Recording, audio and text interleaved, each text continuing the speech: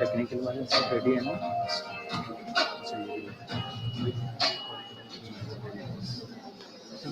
Sound आ रही होगी, sound आ रही होगी उसकी मन कुछ चालू हो रहा है।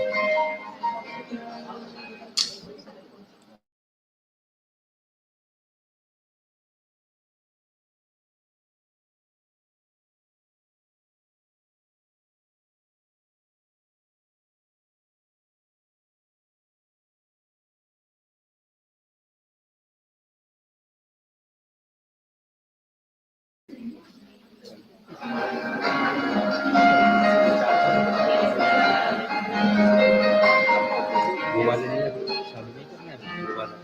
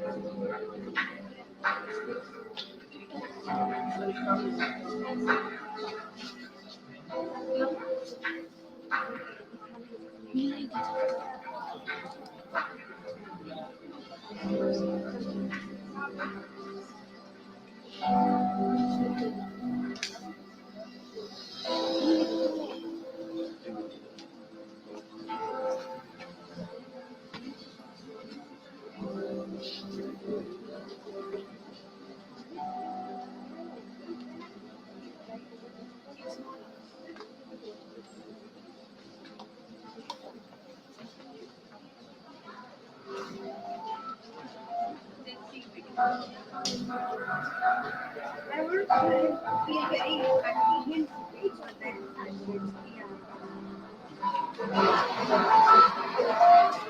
इसके बाद दूसरा कॉन्फ्रेंस ऑन टू सेक्रेटरी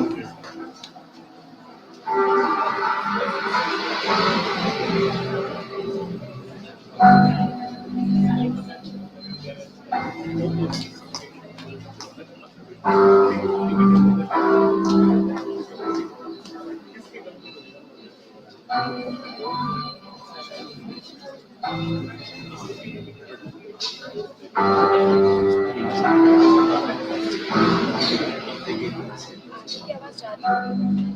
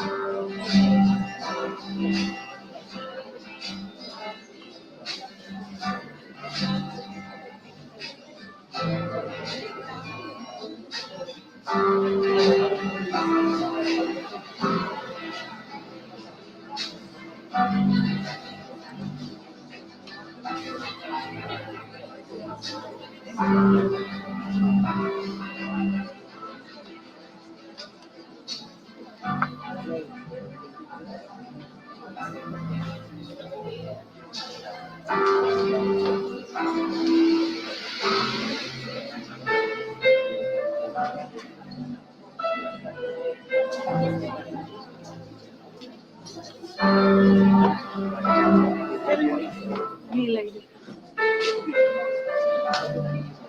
और WhatsApp नंबर ये मैंने मैम को सेंड करा है. You just check whether you have received it. 10 slides.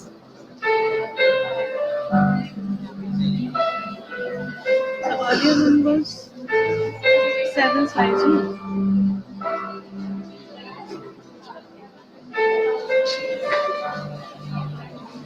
Or you tell me mail ID.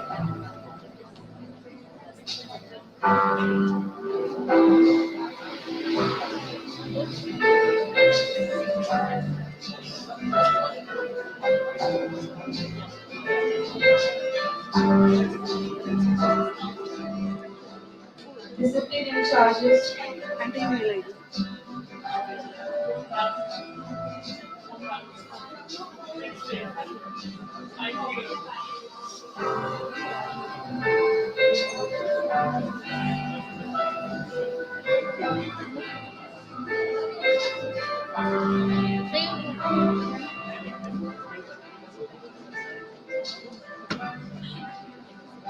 Check once.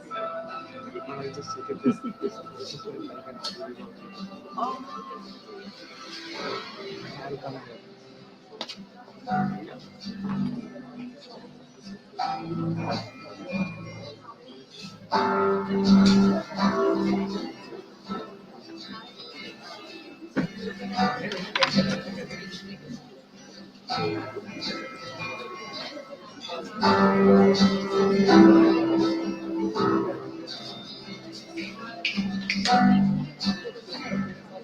बीच वाले कैमरे को बैक स्पेस डाल दे जो कि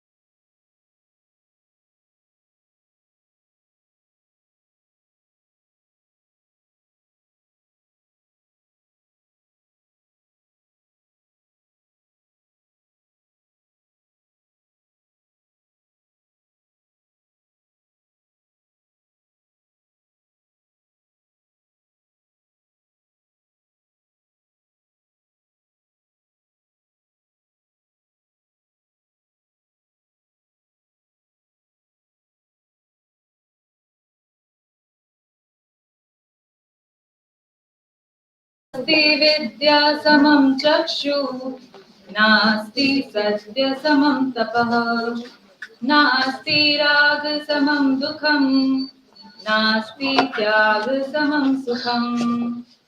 Knowledge is the greatest eye. Truth is the highest penance. Attachment is the biggest pain. Renunciation is the highest happiness. A very pleasant good morning to all distinguished speakers, paper presenters, participants from various organizations, research scholars, teachers, and student teachers. With great joy and immense exultation, I, Supriya Pathak, along with my co-host Pavitra Burman, student teachers, BA Batch 2021-23, feel privileged to extend you a very warm welcome on behalf of Army Institute of Education, which has clubbed all of us for the international conference on Reinventing and Reimagining Post-Pandemic Society in Perspectives of Education, Economy, and Health. We feel privileged to announce that today is also an auspicious Foundation Day of Army Institute of Education. With the vision to prepare intellectually competent, socially concerned, morally upright, and technically inclined teachers who act as catalysts to shape the destiny of India, our institute provides free service teacher education to the dependents of Army personnel under the aegis of Army Welfare Education Society.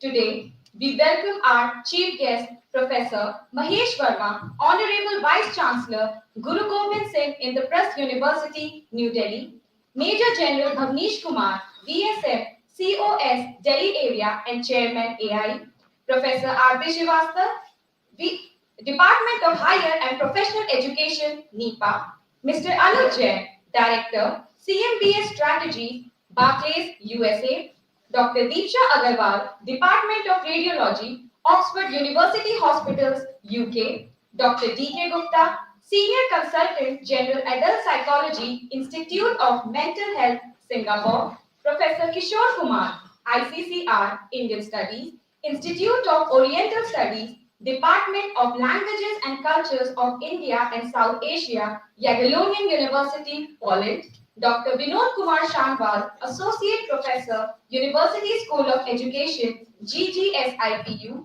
Dr. Amit Ahuja, Associate Professor, University School of Education, GGSIPU, distinguished guests, paper presenters, participants from various organizations, research scholars, teachers, and student teachers.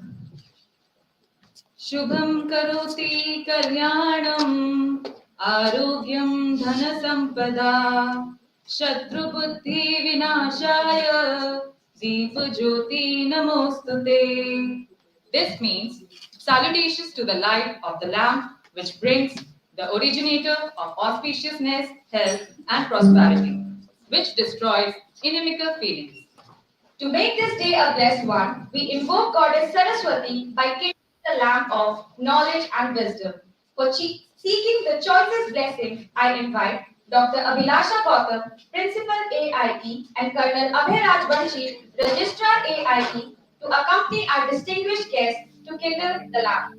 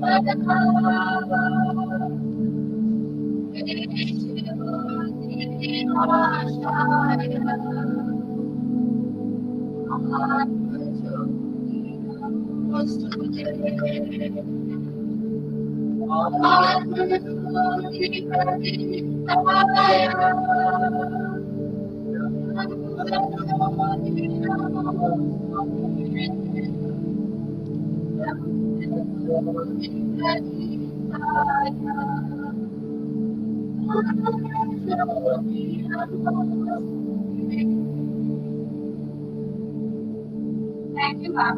Thank you, sir.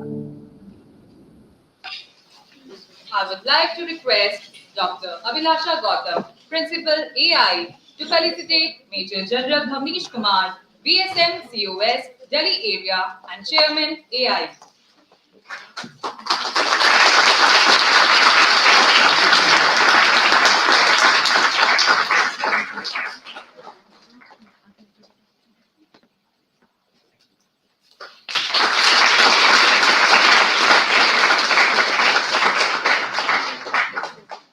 AI strives hard to give ample opportunities to students for their multifaceted development.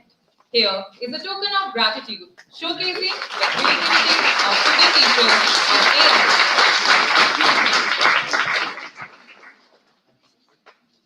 In the form of aesthetically portrayed paintings. Thank you, ma'am. Thank you, sir. I would like to invite Major General Bhavnish Kumar sir to kindly felicitate our Honorable Chief Guest, Professor Mahesh Verma sir.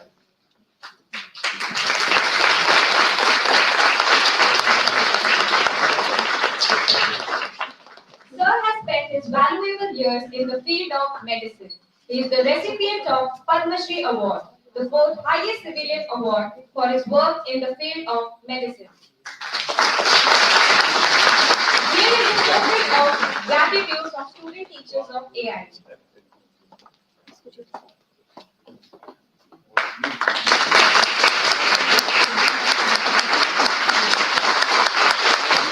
Thank you, sir. Now, I request Principal Ma'am to kindly felicitate Professor Aati Srivastava Ma'am.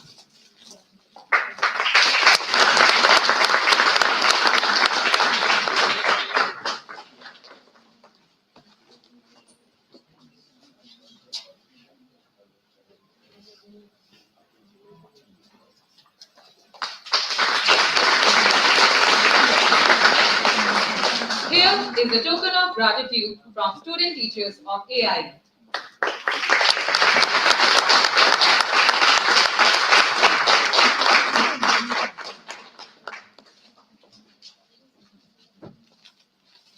Thank you, ma'am. Now, I request Principal Ma'am to kindly felicitate Dr. Amit Ahuja sir.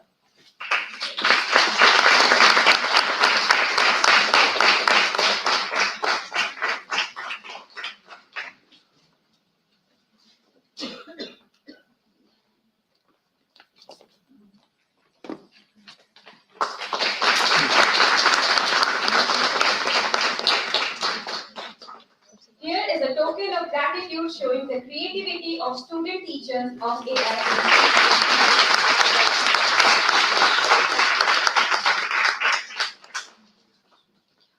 Now, I request Principal Ma'am to kindly felicitate Dr. Vinod Kumar Shanwal sir.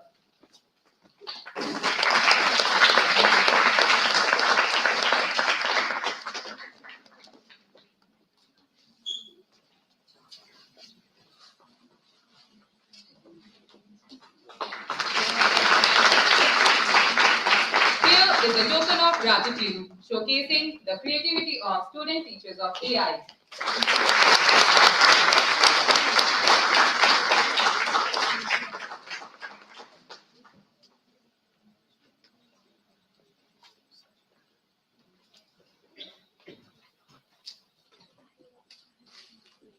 Now I request our chief guest, Professor Mahesh Verma sir, Major General Bhavnish Kumar sir, Professor Aati Srivastava ma'am, and Dr. Abhilasha Gautam ma'am to kindly take their respective seats on the stage.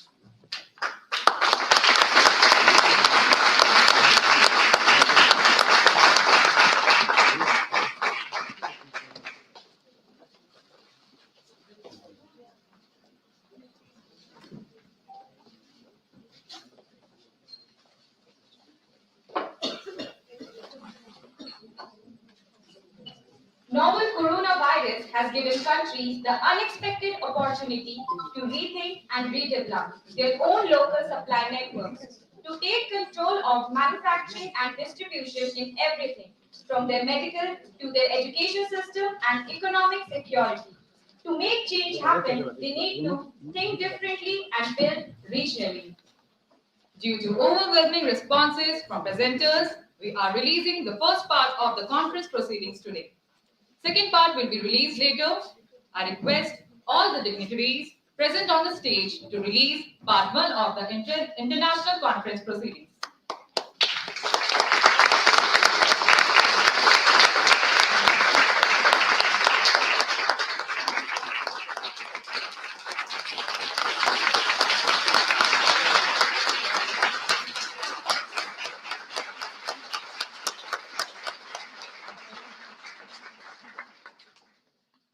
A pessimist complains about the wind. An optimist tries to change it, and a leader adjusts the sails. The sails for this particular notion were adjusted by a person who is not only a great motivation to all of us, but a visionary, and the person who gave us the belief to bring together this event. She is none other than our respected principal ma'am. I would like to invite Dr. Abhilasha Gautam ma'am for the welcome address.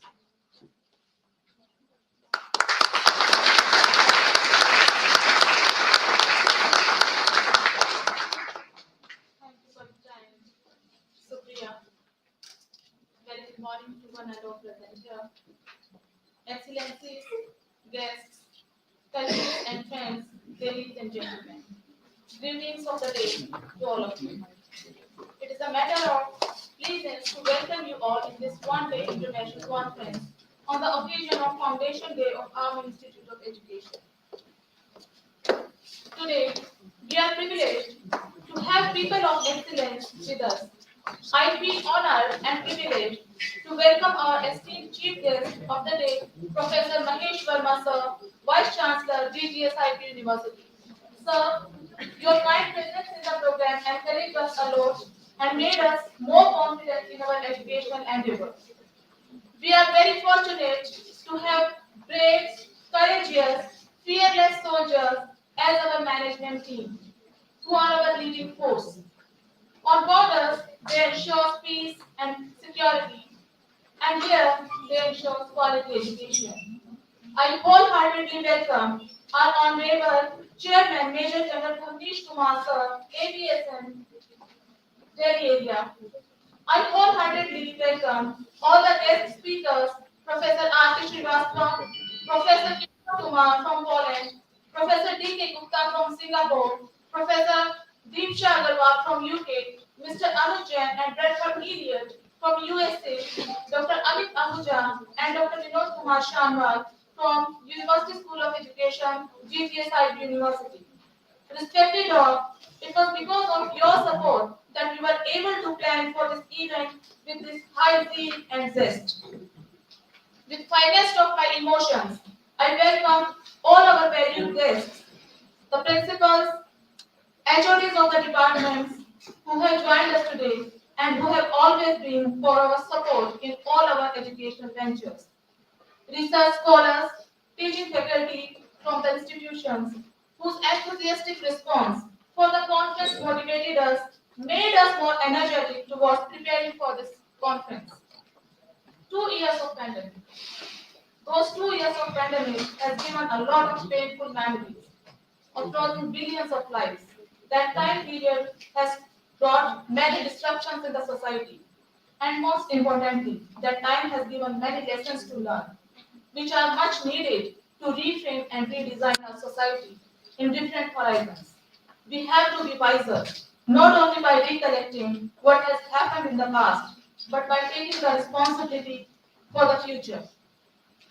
Organizing this conference on Foundation Day of AIE signifies our commitment to living vision of AIE and proves we are actually socially concerned and deeply believe in our motto of Pragya Pratishta Pragya. It is because of dedication and diligence of teaching staff and non-teaching staff with our students that the perception of this conference has become a reality today. I congratulate entire AIE team for their efforts and wish them streak of luck for the success of this event. I hope all invitees and attendees will have a learning treat and conference will meet its objective. May the world become kinder. May the world become happier, healthier with each passing day, with each passing minute. Once again, a warm welcome to all of you, and I would like to sum up my welcome address here with a quote of APJ Abdul Kalam. He said, Look at the sky. We are not alone. The whole universe is friendly to us and conspires to give us only the best to those who dream and work. Once again, a warm welcome to all of you.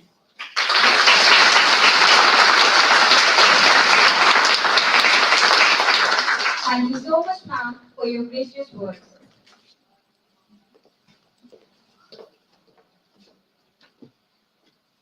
Dressed in uniform, strong in heart and mind, dedicated to their duty and nation, we call them fearless army men. Major General Bhavnish Kumar, VSM, COS, Delhi area, and Chairman AIE, was commissioned into 3rd Battalion Parachute Regiment on 16 December 1989. He served with his battalion in the high altitude area at Dras under Operation Rakshak and in Siachen Glacier under Operation Meghdoot. Sir undertook his foreign missions at Kabul and Afghanistan.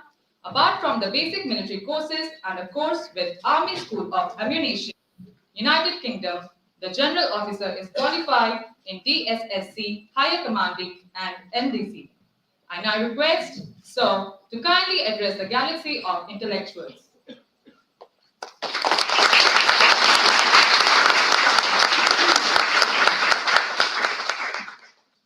morning, each one of you.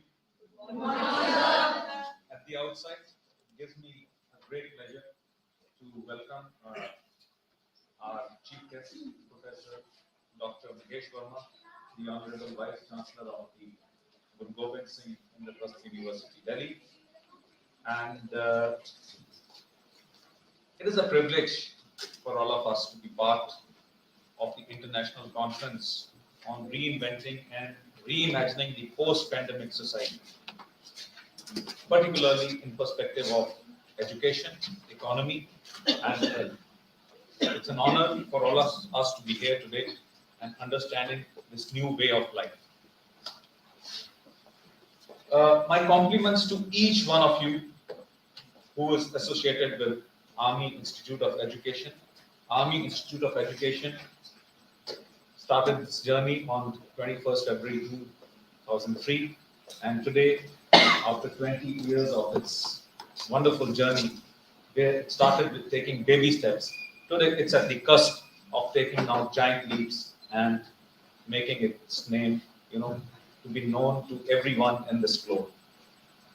And holding this international conference is one of such great feat that the Army Institute of Education is taking. My compliments to each one of you. The COVID-19 pandemic had struck the mankind like a bolt of blue, and it really shook all of us. We all know how we all vividly remember those 2 years when we were all, placed in quarantines and we lost a whole lot of our near and dear ones. It changed our way of thinking, it's changed our mindset, and it has changed our way of life. We have seen that the education system, our economy, and our health, there is a different way of now handling all these things. There is a whole lot of online and offline work, online and offline classes taking place. The hybrid model has come into place. While we all, had to bear this pandemic and undergo this period of agony, but I think the COVID pandemic also acted as a catalyst for all of us to exploit the emerging disruptive technologies, as also the convergence of these technologies. If I talk just about the education, while the online mode of transition is just a very basic part of it, the introduction and faster adoption of the augmented reality, the virtual reality, and the incorporation of the simulator system in our education, it is going to change the way we will all get educated. And now it is so easy. You can see, understand, in our times, understanding an organ or a cell or the amoeba in biology class was so difficult. You had to imagine how it would be looking. But now we've got these 3D, virtual reality models. It's so easy for the children to. So this is the way forward in field of very nascent steps in the field of education, which is going to facilitate all of us. If we talk of economy, we all know how we have all started getting into paperless transaction, online shopping, and paperless banking, paperless insurance, and it is just a matter of time once the disruptive technologies of the blockchain technology and the connectivity by the 5G and the 6G connectivity comes into play. We will see how this economy is going to exponentially grow in each part of this world. And if we talk of the medical things, there are a whole lot of improvements in the fields of robotics, artificial intelligence, which is helping our medical field, and also the medical knowledge which is there. It is now getting used by each and everyone, even in the remotest corners, by use of telemedicine, by use of the advice by the specialists to the remotest of village, because the connectivity of the internet is also improving. The surgeries and all are getting better and better, and now these are getting assisted by the robotics. So the future of medicine is also, lot to come in. We all have to be alive to these realities which are coming in. And yes, COVID pandemic, I think, acted as a catalyst for all of us to move into these technologies in a faster pace. Another very positive thing, if you look at it, what this pandemic gave us, we all were in quarantine and it gave us time to introspect. And I think most of us did the internal engineering, and we kind of reached a plane slightly higher than what we were earlier. It has all impacted our cognitive domain, and today I think most of us are better read, better educated, because you had time to read the things not only about your academics, not only about your subject, but about the life, how the life is going to be moving ahead. It taught us the reality of life, and we are all, I think, evolved as a better human being by this pandemic. That's the positive way of looking at it. And of course, there were huge losses we all had to suffer because of the losses by our dear ones. But we have to keep looking forward and moving ahead.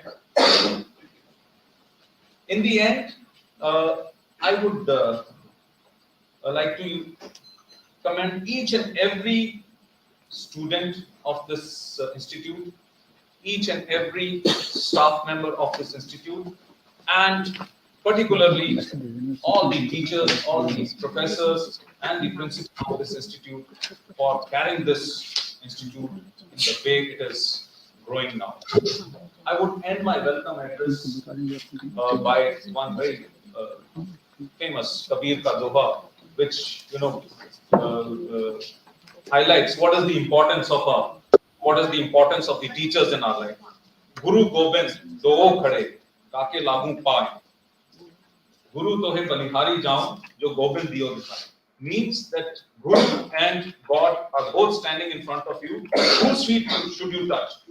You should touch your Guru's feet, because they are the ones who are showing you direction to reach God. Thank you very much. Thank you so much.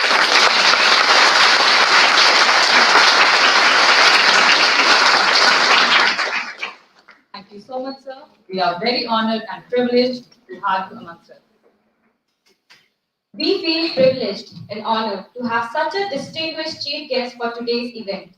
Allow us to give a brief introduction about Sir's accomplishments, academic attainments, and his chosen field. Professor Mahesh Verma is the Vice Chancellor of Guru Gobind Singh Indraprasth University. He is an Indian prosthodontist and the Director and Principal of Maulana Azad Institute of Dental Sciences. The Government of India awarded him in 2014 with Padma Shri, the fourth highest civilian award for his contributions to the field of medicine. Sir is also a National Science and Technology Awardee as well as Dr. B.C. Roy Awardee. You are an inspiration to our youth, sir. Ladies and gentlemen, we rarely get this kind of opportunity to listen to the words of great personalities like Professor Mahesh Verma, sir. Thank you, sir, for gracing this event with your presence, and it's our honor to invite Honorable Professor Mahesh Verma, sir, to address us.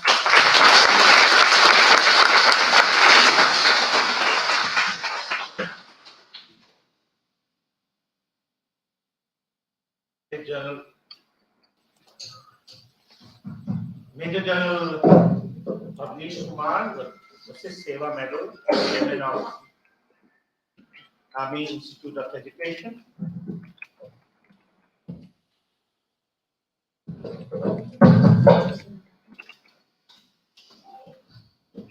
Professor R.P. Srivastav, speaker for today's international conference, Dr. Abhilasha Gautam, principal of AIE. We have amongst us Major General Surendra Mohan, principal of Army College of Medical Sciences, and Air Commodore Sahu. I also have my colleagues from IP University, Dr. Anita Huja and Dr. V.K. Shanwal. And we have the registrar of your college here, Colonel Abhiraj Vanshi, the invited speakers, distinguished guests from some of the neighboring educational institutions, faculty, staff, and students. It's such a pleasure for me to be amongst you this morning. In fact, ever since I took over as a Vice Chancellor, I've been wanting to come and visit these two institutions, management and education, but somehow it couldn't happen. But thank you, Abhilasha, for giving me this opportunity. And I find the place so wonderful, nicely spread out, green, lovely campus, and it so happens today happens to be our foundation day. So I congratulate all the faculty and the staff present here on this very distinct day, and it makes me feel proud that I'm here amongst you at the occasion of this international conference on a very, very important topic, that how we are going to reinvent and reimagine ourselves after the pandemic, especially in the field of education, economy, and health. Before I say anything, I feel very proud and very nice that three of Army institutions, that is Institution of Education, Management, and Army Medical, I think these three are our flagship institutions of our university. And it feels so nice that we have institutions of so repute as a part of our university. And it gives me a great pleasure, an immense pleasure that I'm here amongst you this morning. We're talking about COVID-19, which changed the entire world, which shook the world. In fact, may I say that the entire world was at its knees. And I want to share with you, because I've seen it, part of it. One, because of the Vice Chancellor, we had 135 colleges. We really didn't know what to do, how to hold exams, how to continue the studies.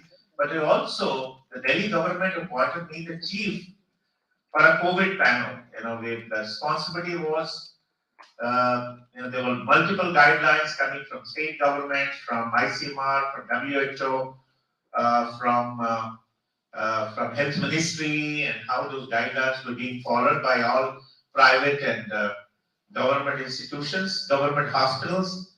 So, how to ensure that patients were looked after, they were separated. There were a lot of issues.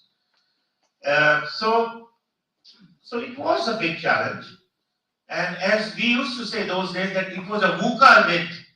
VUCA means volatile, uncertain, complex, and ambiguous. It has never happened. I don't think in our lifetime we will get this opportunity to it again. I hope it doesn't happen. So it was, in fact, especially in the health sector, like a crisis, because millions got affected, and we don't know how to take care of that, because It was something new, something uncertain, and even the most robust economies of the world. Look what happened in US, country which we always look up to. UK, bigger economies. Europe, what happened? I think India was so much better, more stable as compared to some of these economies. So, and also, I think the businesses, that everything got shut, especially the contact industries, hotel, travel, wherever there was contact involved, customers involved, and we really found a new way how we can continue sustain our businesses. And as Jamsab said that the supply chain, how it affected, because how the services, some of the essential services had to be continued. And I think it really halted everything, industry, enterprises, and businesses. So not only I think the best thing is that many lessons were learned, as Jamsab said. We could find out many shortcomings and inconsistencies in our approaches, how we are looking at education, how we are imparting education or economy or health. And I think it also gave us a jolt and gave a fresh set of action that what are we going to do in future? Because things can happen. It gave us a platform how to envision for future, how to forecast, how to plan in coming times. So, as you aptly said, rethinking, relooking, restructuring, reframing, redesign, everything had to be done all over again, looked at again and restructuring. So, kind of a strategy, like in army, you have a strategy.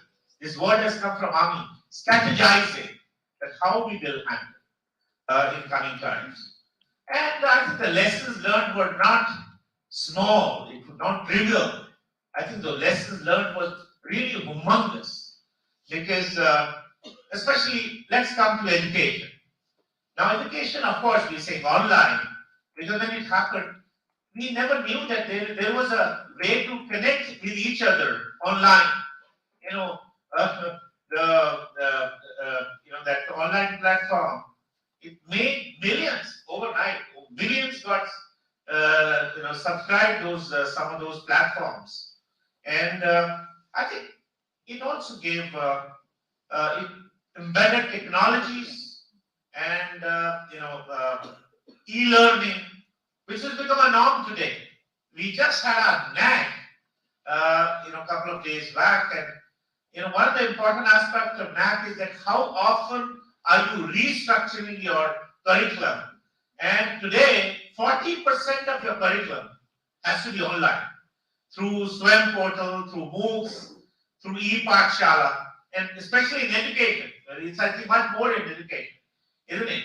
So don't you think that something like this, which we were never familiar with, that there could be a training online also. We always thought it has to be classroom and face-to-face and nothing beyond that.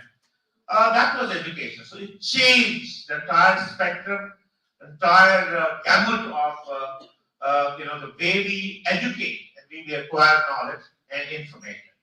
Then for health, I think the health, what was really brought into fore was a public health, community health, societal health, and we looked at our infrastructure. See what happened, how oxygen shortage impacted life.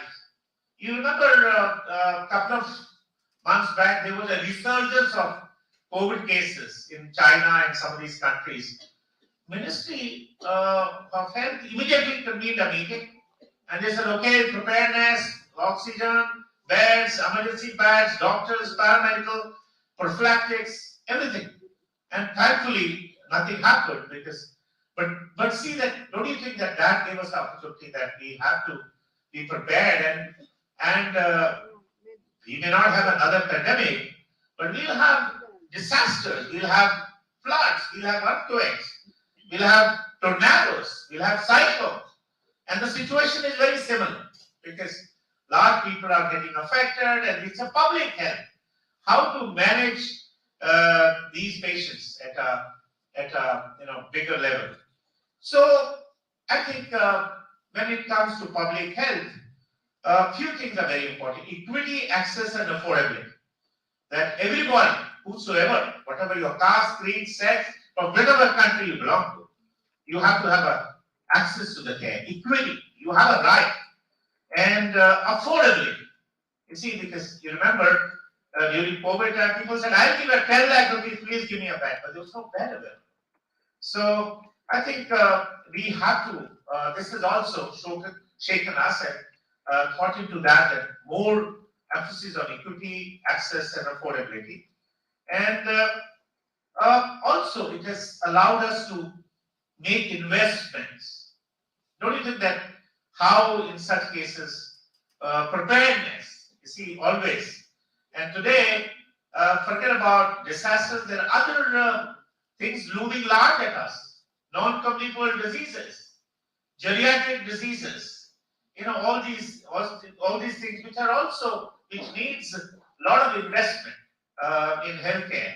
So we need to, and also, because when you invest in healthcare, invest in education, it's also indirectly related to economy, isn't it? Everything. You see, education, we say, it's a soft economy. If any country goes up, we are doing well. Because I think we are doing well in education. Our people all over the world. There are Indians who are making difference in some part of the world. Because we are educated, we have done well, and that's how we are making a difference to the entire world. So, this has changed the way we think about health. It has to be preventive, it has to be promotive, it has to be rehabilitative and palliative, isn't it? Because, as I said, that it's not the end. We will have a similar happening, maybe in a different form, in different avatar. And also, I think it has, after you've seen that, after the pandemic, Government of India has come out with many schemes. PMJ, Ayushman Bharat, isn't it? Health and wellness centers. We have 150,000 health and wellness centers where sub-center or a primary health center have been upgraded because it's not just health, it's wellness, prevention.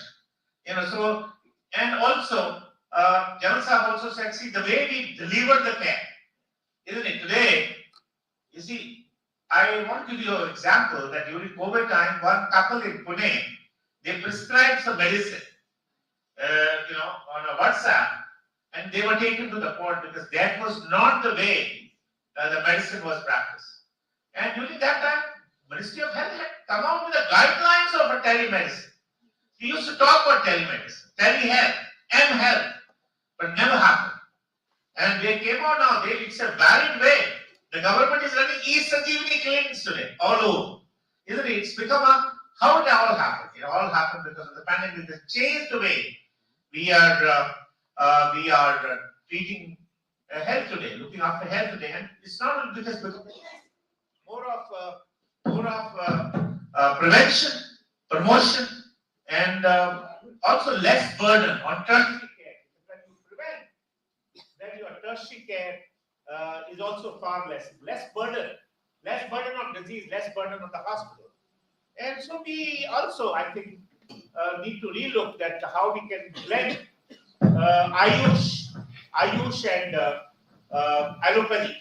Isn't it? I want to share with you that what we did in IT University was that the government, because I was looking after COVID, so the government said we need help because we need people who can take care of citizens at home. So they have to be acquainted with how to apply, use a oxygen concentrator, give first aid, and change the cylinder. So many things. So 15 days program, the certificate course we arranged through 10 medical colleges. We have about, we have 6 medical colleges part of us, and then we took some other, I think even the Army Medical College was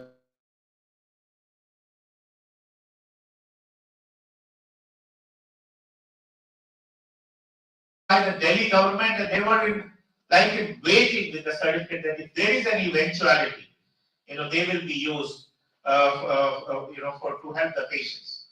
So, it has given us a lot of learning that today it is the technology which will only the way which can expand the reach, which can bring about a quality of care with a reduced cost. See what happened in telemedicine.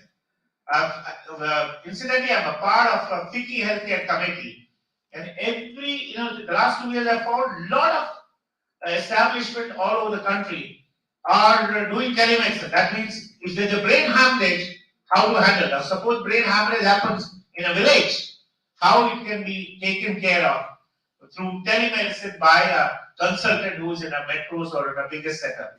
So many such ventures have come in. It is the technology which not only will bring about quality, access, but also reduce the cost. So technology will be the biggest disruptor that we have realized, and also will be a biggest benefactor, because it is disruptor also the way we've been traditionally treating our patients, and also it will be a biggest benefactor. So that was health and education, and coming to economy now. I think the 3 mantras which we have really adopted by the country for economy, being a robust economy which is the already 3 trillion, and by one estimate by IMF, International Monetary Fund, by 27-28 will be 5 million, and very soon will be 7 million. We are already 5th largest. Why does happen? Because of globalization, liberalization, and privatization, and a kind of a mixed economy. Jones have talked about digital transactions. We already have a digital rupee now, isn't it? So all those newer things, it's really open. And look at, I don't want to name a country, but look at what is happening around our country. Some of the countries, how they're going through, tough time. So thankfully, we are doing very well, and so there is a paradigm shift also. How do we work? This is again change. The pandemic change. Earlier somebody said, "Sir, I'll work from home." I said, "I think he's up for a chutti," isn't it? That was our attitude. Today, my daughter, incidentally, she was here. She's teaching in a university in US.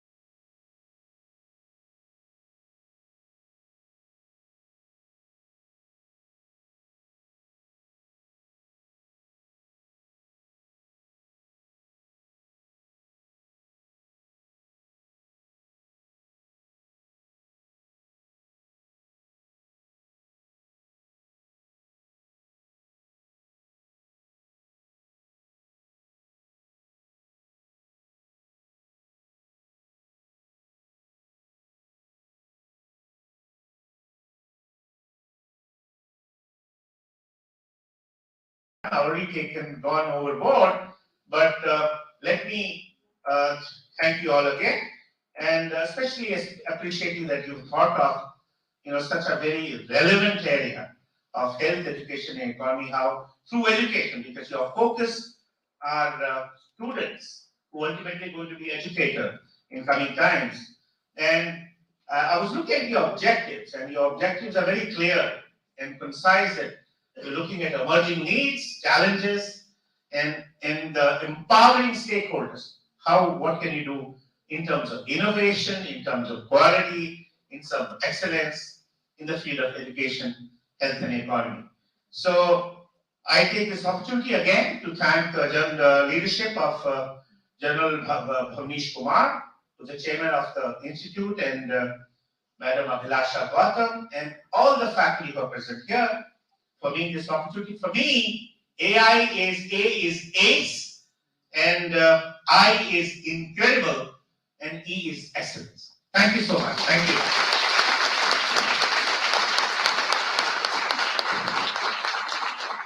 Thank you so much, sir, for your words of wisdom.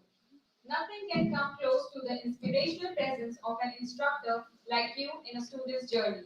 It will be a great pleasure for us to listen to you again at our future events. It was such a delight to hear such wonderful words. Thank you, sir. Moving on, I would like to request Registrar AI and all the faculty members of AI to kindly join for a good photograph.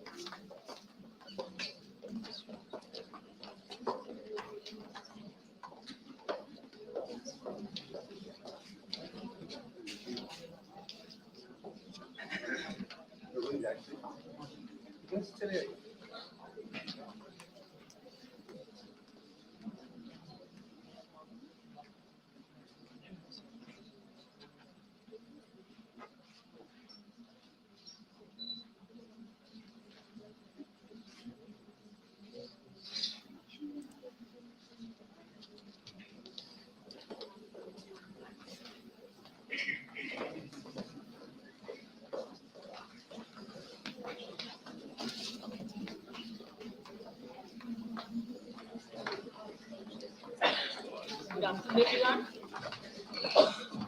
Good afternoon, everyone.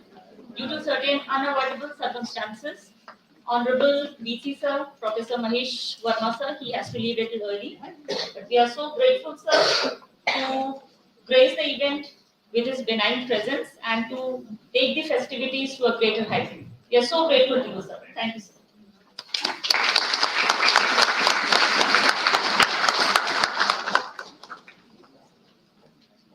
Thank you so much. Thanks, everybody.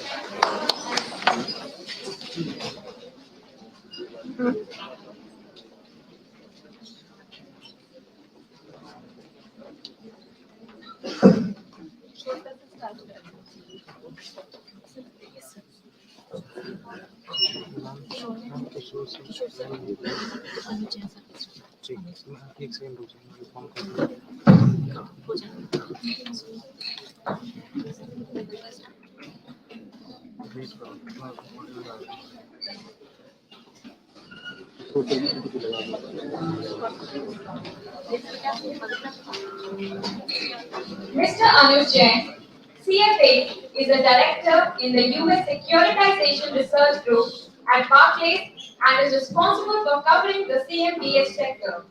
He joined Barclays in 2014 from State Street, where he was part of the financial engineering team. He received a bachelor's degree in electrical engineering from IIT Bombay and a master's degree in financial engineering from Baruch College in New York. Sir has joined us in online mode. Sir, we request you to shed some light on this international conference's key points and present your keynote address. Thank you. Good morning, everyone. My name is Anuj Jain, and I'm currently a director at Barclays Capital in New York. I'm very delighted to be here with the faculty and student teachers of the AVSM Institute of Education. I would also like to take this opportunity to thank AIE for organizing this conference and inviting me to share my thoughts with all of you. Today I'll be speaking on the impact of the COVID-19 pandemic on the commercial real estate sector, which is a big contributor to the economy. To put it in perspective, um, the commercial sector contributes about 5% to the US GDP, or about $1.2 trillion. For India, the share of the real estate sector is expected to grow to 13% by end of 2025. At Barclays, I'm responsible for covering the commercial real estate sector, which include your office buildings, malls, apartments, hotels, or industrial warehouses. As real estate is very long-term in nature, my role requires me to foresee long-term trends in the sector. The COVID-19 pandemic has led to a lot of changes in how we work, where we live, and how we shop, among other things. Um, this has a lot of implications for the future of commercial real estate and as a result on the economy. In addition, these changes have also given us an opportunity to rethink and reinvent ourselves, which I will also discuss. I'll start with a brief summary of what has changed from my perspective. So we started working more from home right after the pandemic, which is bad for the office buildings and possibly also the rental buildings in major cities. We have started shopping more online, which is good for e-commerce companies and also like warehouses, but it is bad for the owners of physical retail space. At the beginning of the pandemic, we were traveling very little, which is bad for leisure-focused hotels. But in the long run, business travel might be curtailed, which is bad for hotels serving those customers. Now, what is the impact on the economy from all this? First point, I will start with property taxes. Now, taxes are not a very interesting topic, but a significant portion of your local government's revenue actually come from property taxes on these commercial buildings. It might be shocking, but property taxes and the related fees account for roughly 70% of San Francisco's revenue. The same number for New York City is 31%, and for New Delhi, it's 34%. So in short, a very large number.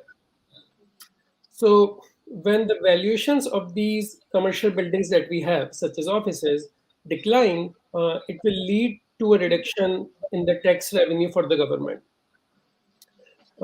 We expect that after the pandemic, the need for office space will reduce by 10 to 20%, which will be very bad for valuations of these buildings.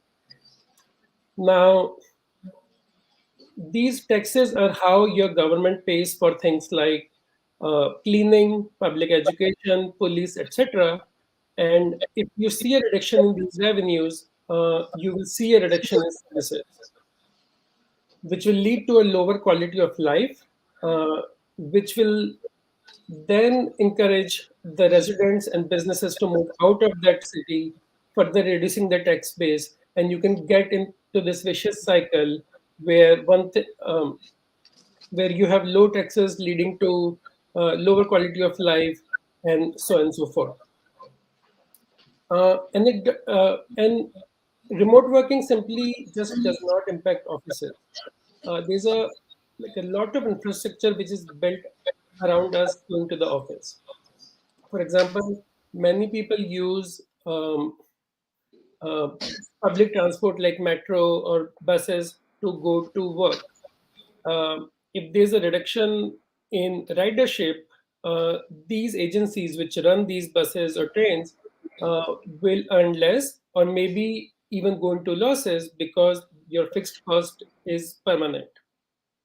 Again, these are mostly public agencies. So if they go into losses, it is the taxpayer who bears the cost of it. Similarly, there are various small shops or restaurants which are situated near the office centers. So they will also be negatively impacted by fewer people going to work. Likewise, um,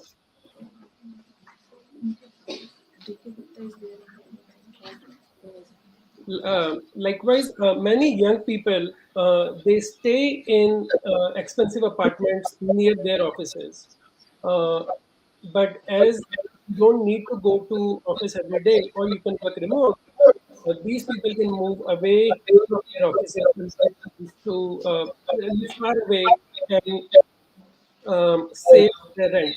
So this trend is also negative for apartment buildings in major cities. Um, just to give you an example, my rent in New York City went down by 30% during the first year of the pandemic, which is a significant drop for these buildings. From business perspective, remote working hurts companies which make, for example, office clothing, but at the same time, it helps companies which make more casual or let's say gym clothing. Um, so just from a simple change in how we work, you can see how it impacts a complete different diverse set of businesses um, in a negative way. And another example, as everything moves online, if the share of online education increases, it also negatively impacts properties which serve the students. I grew up in Kota, Rajasthan, which is known for its education centers. But if you see fewer people or fewer students going for in-person coaching, it negatively impacts the economy of that city. Um, so I'll stop there. And um, until this point, I've been mostly talking about the negative consequences of the pandemic. However, because of these changes, there are some winners as well. So number one, as more people work from home, they actually need more space at their home, maybe for their workstations, maybe for their workouts, and this has actually led to more demand for residential real estate. So while the commercial sector has been a loser coming out of the pandemic, the residential real estate sector has actually been a winner. Um, Second, as people spend more time in their hometowns, for example, you can now go back to your home and work from there for 1 month or 2 months in a year. This means that these people who have higher earnings, um, they can go there in their hometowns and spend more money, which is good for the economy of those cities. And not only from economic perspective, these are people with higher advanced skills, and arguably they spending more time in those cities should lead to an advancement of those cities. So you can possibly have a scenario coming out of COVID that there's a convergence between tier one cities and tier two cities. Uh, Clearly, tier two cities do not have the same infrastructure as large cities do. So it is upon the local and the state government to take advantage of this opportunity and build the right infrastructure to gain from these changes. At the same time, I talked about larger cities hurting from the pandemic.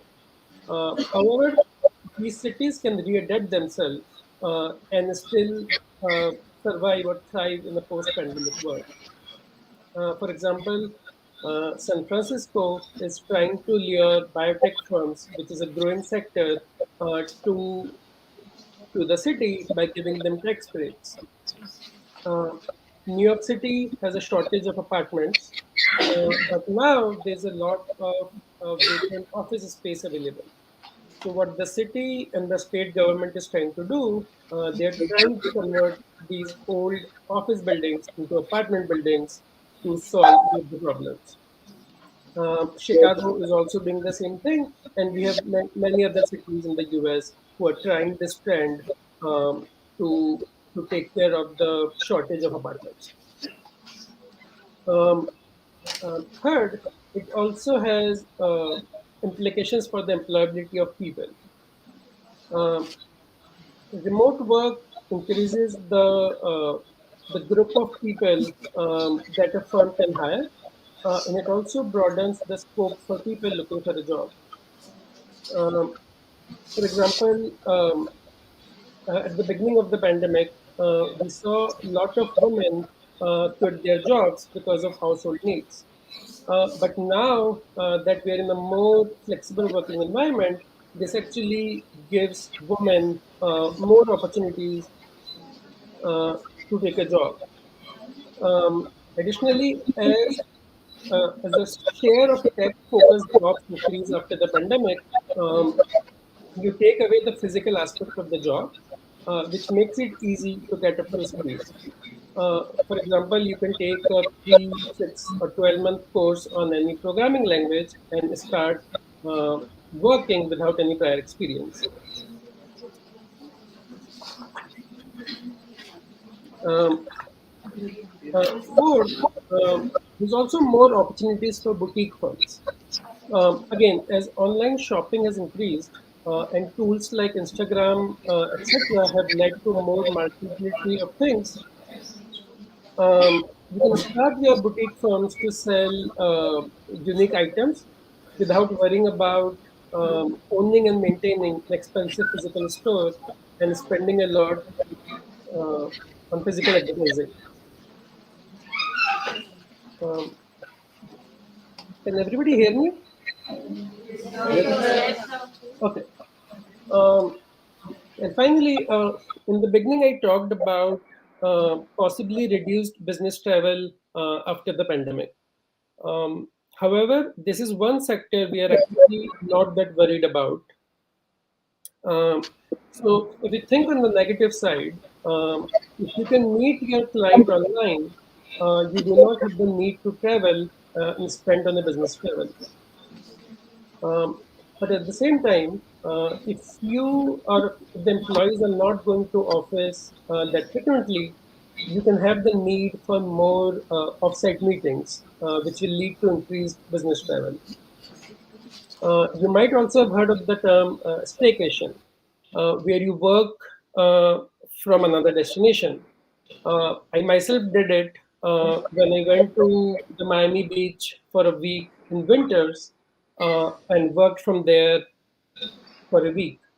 Uh, so many hotels are redesigning their rooms to accommodate larger work screens that you need to work, and investing in faster Wi-Fi again so that it is easy to work. So again, I touched upon a few examples of how we can reinvent ourselves post-pandemic. This list is not exhaustive, but still should give you an idea how we can use the trends coming out of the pandemic to our advantage.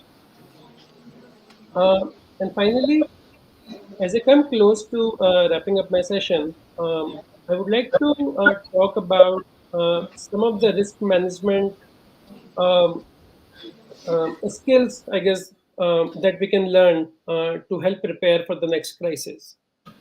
So I will make 2 points here. One is that pandemic showed us the benefits of diversification.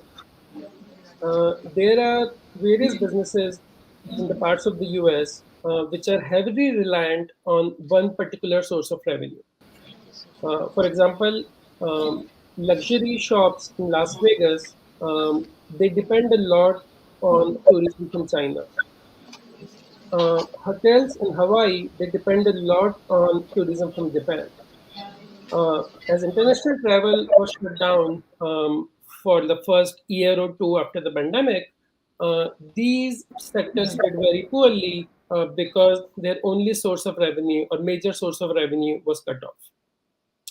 However, those businesses with more diverse set of revenues, they actually did much better. You can see the same example using cities.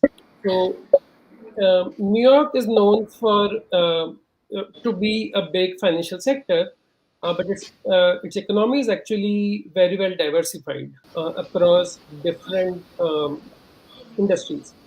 On the other hand, San Francisco is heavily reliant on tech jobs, which can be done more remotely. And the office sector in that city is actually hurting a lot more than any other city in the US. Um, like as we prepare for the next crisis, or even just from like a risk management perspective, it helps to have a more diversified set of business to limit these kind of issues. And the second point I would make is the concept of short term versus long term. So right after the pandemic, hotels did very poorly. Most of them were running at a loss because their occupancy rates were basically zero, but they still had a lot of fixed cost that they could not cut. Uh, but if you ask somebody that what is the outlook for hotels after the pandemic, and everybody will say that people will start traveling once the pandemic is over and things will be fine. So a lot of these hotels actually survived despite losing a lot of money in the first few years of the pandemic. However, a few did not. Who did not have sufficient liquidity in the short term. You can see the same example with airlines. They also were in a serious loss-making operation during the pandemic, and only a few went bankrupt. Again, by the same logic. On the other hand, the office sector, which we think is the biggest loser after the pandemic, actually did okay for the first year or so, because even though nobody was going to offices, um, the companies have long leases and they still have to pay their rent. So for the first 6, 12 month or 2 years, you actually thought that offices are doing fine and all this talk about remote working hurting the sector will not come to fruition. But as those long leases are now rolling, you are seeing companies deciding to cut back their space, which is hurting the sector. Um, so again, this is another uh, important topic which came out of the pandemic, that we need to balance both our short-term and long-term needs when running a business. With that, I would like to conclude my session. I hope you found it useful, and I'll be more than happy to connect anyone offline. Thank you. Thank you so much, sir, for enlightening us. We are grateful for the information you have shared and found they were diverse and inclusive. Your knowledge and leadership provides us with a priceless model for our own careers. Thank you, sir. Moving on to our next revered speaker, we have Dr. Deeksha Agarwal, Department of Radiology, Oxford University Hospitals, UK. Ma'am specializes in radiology with extensive exposure to all imaging modalities. Ma'am is working on the future of bioelectronic medicine, developing wearable non-invasive medical devices to manage chronic inflammatory diseases at Building INIA Biosciences. Ma'am has joined us in online mode. Ma'am, we request you to kindly share insights on the pertinent theme. Hello, everyone. It's a pleasure to be here. So thank you for inviting me. And I apologize, I can't be there in person. I would have loved to, but unfortunately, I can't, but hopefully another time. So I'd like to start by saying thank you to the former speakers. I think this is truly an international conference so far, and it's really interesting to insights not just across borders, but across various disciplines. So today we are discussing reinventing and reimagining a post-pandemic society. So I want to start by saying, why is it that you and I are discussing this? Why is it important that we have this dialogue? So I'm a doctor and I have had opportunities to see healthcare, not just in the UK, but in different countries across Europe, North America, and Asia, including being a medical student in India back in the days. I'm an innovator, so I work on innovative medical devices, which is really important propelling the society forward since the pandemic. But most importantly, I am an educator. I take keen interest in educating the future workforce, not just in health, but overall in the society. Now, this is again less important than why am I having this dialogue with you? The reason I'm having this dialogue with you are because you are the young and bright minds. And you are in a country which is unquestionably the largest economy or the second largest economy in the world right now. So I think it's really important that we talk about the important things in life and in the society. Mm, The way the society works, fortunately or unfortunately, is that there are decisions being made every day. It's like a big round table. People go there and decisions are being made about you, me, and our communities. It is our choice whether we are present at that discussion table or not.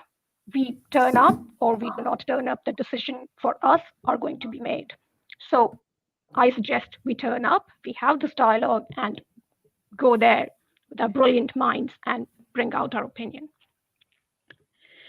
So I'd like to focus on health today, but I'd also like to start by saying that, at least in my perspective, health and education are the building blocks of any society. For a long and healthy life, you need access to knowledge, but you also need that opportunity to access that knowledge and live the life, and you get that opportunity with good health. The most valuable capability we possess as humans is to be alive. And to, to advance any human development, the real opportunity that we need is the ability to live. And hence why I'm really keen on discussing reimagination of the society in perspective of health. So I'm going to talk about the challenges and opportunities in health since the pandemic. And I think some of the brilliant speakers have already highlighted very important points, like Dr. Mahesh Verma earlier. And when I was learning and when I was growing, I found these big ideas quite overwhelming because it's like this big sea of thought, and you don't know what to hold, what to let go, and where to start from.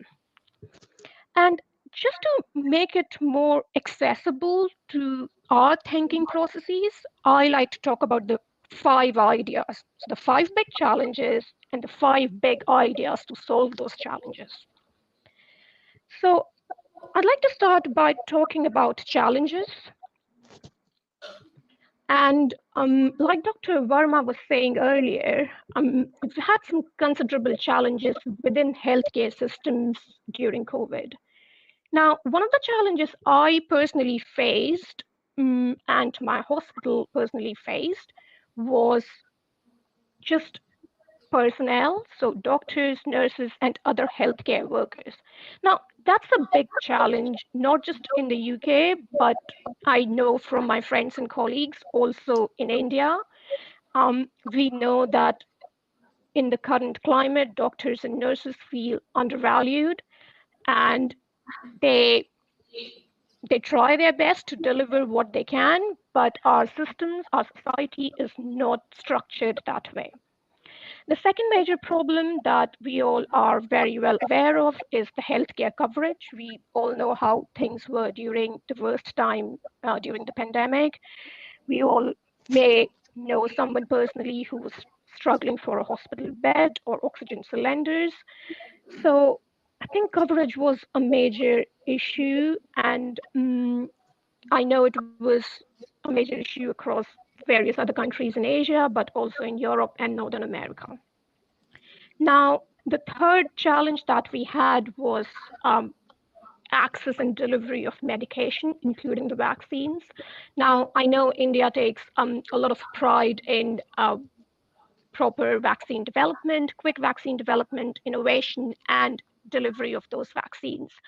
However, being on the other side of the system, I know that this vaccine delivery was very challenging, and we couldn't achieve adequate coverage despite trying to think on our toes and trying our best.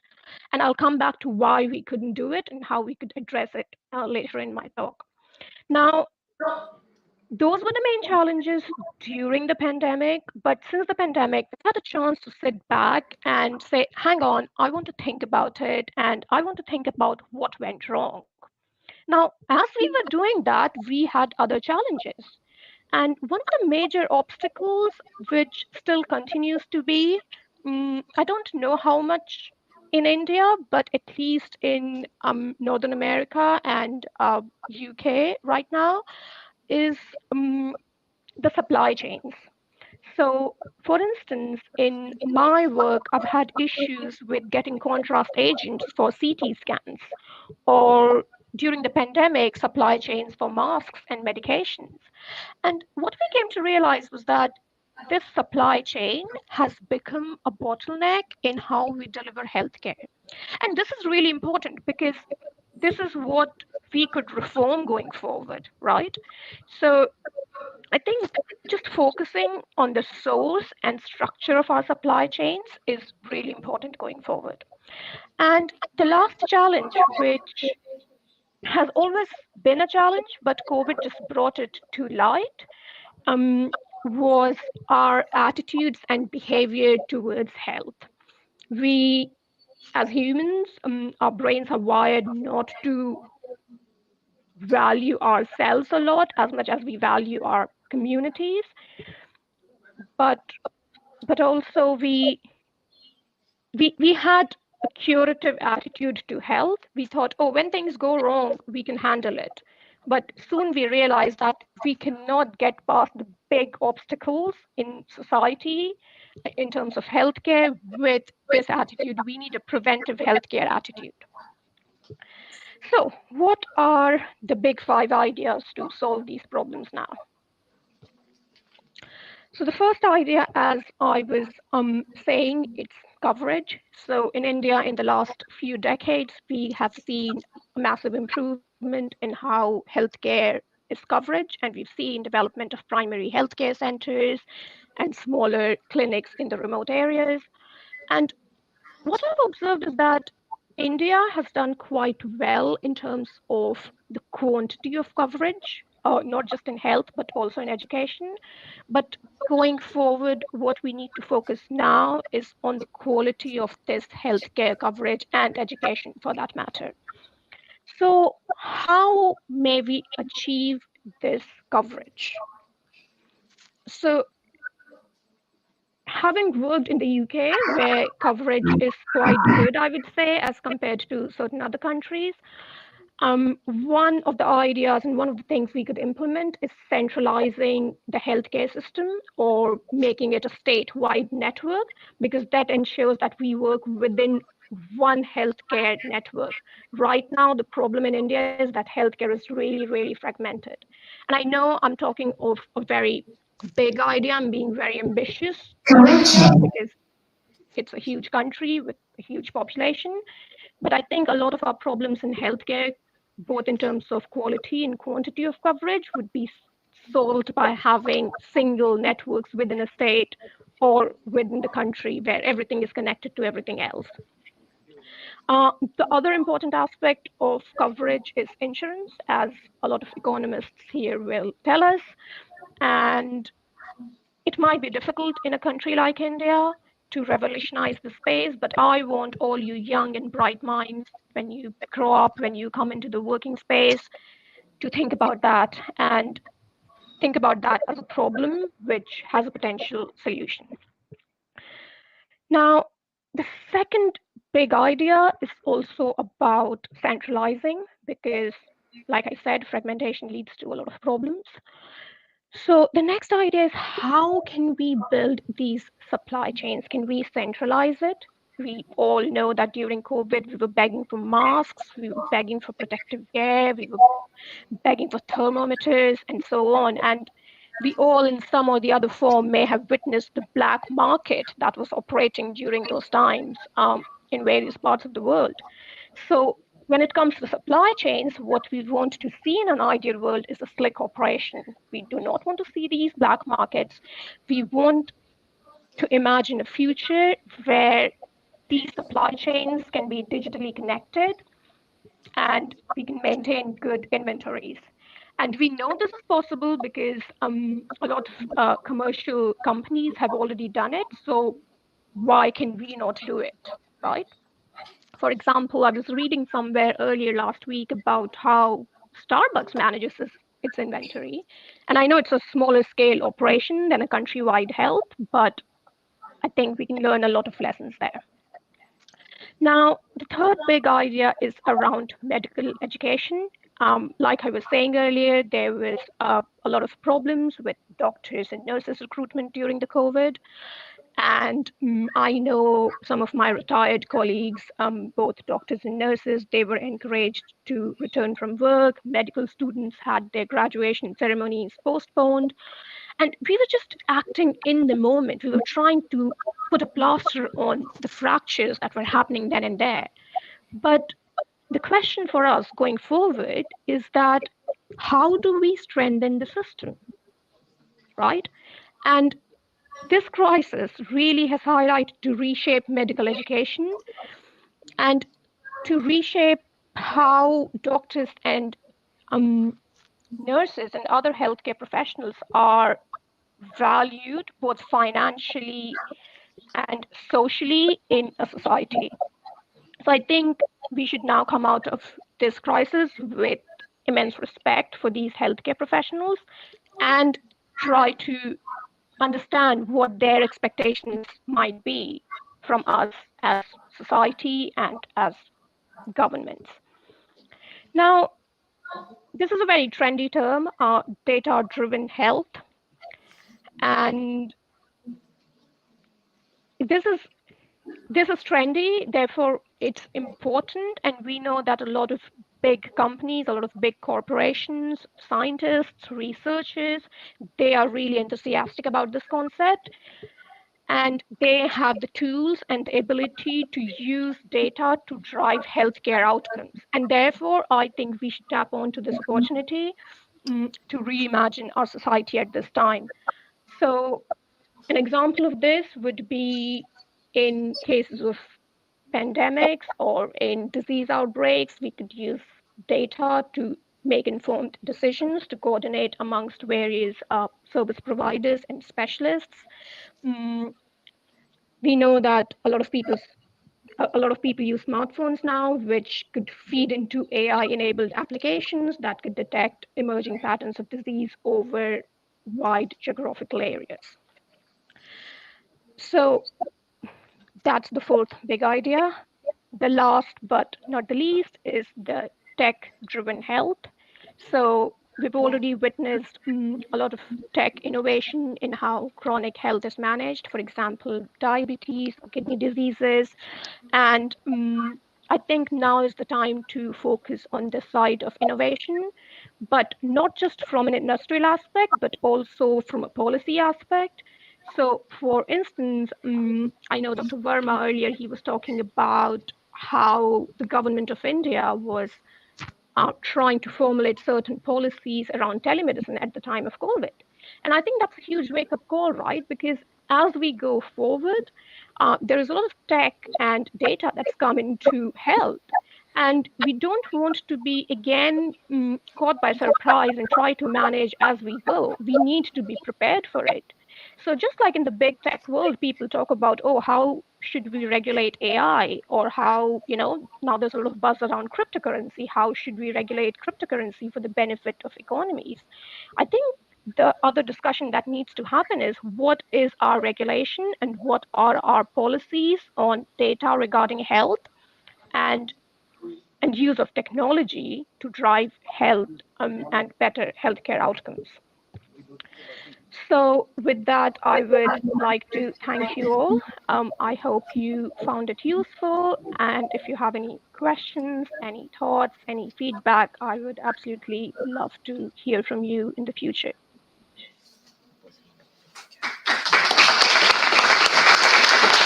That was really a remarkable piece of information. Thank you, ma'am, for being a dedicated clinical instructor and investing so much time into helping people learn.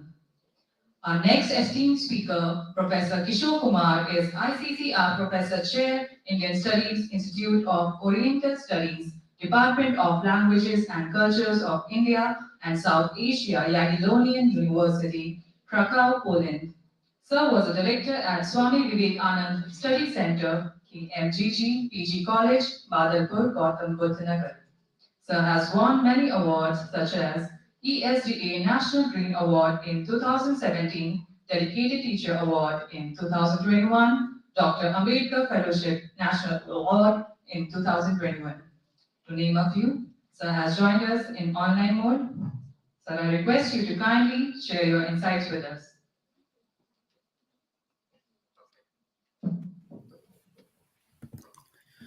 Thank you so much. Namaskar. A very warm welcome to one and all present here at this international conference on reinventing and reimagining post-pandemic society in perspective of education, economy, and health. Respected Dr. Abhilasha Gautam, the Principal, Army Institute of Education, Lieutenant General Dhiraj Singh Ji, the Patron of the AIE, Major General Bhavnish, the Chairperson of AIE, Chief Guest Professor Mahesh Verma Ji, Honorable Vice Chancellor Gautam Guru Govind Singh, Indraprasth University, Delhi, and keynote speaker Dr. Anuj Jain, my friend Professor Vinod Shanwal, convener, organizing team, teacher fraternity, colleagues, scholars, students, ladies and gentlemen. It's an honor to have the opportunity to interact with such a distinguished audience. Teaching and defense service are prestigious in nature, and they are very prestigious career all over the world. And this institute related to both fields, and I had the opportunity to visit here about 5 years back. Dr. Saksham Singh was the principal here then. It was nice interaction with the student at that time. Today, I will discuss the status, challenge, and opportunity in health and higher education with special reference to post-pandemic society. First, I would like to say this to all of you, no matter how many theories a teacher, a student, or any person reads, know, and understand, until he is internally motivated by himself, until he is aware of his own infinite power, he can neither invent nor imagine anything new. This imagination, this invention, this analysis, and this evaluation come when you know the problem and the situation properly. When you have realized the past and the present of the subject matter, means actual status, you can do this thorough, extensive, and intensive study. This work can be done by a person who holds degree and doesn't have any degree too. The next stage comes when you have a sense of working for the society, for your country, or for the universe, instead of working for yourself. When you can think, how can I be a better teacher, a better politician, or a better statesman, or a better minister, or a better doctor or manager, then it's come to us. The word doesn't change with principles, it changes with action. That's the Swami Vivekananda says that only 100 youth can change the world. But he couldn't find those 100 people in his whole life. But he changed a lot in only his 39 years of life because he has the inner strength. I will quote two examples. Mr. Narayan Murthy has given a great organization to the whole world through ethical practice in Infosys and has taken forward to the Indian economy For the same way, Mumbai Dibbawala has saved people's health by giving homemade food on time and indirectly contributing a lot to the economy and education too. Here, one inspiration with a lot of formal education, and another is with not much formal education. Now, the system established by Mahadev Hauji Bache is taught in management school all over the world. That is the beauty of imagination and inventing.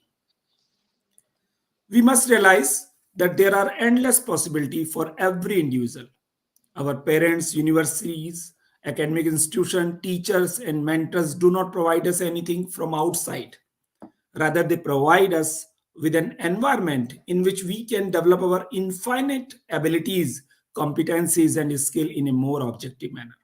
I must quote again Swami Vivekananda's famous saying, education is the manifestation of perfection already in the human being. You all, the young student here, are truly the seed of unlimited potential and energy. Now it's our duty to take and form the environment and drive inspiration to flourish well in order to become a universal citizen in a true sense. Critical thinking, universalization of thoughts or thinking outside the box is the cornerstone of higher education. As per Nelson Mandela, education is the most powerful weapons to bring change. And if you want to change society, change education. And we have to leave our comfort zones and should take a leadership role in the struggle for global changes because exceptional individuals transform the lives of others. Often we are not able to remember even the names of our three generation ago of our family. But for those who do something for this world, we remember their names. Education and wisdom have the capabilities to transform us. They endow us with both the capacity of creativity and imagination. When you have the power of imagination with creativity, you can create a better world as per your aspiration. Since childhood, you and me believe that things should be done in more objective and an acceptable manner. The right education gives you a can-do approach, and you all generally become a source of optimism for the future of the planet. I used to refer the young age group as the Renisha generation. We all believe that good teachers make good students. It's true, but good students also make good teacher. In my journey of learning, students also have a big contribution, and I can say it proudly. Dialogue, we believe, Ano Bhadra Kratve Yantu Vishrute, let noble thought come to us from every side. We believe on that. And this is the purpose of education, so that the quality of dialogue is the key with anyone. It may be your friend, friends, parents, or your mentor. You will be surprised that the main cause of European Renaissance in the 14th, 15th century was the dialogue between the East and the West. And Renaissance is all about critical thinking. Again, it's about innovation. And critical things gives you the knowledge to distinguish between right and wrong, and innovation provide you the creative freedom to come with the best possible solution to problem. So the concept of Renaissance is very relevant in every sphere of life. Renaissance is also the concept of justification, humanism, and the propriety. So how to reinvent successful education policy in post-pandemic era, and why it is the right time to do action. When we experience adversity, we frequently advance and prosper because blessings and disguise law always work properly. If you are trying to take anything new, think about riding the energy wave. You can benefit from openness. People become more receptive when they are going through difficult circumstances. So if you have been struggling for the past year, other may be more open to considering a new you.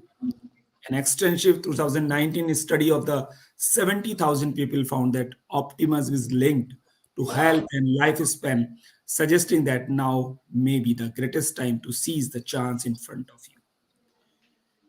According to sociology, shared pain, whether physical or mental, has been shown the strengthened relationship. According to this evidence, the kind of relationship offer assistance and a security net while you experiment with new way of doing things in your way. First, be willing to consider other possibilities and start exercising critical thinking. Don't just think about yourself, also consider your career, your connections, your community, your nation, and above all, your universe. Now, let us talk about some solution or innovation. But before this, but we have to understand that we are fifth part of the whole world, and the Indian diaspora is around 35 million in the world. Our Indian students spend more on education abroad than the government of India itself spend on education.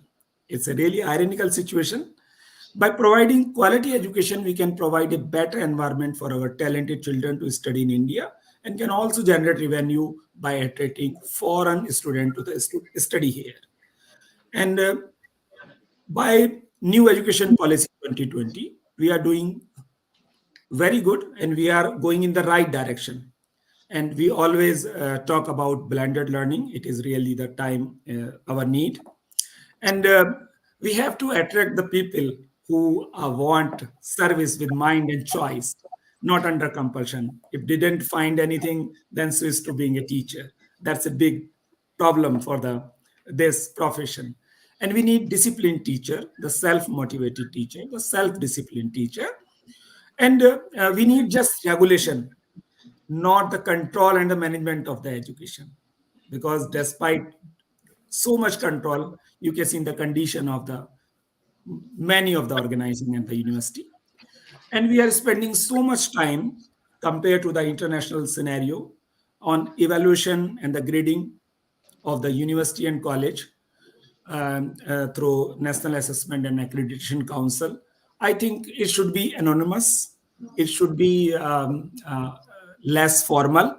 Then it will work like vendor. And we can't tolerate criticism of country in any sort of violence at any campus, but welcome again the peaceful, rational, and the balanced discussion on even on government's decisions. So we have to provide some organic environment. We need good infrastructure, but transparent appointment, the teacher of the teaching post is very essential. And we have targeted that we will spend 6% of budget of our GDP on education, but still we are just spending about 3%. So it's a requirement for us. And skill education, entrepreneurship, startup and innovation. In these fields, India doing wonderful in the leadership of Honorable Prime Minister. We need flexible and regular evaluation process to the students because we are spending lots of time in conducting examination in different college and universities. It should be minimized. And quality in publication and MOOC and the applied learning. These are the prerequisite to have the environment in which the education sector can flourish well. When we talk about reinventing health system, we all are known that all over the world for our best doctors, teachers, scientists, and ICT experts doing wonderful. We also attract the citizen of the world through health tourism. Ayushman Bharat scheme providing health facilities to all the common persons. But we have seen the form of corruption prevailing in the hospital and medicine industry during, before and after the COVID. There is a great need for regulation and control. In education, we need just regulation, but here we need a control, proper control, and artificial intelligence, ICT, and technology can do wonders in this area. We have to merge the big technology with health technology, and we have to focus on consumer wellness product, being more sustainable and in healthcare system. We have to create a more sustainable healthcare system. When we talk about economy, you will be surprised that before the arrival of British imperialism, we used to hold about 22% of the world economy. And now we hold less than 4%.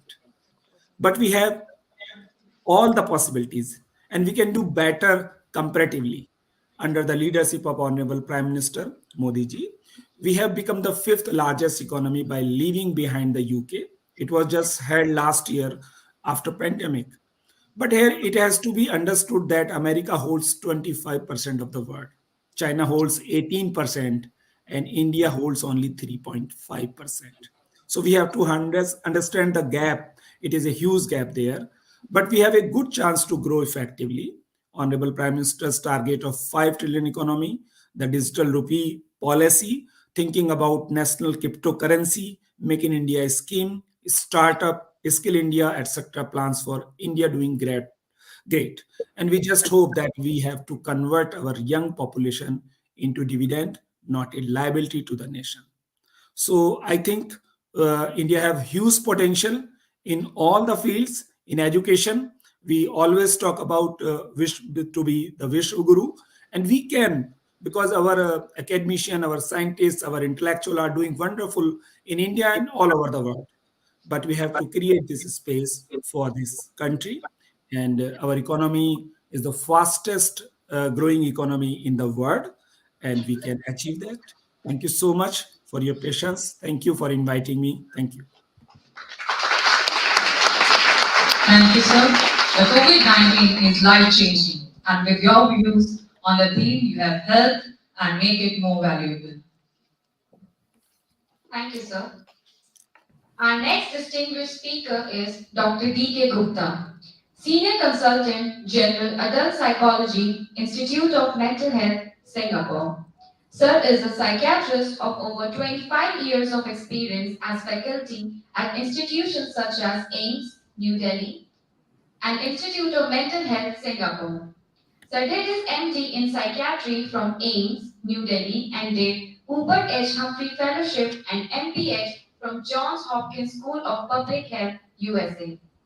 Sir has won Best Research Paper Awards and other prestigious awards such as Humphrey Alumni Impact Award, USA, and Healthcare Humanity Award, Singapore. He was a consultant to WHO in its 2 international workshops in Southeast Asia. Sir runs an NGO named Nishkam Foundation engaged in mental health care activities in North India. One notable program is Mukti. Sir, we request you to share your expertise on the theme. Hello. Good afternoon to all of you. Am I audible? Yes. Yeah, okay. Honorable dignitaries and speakers and distinguished delegates. After listening to excellent talks on economic, educational, and general medical aspects of post-pandemic era, now my task is to talk something about the mental health aspects of the post-pandemic era. I'm not able to share my slides. I will sort out in a minute. Kindly bear with my bad throat. I'm recovering from acute episode of laryngitis.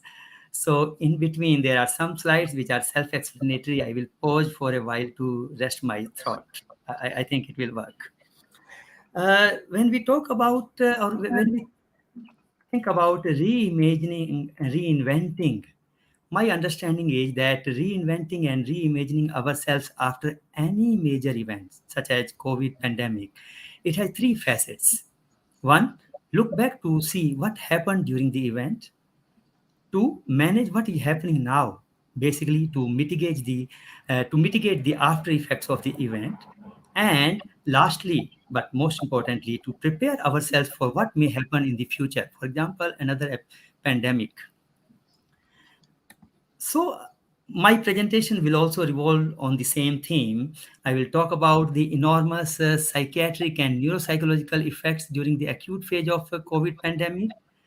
Then these effects are still continuing, so which are termed as post-COVID neuropsychiatric complications. Then also I will emphasize that neuropsychiatric complications have impact on other aspects of life and society also, such as economic, educational, social, political, etc. And lastly, I will talk about how to take care of mental health of people, community, and our society in post-pandemic era. We all are familiar with the devastating consequences of COVID pandemic. Virtually everybody is affected, either directly with infection or indirectly due to social and economic losses. This pandemic had brought unprecedented consequences on our healthcare system. economies, and society. Psychiatric and neuropsychological effects, which I will term as neuropsychiatric effects in this talk, they constitute significant part of these devastating consequences. And challenge before us is how to manage ourselves better in post-pandemic era. Meta-analysis and systematic reviews published in prestigious journals such as Lancet, JAMA, uh, Nature, they indicate that neuropsychiatric manifestations were found or were observed in at least half of the patients during their acute COVID infection phase, and in up to one third of patients after recovery from acute COVID illness. Increased prevalence of neuropsychiatric symptoms has also been noticed in other groups such as non-infected family members of COVID patients, healthcare and COVID frontline workers, and even in general population if we compare them to pre-pandemic period levels. Worth to note is that people with pre-existing neuropsychiatric illnesses suffered the most. They had more severe and adverse outcomes of COVID illness. Majority of them got their treatment for mental illness discontinued, resulting into worsening and relapse of their mental illnesses. And they have experienced increased mortality due to COVID and suicide. It's also noticed all over world, including the developed countries with well organized healthcare systems, such as even Singapore. Utilization of mental health services decreased during acute phase of COVID-19 pandemics because all the systems were geared to prevent the losses of life. Other things took a backseat. And lastly, the neuropsychiatric effects are still evolving. A lot may come in coming years. During acute phase of COVID pandemic, we have seen neuropsychiatric problems among all group of people like COVID patients, uninfected people, healthcare workers, and family members or carers of the COVID patients. The slide lists some of those effects, the common effects during acute phase.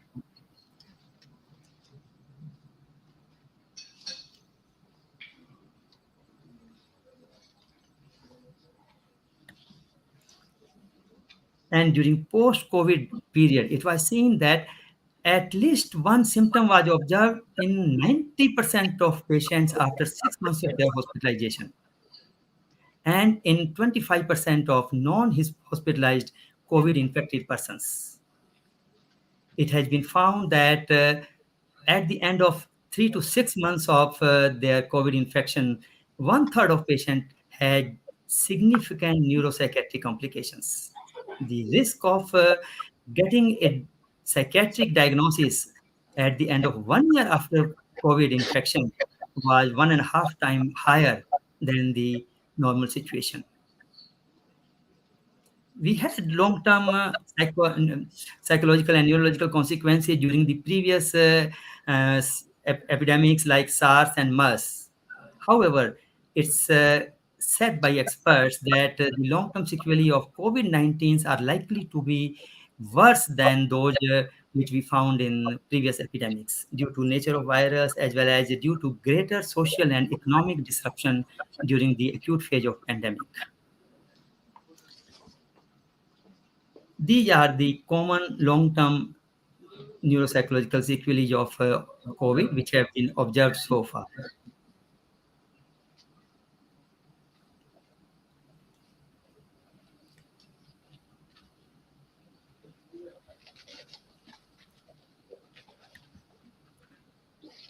What causes the long-term sequelae? There are possible biological mechanisms. You can read the slide. Worth noticing is that people with comorbid medical conditions like cardiovascular disease, diabetes, hypertension, or other microvascular pathologies, they may enhance the brain injury during COVID virus infection. Then there are possible psychosocial contributors. There are many, you can read from the slide.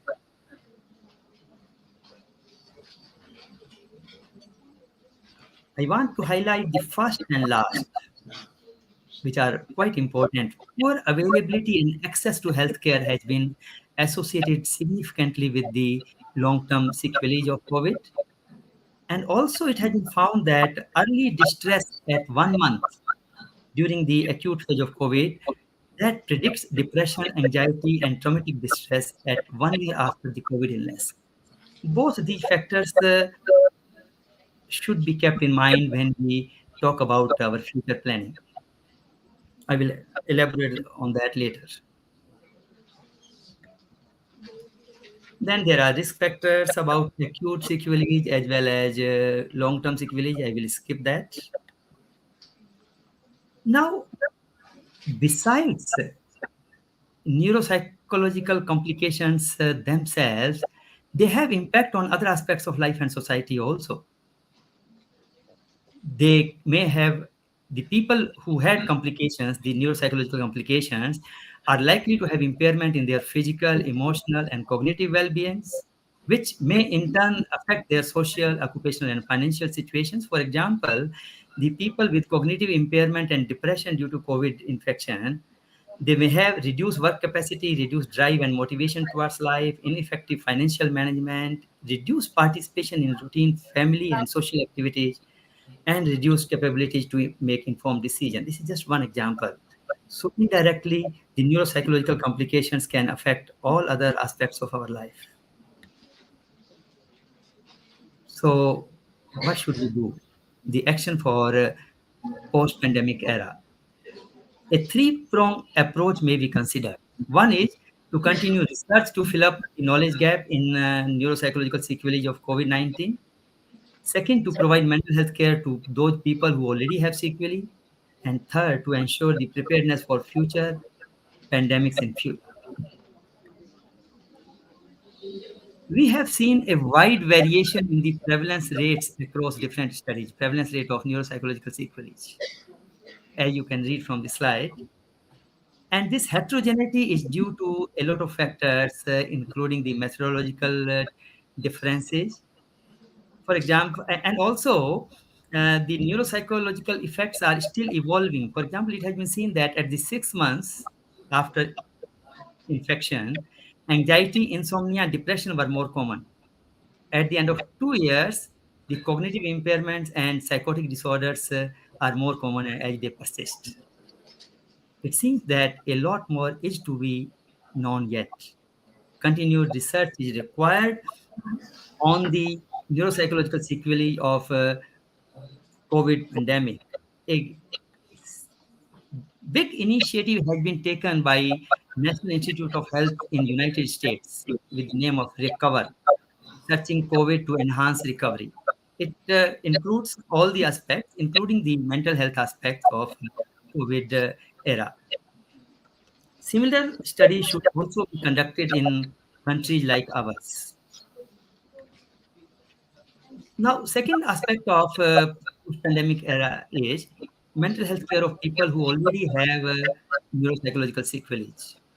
Even a small fraction of COVID infection people, if they develop these sequelae, that will cause additional burden, enormous additional burden on a health system which is already inadequate in their mental health care resources, like India or other such countries. Intervention can be targeted for different population groups.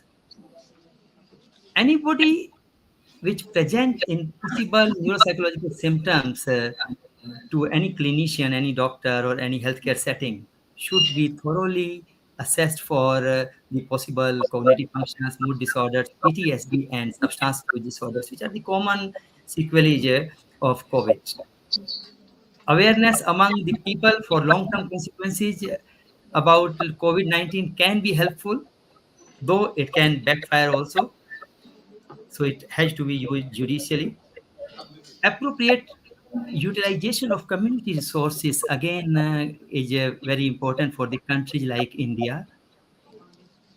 It has been suggested that a three-step care approach may be followed. For example, the mild symptoms can be addressed by the self-help material or care by the paramedical health workers. The moderate symptoms can be treated by the general physician, and people with severe or persisting symptoms needs to be referred to mental health specialists.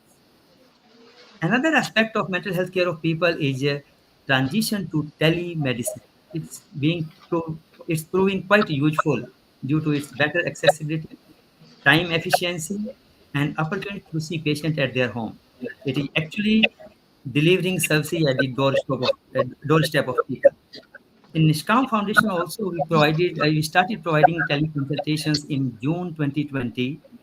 Then we regularized it on monthly basis since August 2020.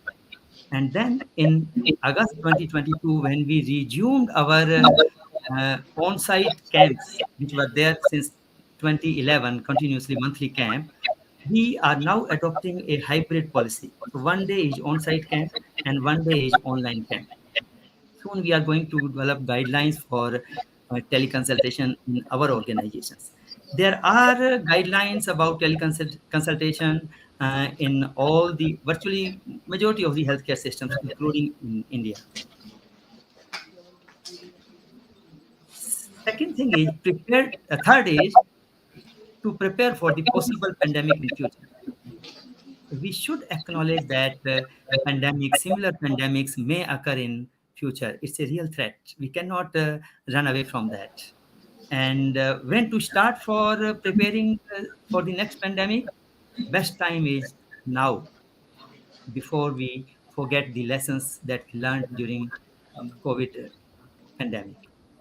Better preparedness can help in reducing the neuropsychological morbidity and can help in more efficient utilization of mental health care resources in future pandemics. Or for the relevance to a country like India, large country like India, even it can be quite useful in local epidemics. This preparedness should include four things, which I will be elaborating in the next four slides. First is the better management of economic and socio-political fallouts of COVID pandemics. As has been elucidated by previous speakers, that actually can help because the pandemic infections are subdued, might have been subdued, but its impact is still continuing. Previous pandemics were followed by significant local and global socio-political and economic events. For example, this slide shows the significant global developments in around 1920 in post-Spanish flu. Some of those events like Russian Civil War and rise of fascism, they actually affected the world for many decades. That such events are already evolving. Look at the economies around us. Mitigation of those consequences actually can reduce the neuropsychological sequelae in this pandemic, as well as it can help to prepare ourselves better in the next epidemic.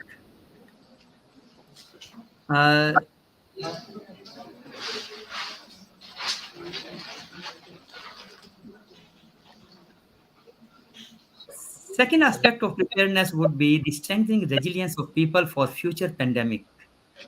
Teaching people how to manage their acute distress in routine and extraordinary situations. To help people improving their health hygiene, and also to help our health workers to develop resilience so that to reduce the compassion fatigue and to manage their emotional residuals of exposure in a better way. Third aspect of preparedness is strengthening the mental health services for future pandemic. The mental health services are grossly inadequate in majority of the countries, including India. WHO approach of integrating mental health services in general health services is the most pragmatic way to make up the inadequate specialized services. Better management of patients with psychiatric illness during routine times can also help in better management of mental health consequences in the future epidemics. Training of mental health and general health workers for action during pandemic is now routinely advocated in all such plans, and developing a concerted action plan for future pandemics. And concerted action plan means that mental health action plan should not be in isolation, it should be part of overall crisis response plan. Learning from our previous epidemics should be utilized. Plan should include mm, there are different components. Maybe you can read from the slide. And better response plan for the next epidemic has to be pre-formulated. For example, some of the things like systematic response instead of bundle of just random ad hoc actions, clear and unambiguous communications about the plans, actions, instructions, and awareness messages. Plan to should instill confidence in people rather than panic in public. Guidelines for and monitoring of social media and other media communications, which are actually two-edged swords, should be prepared and implemented effectively. Then, during the epidemic, there should emphasis should be on modification rather than severe disruption in people's life, and better intersectoral and sectoral and independent interdepartmental coordination is required, which was lacking on many aspects in COVID response to COVID pandemic in many countries. With that, I thank you. I thank you all for your patience hearing, and thanks organization for giving me this opportunity.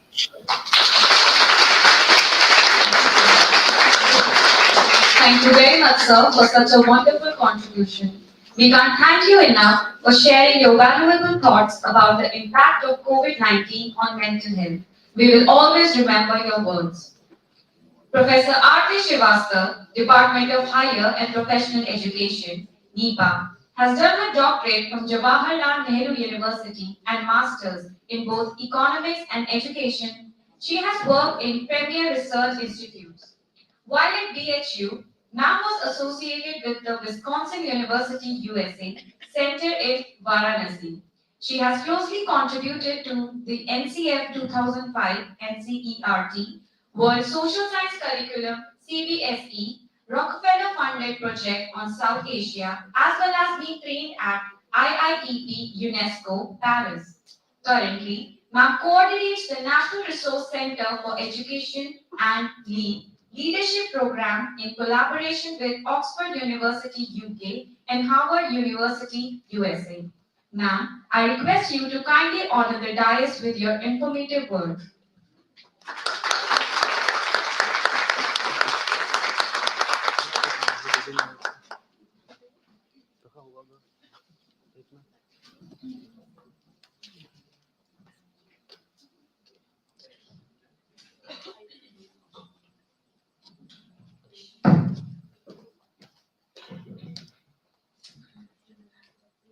First of all, very warm afternoon to you all. For dignitaries on the dais, off the dais, dear participants, teachers, students of this RV Institute of Education, I'm delighted to be here because working with youth is something that I always devour. So, and I'm thankful that my presentation is the last, because many things that have been talked about I will not be repeating. I'll be talking about something more generic of how education actually is the baseline from which we work, right? So, you've heard of Sustainable Development Goals. The Vice Chancellor who was here was talking about the Sustainable Development Goals. So, if you look at the 17 Sustainable Development Goals, Goal 4 is the one, it is on quality education. Because education without quality really doesn't stand any chance of actually surviving. And if you look at all the other 16 goals, they are indirectly related to education because, gender, poverty, environment, all these issues cannot be really, dealt with without the role of education. So education becomes very fundamental and foundational to all the aspects of our life. Now, when we say what is education, I'm sure many definitions will come over, including one of the presenters were talking about what Vivekananda said. Gandhi said, and Tagore said, and we can have 101 definitions like that. But what is really, and how do we see education as a constructed reality in our lives, is that we have where, how do we operate? It does not operate in vacuum. There is a history to it, there is a geography to it, there is also the economy, polity, and the more importance is that we have all these forces undergird education to give a formal setup of here in institutions, colleges, schools, that we see that education is happening. But education does not only happen in formal sectors. We have informal education and we have on-the-job training also. Right? Many things we learn at home, say cooking or say many other things. On the job we start assisting and then we take on to do our own stuff. So on-the-job training is very important. Informal sectors are very important. Formal sectors are also equally important. And the non-formal sector, which actually gives you more space and more pace at which you're working, including the online education, that forms a part of that. So when we understand how education operates, so we see that it is the only panacea for all the problems in the world, including economy and health. Including economy and health is when once we've become productive, what happens is that our per capita income rises. When our per capita income rises, then our national income rises. And once our national income rises, then we see increase in GDPs, the gross domestic products, which is a cue to our growth in the nation. So that if we are looking at education more fundamentally, I think that resolves all our problems. So the first thing I will take you now down. How do we do it actually? Many things are taught, are spoken, at a very ideational level, but does not take you far. So some things that we do, and this is also in line with what the SDGs and UNESCO also talk about, is to commit to strengthen education as a common good. We see that education has been an elitist good. Even as education, the purpose was to actually put everybody at equal, but it has become the major marker of differentiation. Because the moment you say you have done your schooling, which school defines what you are. The moment you say which university, the university defines what you are, not really the person behind it. So we should have more education as a common good.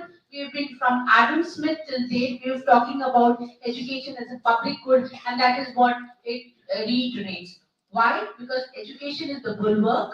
Many people are here from army background, including I'm sure Navy. They know the wall that actually protects the ship beyond, to with water, the bulwark. So that is the actual education, the bulwark against inequalities in education and also health. So that is something fundamental that we need to do, make. So how do we see that, good systems? What is human capital? Human capital is basically education, health, and training. Right? The three things together give you a good human capital. So health goes because that's a investment in your own bodies, and that comes in your body and goes with your body. Education is the only thing that cannot be stolen. Whatever you have embodied, whatever you have learned, it stays in you till your dying day. It cannot be transferred, it cannot be stolen, it cannot be taken away from you at any point of time. So it's that very important. So that's why we should invest more in education and health. Health also we need to be very careful because a sound mind is in a sound body, and health is the that actually a good and healthy person has access to many other things in life. Number two, expand the definition of right to education so that it addresses the importance of connectivity and access to knowledge information. Right to education actually is a fundamental right that gives you more access to many other things. So we have to expand the definition of right to education itself so that everybody has equal and not asymmetrical education, but symmetrical education, right? So then going on from there, value of, we need to enhance the value of teaching profession and teacher collaboration. The teaching profession in most of the development countries is, not a very high respected profession. We say it, just like in the feminist, we say, Stri Devi hai, and, teacher is, next to God, we have that kind of thing. But actually you ask many of the students, at school level, how many of them want to become teachers. They will want to become bureaucrats, they may want to join the army, they may want to become medical engineers, whatever, but teaching is very down the pecking order, right? So we need to really do that and increase teacher collaboration, because teachers learn through peers, and then the synergy that they create actually transforms the system. Then, after that, we also talk about promote students, youth, and children's participation and rights. We have to engage more children and youth. Look at our politics today. Who are there? Any young people that you see? 30, 20s, 40s out, right? 40s, there's some people, but they are actually, the second generation politicians, people with, their parents or somebody in politics who's promoting them to take up politics at 40. But young, New Zealand, what is the age of the Prime Minister? Many, in the 30s, the 20s, you see people. So the young should come in. If the old should go, should be in more advisory roles. Actually, the energy lies with the youth. So I think the young students, youth and children's participation should increase in many things, rather than just keeping everything to the senior generation. I think the young should be encouraged to participate, and I'm sure they will deliver, and the young will come with their own energies to actually transform the system. Then next would be, protect the social spaces provided by schools, and we transform education. So we, the schools and spaces should be protected, and institutional spaces should be protected, so that, they become an ideally situations, like ashrams, like many other, the thing which are free spaces for learning. They should not be politicized, and they should not be conditioned to have certain kind of leanings and rankings and ideologies there to say. So these spaces should be protected, because these are secret spaces, and that will actually help us transform the entire system. Then make free and open source technologies available for teachers. We have been talking about open learning, distance learning, and now, the Vice Chancellor said that 40% of your courses can be done through MOOCs and SWAYAM. So, we should have more online. But the thing with technology is that we are, we have to really work hard on developing, low cost technology, because initial technology, the investment is very high. And without good upkeep of that high investment, what we see is major disruptions, that I said disruption, and disruptions happen. So, but anyways, so the initial investment is very high. If we do not use it to that scale, then a lot of money is gone down. I have been to several institutions, including IISc Bangalore and IITs, and many institutions, they buy machines, because it's easy to buy with the project money, but low maintenance. So that is redundant. You'll find, storehouses with a lot of extra batteries, inverters, lot of technology. And who's accountable? It is, after all, the taxpayers' money. So I think we have to be very smart in actually introducing technology which is sustainable, because we should be also aware of, the technology waste that we are creating. We are earlier, much of this technology waste was coming to the seas near, the developing countries, and that is actually polluting the waters, the cadmium batteries and all that. So we should be very cautious of buying and using technology, because that will not be very sustainable in the long run. So we have to really work hard on that. The same MOOCs and modules. We also, right here in the room, you must have seen that while online presentation was on, your focus was a little less. You were a little more distracted. I could sense, and I'm sure all of you could sense. A direct presentation has much more impact. It is more real, and I think the learning from a direct presentation is much higher. So with that thing also in mind, we should look at the technology. Then, of course, one thing that is the tool in the hands of teachers is that the curriculum. So we have to ensure scientific literacy with the curriculum. So we should, now tweak the curriculum to make it more scientific at all stages of teaching. And I think this will, change the entire landscapes. Not because the NAC is asking how many times you've done it, but we should update it to the current level of knowledge, so that all our curriculum and our teaching is actually worthy of what it is being done to. Because education being a public good, most of the public institutions are subsidized up to 90%. Today also, if you go in a university like JNU, the fees is just 120 rupees in a semester and 90 rupees in the other semester. So, and a room, a room in the hostel is given to you at just 500 rupees plus the mess bill. For a semester, for 6 months, the rent is only 500 rupees. So I think, we should be very, very cautious in the use of all these things also.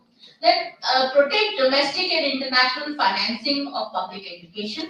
We should look at how, we have now alternative sources of financing. We have also, now the bonds are being done. We have the students' loan and so many other things. But despite all this, we should see, that we should be mobilizing resources, but with caution. That we should not actually bow down to the commercial aspects.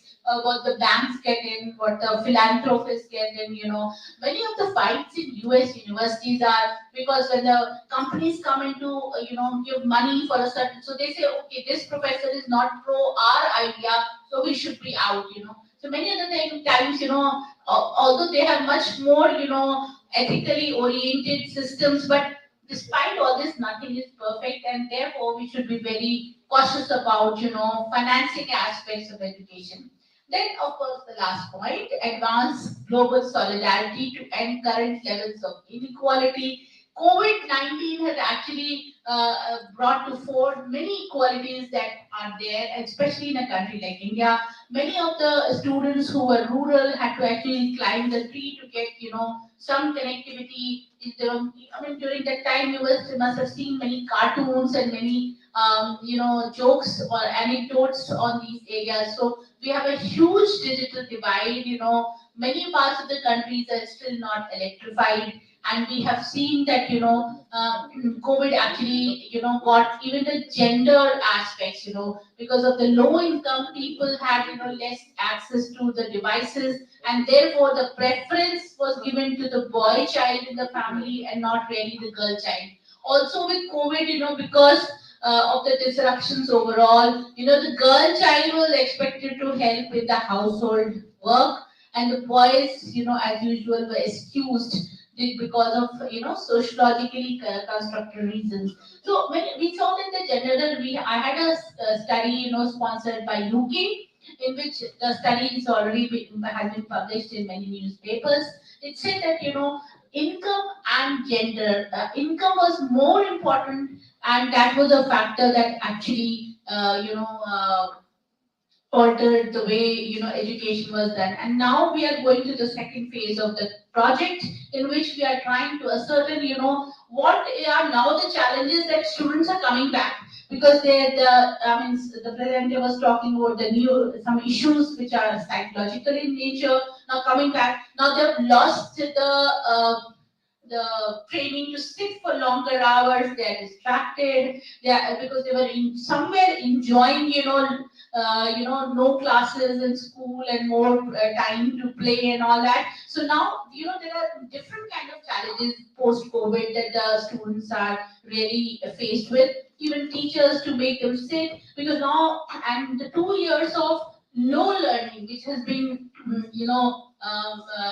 many research reports like ASER and all also have said that the COVID has actually led to much lower level of learning. Even at our level, in higher education, where we teach MPhil, PhD classes, We see that during MPhil PhD, I mean online classes, we had actually, given them a liberal marking and letting them go, But when they are now writing their thesis, I see that, I have to go back again and tell them that you read this, you do this. And I can see from the write-ups that there has been something amiss in the system. So they have to go back and strengthen that. So right from school to higher education, the 2 years of COVID actually played a big havoc, and that that needs to be really addressed. However, now that I think back, what we have been done is we're coming back to the same way of teaching. Online has more or less gone, except for some conferences and all. But most of the time, the online things have gone. We are now face to face, which is a good thing. That schools are not only for teaching, learning; they are also there for socializing. Students learn so much. How to sit together, how to eat together, what all to do. In different forms of disruptions. Disruptions will remain. That is what some of the economist people would know, the Malthusian theory of population. Disruptions will be there because the pace, what the resources are provided by the nature, they grow only in arithmetic progression, while population grows in geometric progression. All unless and until we control our population, no effort in development can really give you the entire fruits, because there will be always a mismatch between the resources available and the population, increase in population that you see every day. When we go around in the city, no amounts of flyover, no amount of this thing can actually help Delhi's traffic, because whatever is added, you have every year a floating population of 5 lakh added to the earlier population. So with that, I think all these things that I have said, how to do about it, and education, health, and economy, unless and until critical pedagogies and education is there, to question, what am I doing right in terms of population? Should I, how to plan my family, what to do and how to do economy, because how the economy is being impacted and how health is being impacted. All the answers lie in the core of education. So with that, I end. I'll be very happy to take some questions.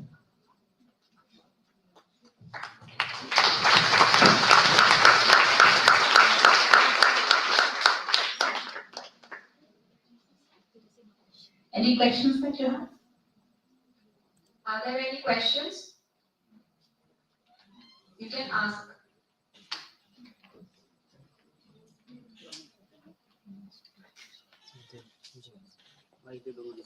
Okay, then. Thank you so much. Yeah, please.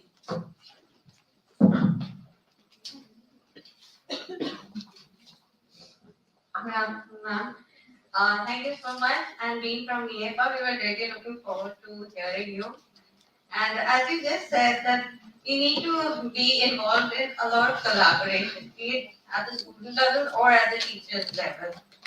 So right now, we are more into education that is bookish and attempting and giving exams. So, I mean, somewhere we have to start. So your insight over that. Actually, yeah, please. Yeah, that's a very good point that you've raised, and I've already told you that we should encourage more collaborations. Many things. When I went to Oxford, which was read out in my CV, when I went to Oxford, I realized that how unprofessional we are as Indians. Here, you have the resource person and you keep calling, they're coming, arriving 10 minutes late, 5 minutes late, and it's taken as a normal. Nobody actually questions the resource person, right? But when I went to Oxford, I saw that the speaker would come at least half an hour before. He will, because they come with heavy coats, they will hang their coats, they will put their PowerPoint, the PPT will be ready. And if you're starting your session at 9, dot 9, you will see that the session has begun. Not even a minute or second here and there. And here, we take our time so much for granted. I think one thing that the basics, that we need to work upon. And also now, so collaboration really helps, yes. Because you learn. If I was only in India, I would be saying, okay, this is what is being done, and I would have also not thought seriously. But in another situation, it makes you think differently. So I think that is very important, that exchange and the transfers. Also, I was organizing a global conclave for young students like you, right? So in the we got some many papers abroad and many papers from the Indian this thing. Now I going through that, I said our Indian students are not bad. They were similar, the kind of questions, objectives that they were framing, the methodologies. What was different was the way they were communicating, right? So I think one message for the young scholars and young, I can see many young teachers also here, that you are in the early stages of your career. You should work on how do you communicate research. Different research have different ways of communicating. I think communication is a big factor which keeps our Indian students slightly lower than what they are. So I think collaboration really helps when you go to another country, when you invite other people, then you also learn that how to write better, think better, and many ideas come to you through collaborations. I'd like to share one of my experience as a teacher. Because I taught in an American curriculum school over there. So I think when it comes to collaboration, then I think our seating arrangement is also a big drawback. And then where we have teachers of a particular subject, they have their own rules. So we tend to keep in our Indian education system, our students are made to stick to chairs. And they are not given any physical movement. And the bell timings or whatever. And even our teaching methodology, we are still back in those old fashioned. So who's stopping you? Change it. You are the teacher's autonomy, use it. Teacher is the most autonomous being inside the class. Outside you may be a normal citizen, but you can change it. The teacher doesn't have the autonomy, that's the problem. No, teachers have the autonomy. I mean, given the seating arrangement, you can think of different ideas. You can make them in groups. Okay, group. You can turn your chairs and sit. The four corners of the hall can be utilized. The classroom. So I think somewhere the teachers don't use their autonomy enough to make teaching effective and make it more imaginative. So use it, I've done it in my classes. I've done a lot of, instead of having a typical chair, I have got a U in my class in the first MPhil batch. Of course, and also, besides that, even the questions, the students, they were very burdened with the question, the exam, ma'am, you've been working so hard in the semester, but exam. I said, okay, I'll make it very simple. You give me the questions. All of you give the questions, but I will choose 5 and give you. Yes, there has to be. Right. So now they cannot say that the questions were tough. I said I will just look at the language issues, make it them a little crisp. But you give me the questions. If the questions are coming from the students, from the classes, then they can't call it tough. Right? And so those kind of things you can have. If there is enough scope, imagination is what is required. And somebody said, in the presentation that imagination is very important. So I think that will resolve. Teachers have to use their autonomy. They have to assert, and you can. And then NEP is really talking about that, all these things. Imaginations. So I don't know how you do it in the institute here, but I'll be very happy to suggest many things. That a teacher can do, given the same shape of the classroom. The same classroom. One teacher is very successful and she's liked. Some teachers are not liked with the same class, same space. Yes. Mike. Okay, thank you very much.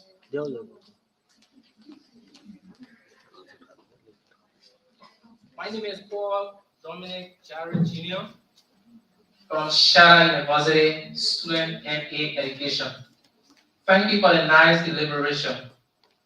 As it is a proven fact that online education poses serious challenge to our educational system, you came out and gave reference to observation that you earlier had while online presentation was ongoing, right?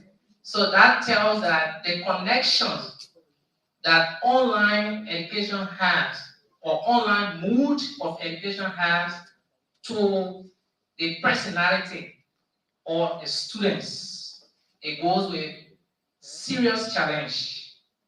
Now, my question is, be an expert in the field of education, especially at the level of higher education. What mechanisms do you think can be put in place in order to make the online learning to look more alike of the face-to-face learning, that we can get a feel as we are getting a feel now that we are presenting? Online presentation that was earlier done online. What do you think can be done? What mechanisms do you think can be put in place that students can have a feel? Yeah. So a very good question that you have raised. Two things. I think online by itself really doesn't work much. It can work, as an icing on the cake, right? Like you know the thing, you have the cake, and you want to, learn a little more and ice it, right? But the cake has to be there. One thing. Second is that, what are my thoughts on online? I think we should go ahead to blend it rather than online. The teacher can give some of the stuff online and then come back and see, how much you have learned and what all other things you have done, because the four quadrant approach in online actually gives you all videos, stuff, everything. But then that can be backed up with, offline. So that, and also third thing, online just came, what we did, where were we faltering was that, instead of taking a lecture face to face, I would sit in front of the computer camera and talk the same way, right? Students would put their, cameras off because of the bandwidth issues, and also the face to face interaction that, okay, I can see your faces when you're following, nodding, I can make out that, whether you're liking my lecture or you're not liking or you're finding it boring, I can make out through your faces, right? So in such a kind of situation, the way we had adopted online, which is not online, because online has a different pedagogy altogether. So it was it was as if you had had heart attack and you had gone to the hospital. Okay, temporarily you're in the hospital, you're cured, but you want to be back. You don't want to spend your entire life online. Right? So from the hospital, you want to come back as soon as possible because it's boring being in a hospital. It's the same thing with the online pedagogy, because the pedagogy for online is different, they make it interesting. Although I still say that the online pedagogy of the fourth quadrant approach should be backed up by some cases. We do some courses at NIPA, which are, postgraduate diploma in international planning and administration also. So that we do in blended mode. We call them for 2-3 months, they go back, then they're in touch with the supervisors, they write a dissertation, come back, make a formal presentation face to face. Right? So it is all, that we've taught them certain things, we tell them to go back, they come back, and before they come to NIPA, we give them some material that you read this and come. So they are already a little, oriented. We teach them, they write, we make them develop a proposal, they go back to their research, come back. So in this on and offline mode, combination is good because then you can save time, you can leverage the technology, you can leverage many other things that the state of the art actually offer. Right? Does that satisfy you? Yeah. Yes. Due to shortage of time and no more questions, please. Okay, just ask one question. Good afternoon, ma'am. As you told that you went in an Oxford University, so can you share one or two points in which we Indians are lagging behind? I know there may be more points, but कोई एक ऐसा point जिस पे हमें ज़्यादा focus करना चाहिए? That's what I said. One is the lack of professionalism and the commitment by the students themselves. I think is something lacking. There you will see the students really, trying to hide. Okay, this sentence, why have you written? Why this word? Why not this word? So they try to go down and try to clear everything. I think the commitment, because even in a famous university like Delhi University, let me tell you, champion guides are a big sellout. Anybody studied in Delhi University? Yeah. So champion guides are popular? Am I right? Am I right? Especially for the social, a number of things. So if you go, then okay, you have to just pass, read and pass the exam and get good marks.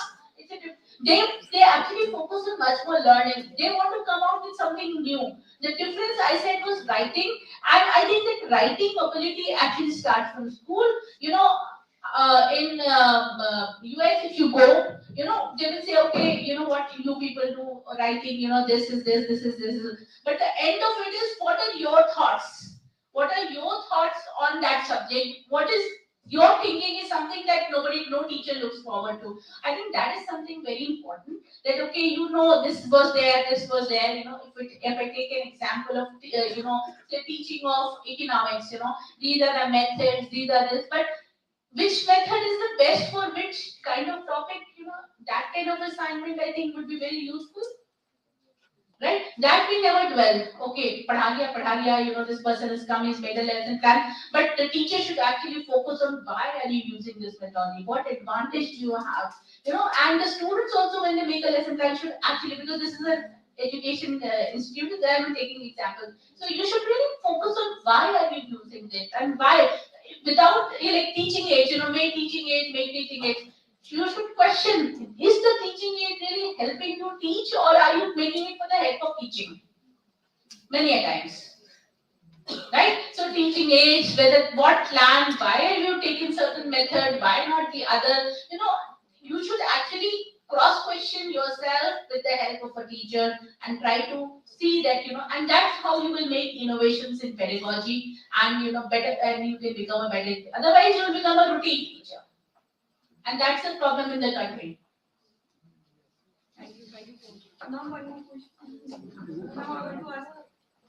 I'm sorry, due to shortage of time, we have to discontinue the question session. Thank you, ma'am, for the valuable information you shared. We value the insights you provided. Your diligence and direction have inspired us to be mindful of the very important work, which is shaping the students' minds of the future. Thank you, ma'am.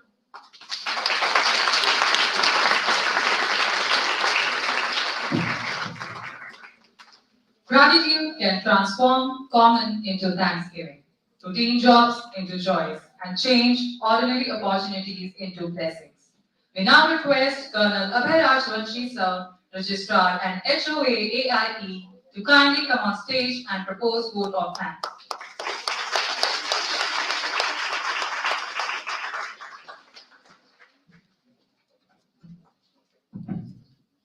I can see a lot of encouraging response. Good aim achieved. You could tickle your thoughts. But in any case, as you can see, we are already running behind schedule. We have to do a lot of catching up.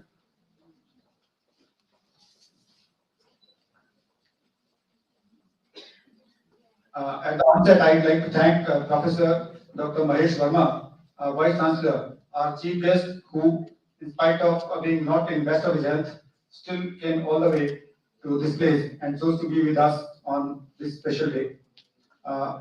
He had to leave early due to some unavoidable reason, but in any case, I'm sure his mere presence must have encouraged many young people.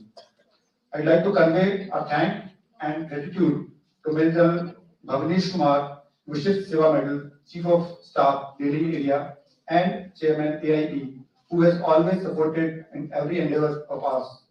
Sir, you have been our pillar of strength. Thank you for your continuous guidance and words of encouragement.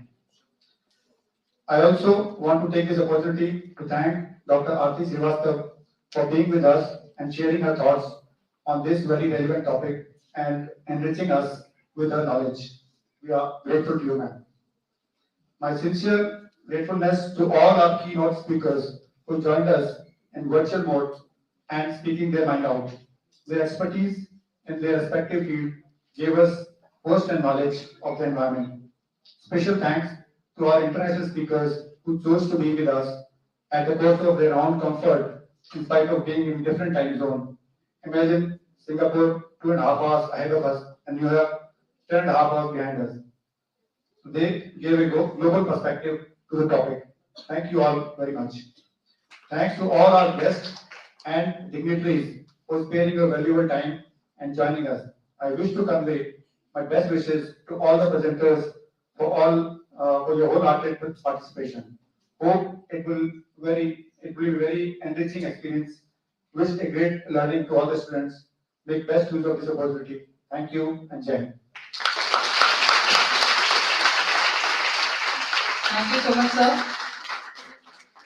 Do you know which is the greatest means of conveying the information? It is the signs. Indian Sign Language is not only a means of communication for the differently able, but is a symbol of our pride and identity. And when our national anthem is sung using these signs, the power it holds not only unites us, but also fills our hearts with love for our country. I'd like to request everyone to rise for the national anthem.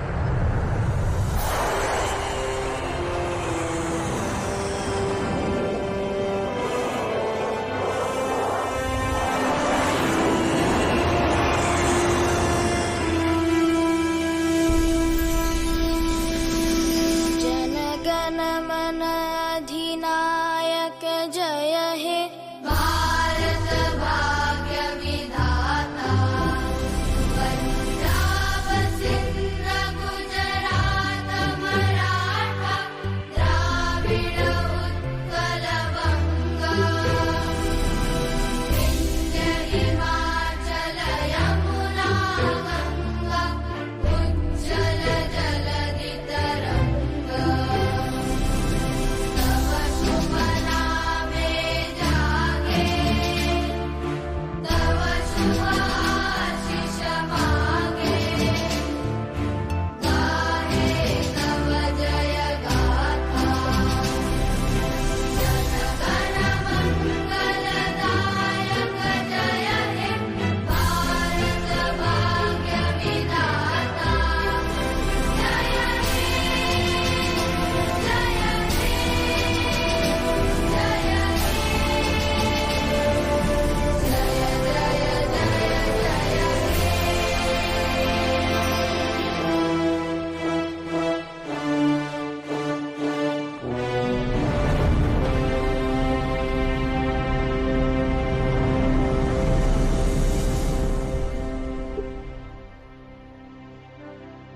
Destiny may ride with us today, but there is no reason for it to interfere with lunch. All the dignitaries and paper presenters are cordially invited to move to the yoga lawn for lunch. Student teachers of AI are requested to move to their respective hostels for lunch.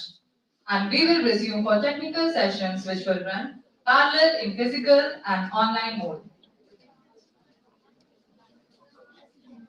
Paper presenters for the physical mode have to report back to the seminar hall and conference room in 20 minutes. The list has been shared in WhatsApp group. Please be seated accordingly. Please report sharp after 20 minutes so as to avoid any delay. Thank you.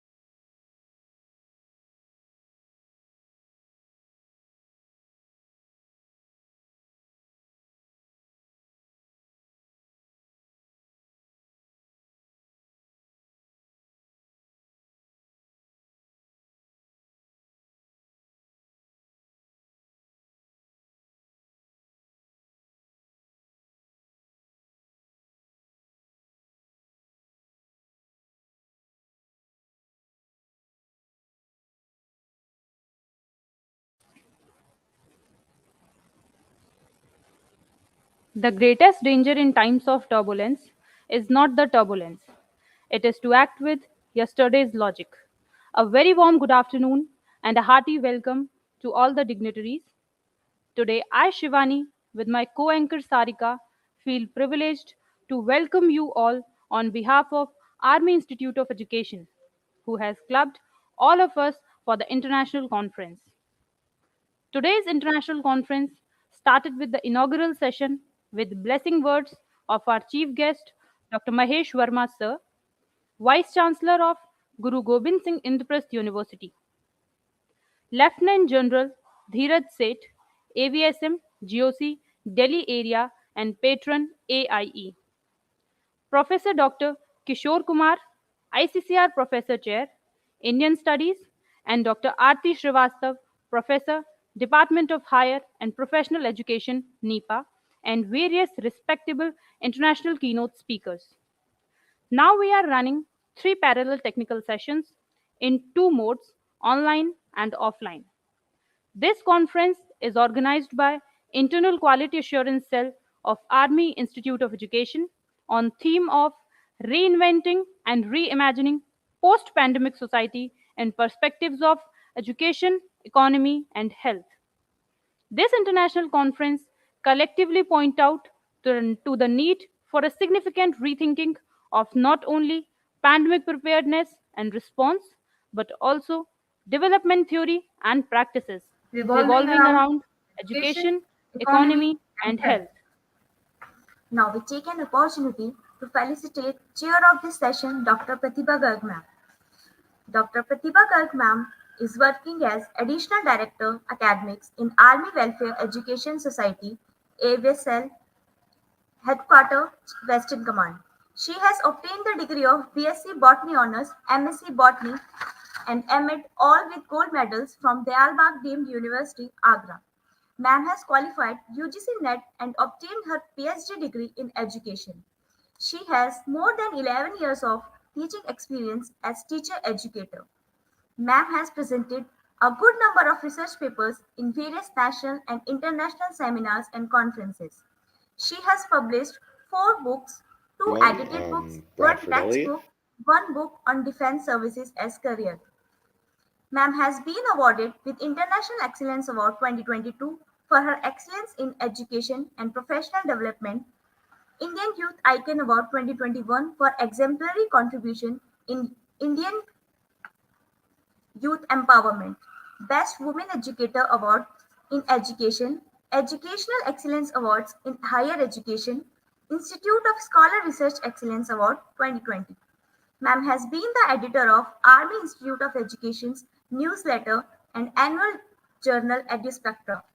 She has delivered talks on All India Radio for rural children and women empowerment and delivered lectures through FB Live sessions and official YouTube channel.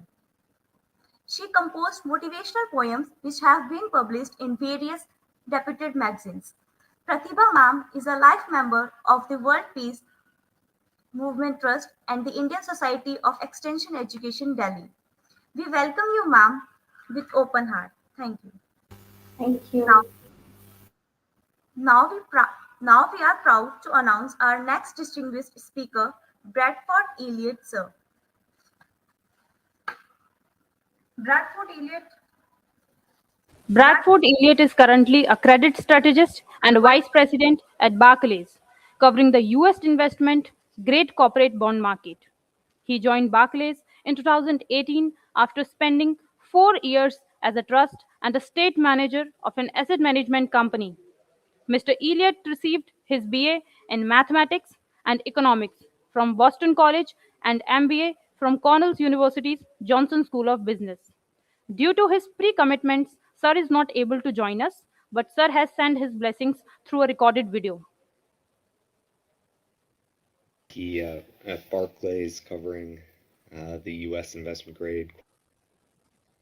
So I look at everything from a very top-down perspective, but cover everything from U.S. companies to global companies. Pretty much anybody that wants to issue U.S. dollar denominated debt.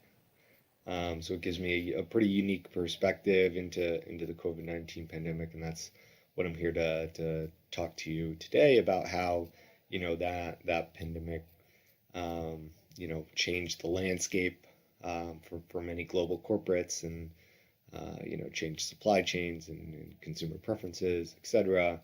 My position here gives me a pretty unique insight into what's happening both at the corporate level as well as how investors are thinking about allocating capital. So very excited to be able to speak with you all.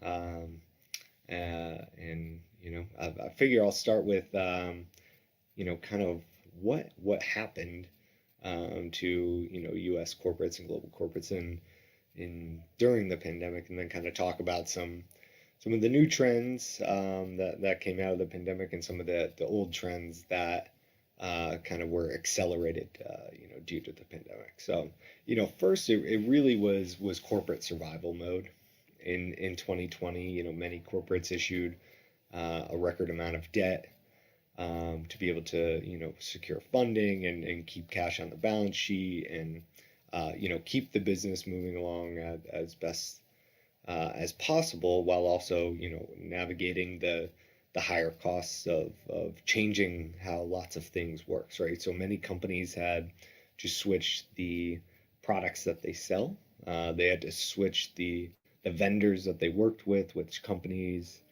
which countries they worked with, areas of the world to procure the goods that they needed, the input costs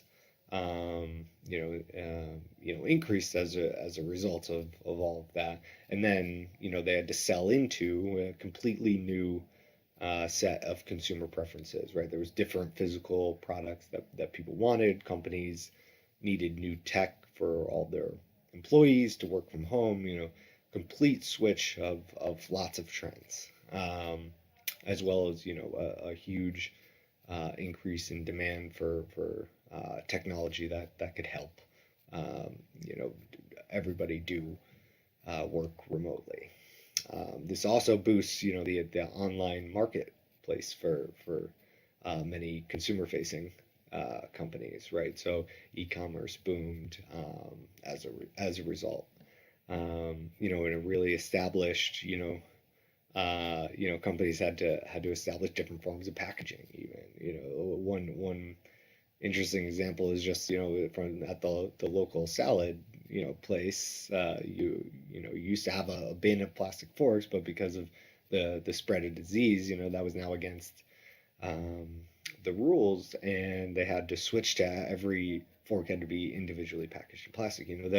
That sounds like a simple solution, but it's actually a very hard problem to solve, and it has to be done very quickly, and it has to go all the way from the manufacturer to transportation to actually how the employees within the store put the new forks out. So very simple example of just how one minor change has a ripple effect through the entire supply chain, right? So turning to more of like some trends that were in place before COVID. One that I kind of already mentioned, e-commerce, right? Like more and more sales each year coming from online rather than physical locations. That's not a shock.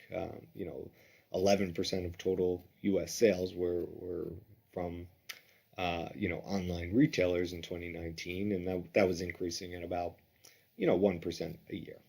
In 2022, what we saw was 17%, right? By post-pandemic, period, we are now well above of the trend, and kind of accelerated, that move to selling everything online. One impact of this is that it's actually a higher margin, way to sell products. So, if you don't have to have a physical store and have leases and have actual buildings and employees in those buildings, you can actually make a lot more money via e-commerce. The problem is, there's a massive reduction in need for brick and mortar and physical footprints for many companies, and there's long-term leases, there's large loans on these properties. Many of them now won't have tenants, and my colleague in news just probably already spoke to what has happened to the commercial real estate space as a result, and corporate need for office space has also reduced massively as many people are able to work a lot more from home, either full-time or in some sort of hybrid setting, right? So all of these were some sort of trend that was happening before, but was accelerated during the pandemic. And what we saw from the corporate perspective was actually a boost in profit margins as a result, right? So the first few quarters of the pandemic, were challenged, but after that, what we saw is consumers had extra savings from not traveling. We saw government stimulus checks, specifically in the U.S. There was two of them, very large ones, that added to the savings that consumers had, and so it decreased the price sensitivity that people had, right, to products. So what it did was, saw U.S. corporate investment grade companies had the highest profit margins on record in 2021. That has since switched as we are now moving into a different operating environment in 2022 and 2023. But part of the reason why it hasn't been nearly as bad as expected is we are entering this kind of downturn in the cycle with corporates with very strong balance sheets, very strong profit margins as a result of the pandemic. So some of the these are all things again that were kind of happening beforehand. Some impacts of the pandemic on corporates, but now there's also some new trends that we're starting to see emerge and come out of the 2020 pandemic. The first one, the hardest one for corporates to kind of navigate in the near term is really the early retirement of a lot of the workforce. So especially those in the U.S. 55 and up, you've seen a huge increase in early retirement. So the pandemic caused people to kind of reevaluate and rethink their life and their current work environment and how stressful it was, and it caused some people to rather than work an extra 2-3 years, maybe hit the retirement button early and leave the workforce. So we've seen labor participation rates decline a lot, and we don't have necessarily the amount of younger population coming into the workforce to kind of fill the gap. So it's a challenge right now to get the right people into the jobs, even though we're kind of in a downturn in the economy, and it's caused the unemployment rate to stay very low, very shockingly low. Around 3.5%. Actually hit the lowest on record going back to the 1960s, right? So we're talking very, very low unemployment as a result, and it's part of the reason why we probably haven't gotten as big of a downturn in consumer spending as a result, because people still have jobs. The second new trend that I think probably plays out over the next 25 to 50 years is really the deglobalization, right? So for national security purposes, it's a very broad topic, but it does have very broad implications as well. We've seen European countries, as well as the US, have already put forth measures to become less reliant on foreign powers for things such as energy, protective medical gear, vaccines, etc. All things that are very important to the national security of a country. I think we will see how this affects kind of the offshoring and onshoring of manufacturing of key goods over the next 25 years. which will have a significant impact also on corporates as a result, right? So if the U.S. is saying we need to manufacture things more, within the country to make sure that if something does happen in the future that we're able to procure these goods, then corporates will have to follow suit and be more adaptable. So I think what all this leads to is probably an increase in capital expenditures from corporates as they look to have factories in multiple locations, both in the U.S., abroad, cheaper locations, more expensive ones. But that way they're kind of more versatile if another national security event like a pandemic or a war or something along those lines where they actually need all of these goods. What we'll find is that I think corporates have been very reliant on just a well-functioning global supply chain where they can pretty much sell to any foreign customer, and they can also buy from anyone. That's probably not going to be the case going into the next 25 years, and you're going to have to be more adaptable. The last thing as far as new trends is really higher interest rates, right? We came from an environment of very low interest rates globally, reaching zero and negative yields in lots of places of the world. And what this causes, we saw a lot of investment in high risk, high reward type investments, venture capital and new tech. All of these companies saw massive increases in funding, and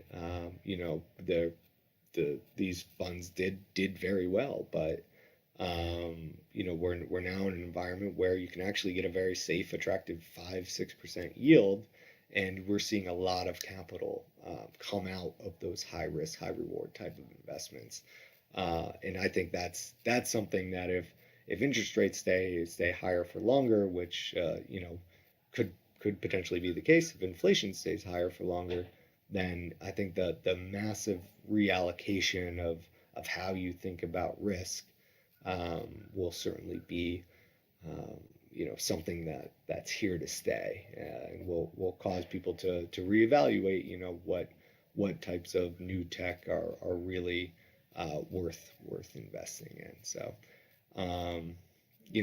that's really those are really the main topics that I wanted to hit today. Again, thank you for having me. Happy to connect with anybody on LinkedIn or offline. So happy to have a conversation with anybody down the line. But yeah, thanks for having me.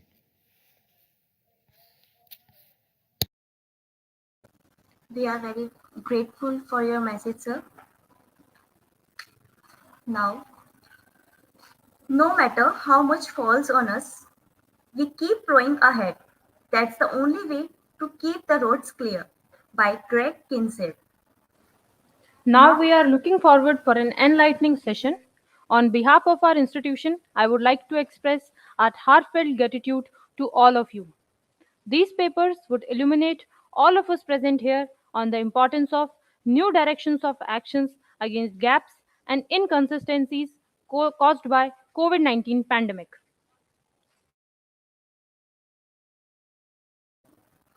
Before moving forward, let us brief about the rules. Total duration for paper presentation is 4 minutes.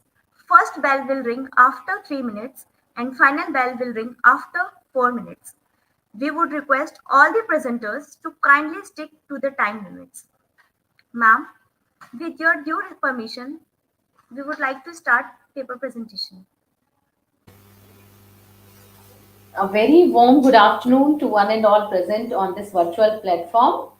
First of all, on behalf of Board of Administration, Headquarter Western Command, I would like to extend warm felicitations and best wishes to Principal AIE, committed staff members, and very dear student teachers and student special educators on its 20th foundational day. I would like to congratulate to the conference team for selecting such a relevant topic for the conference, which is the need of the hour. I am sure that the knowledge that will be generated as a result of the paper presentations in the technical sessions will be an impetus to the society. I hereby request all the paper presenters to kindly adhere to the rules as told by the anchors in the starting of the session itself. So please start with the session. Thank you. Thank you so much, ma'am. Now we request our first paper presenter, Alok Dubey, research scholar, University of Lucknow, Uttar Pradesh, to present their paper. Please, sir.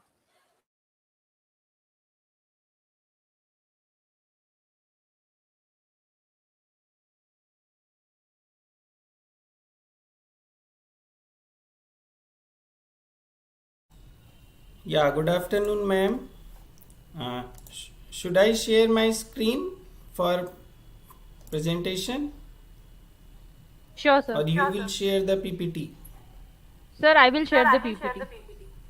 Okay.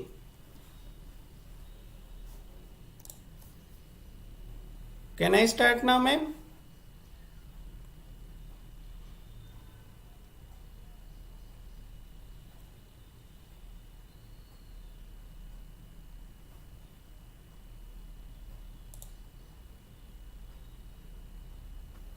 Please start, Mr. Should I start? Okay. Yes, yes. Thank you. Respected chairperson of the technical session, faculty members of AIE, research scholars, a very good afternoon to all of you. I am Alok Dubey, research scholar at Department of Education, University of Lucknow, and I am here to present my research articles, which is based on the understanding the student diversity in Indian classrooms. First slide, ma'am. So, diversity is an integral part of human race since its inception on earth. We all are unique and different from each and every human being.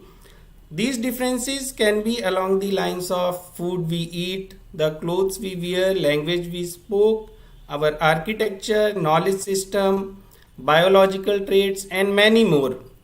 And the interaction of these factors make human race much more complex and diverse. But living in a diverse society has its own implications and challenges. Second slide, ma'am. Next slide, please, ma'am.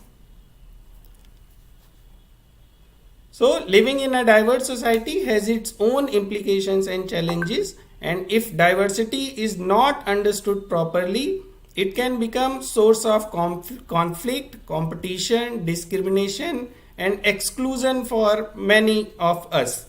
Over 2/3 of the conflicts around the world have cultural or religious dimensions. These conflicts have already taken a heavy toll on human lives, and thus it causes untold suffering to the millions of human beings. Bridging this gap is necessary for global peace, stability, and development of mankind. Since the schools are subsystem of the society, they are bound to get affected by these developments. So the concept of diversity was always there, but it gained lot of attention in recent times due to some of the judgments and acts like Right to Education Act, PWD Act, revised PWD Act, and all these things open the gates of our educational institution to diverse learners. These learners may be from a below poverty line family, they are handicapped learners, they may be a children of illiterate parents, they may be a child laborers, slum dwellers, delinquents, and so on. COVID-19 pandemic has also affected a lot because it resulted into large number of orphans and broken families. Many of the learners became impaired, they got mental health issues, And when all these children entered into the classroom, they bring a whole new world of experience with them, which is different from their peers and the dominant school culture. So it is very important for teachers to recognize and have complete understanding of these individual differences, because these factors may have serious implications for instructions, curriculum and educational policies. So next slide, ma'am. Okay, so here are those some of the factors that I identified through my literature review and article, and with the interview with experts. I have grouped them as institutional factors, teacher related factors and student related factors. In this presentation, I am going to present only the factors that are related to the students. So lots of factors are there, like family status, age of the students, ethnicity and culture, nationality, trauma, physical and mental ability, their sexual orientation, their spiritual identity, learning styles. Lots of variables are there which create difference among the learners, but most important of them are, if I have to conclude it, then I can say that the after COVID pandemic, we got many students who have trauma or stigma due to the loss of their near and dear ones, and they may lost their parents. There may be some students who have lost their parents due to COVID pandemic. When these students will go to the class, the teacher need to be sensitive to the needs of those learners. And the last slide, here I conclude this presentation. Here the visual diversity will of course receive the most immediate attention of teachers, but unseen diversity issues like students' worldview, sexual orientation, home environment, family type and learning styles have emerged as an important variable that can have significant bearing on classroom diversity. I will conclude my presentation with the quote from William Solens. He said that diversity may be the hardest thing for a society to live with and perhaps the most dangerous thing for a society to live without. Thank you very much, ma'am. Thank you, sir.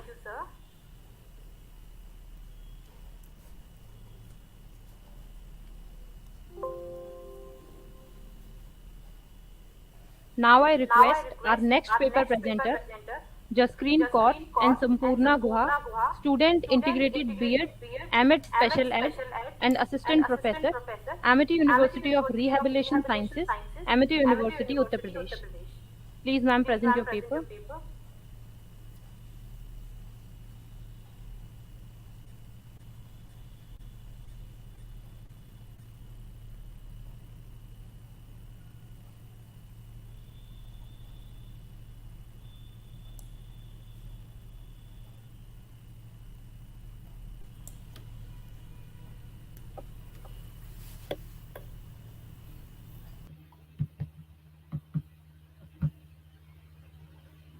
Ma'am, is my screen visible?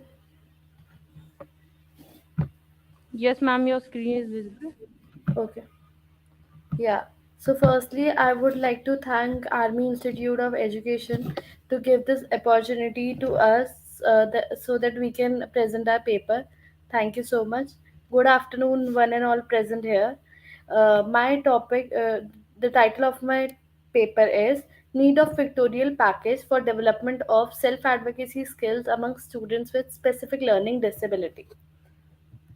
So, first, let me tell you about self advocacy. Self advocacy is when we speak up about our needs and wants in the society.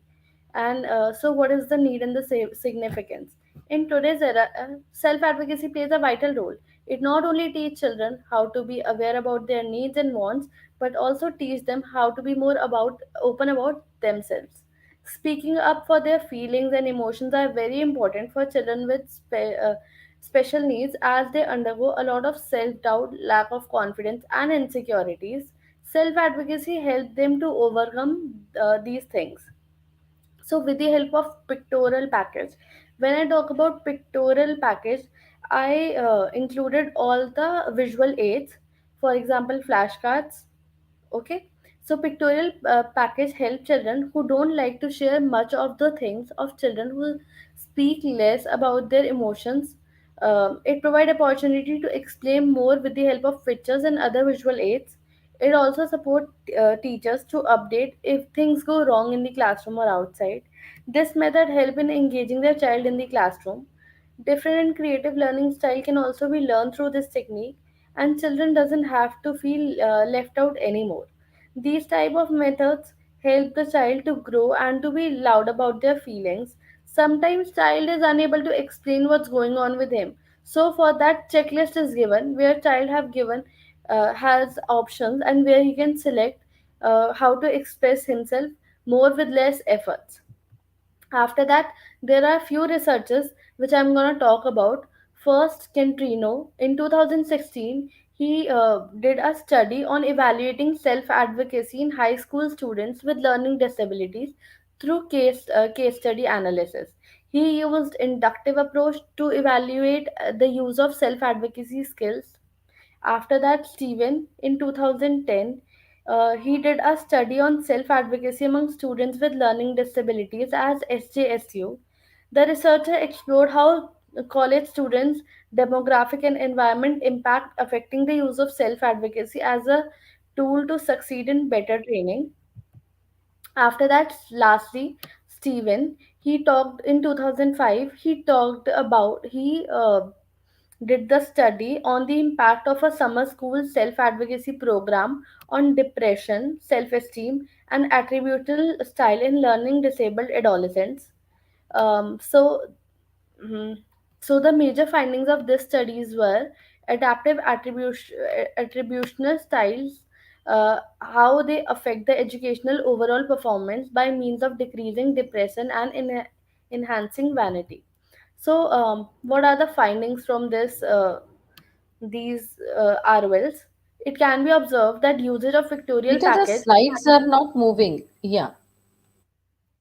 Ma'am, is it visible now?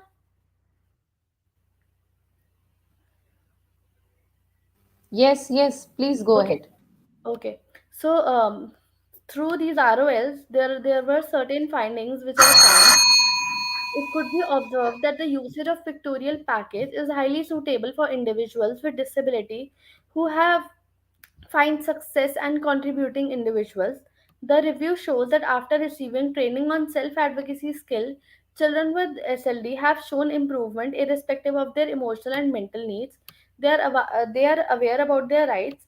And lastly, self advocacy helps children with disabilities who are dealing with exploitation, especially children with learning disables, making them more vocal and developing their ability to stood up for their own selves.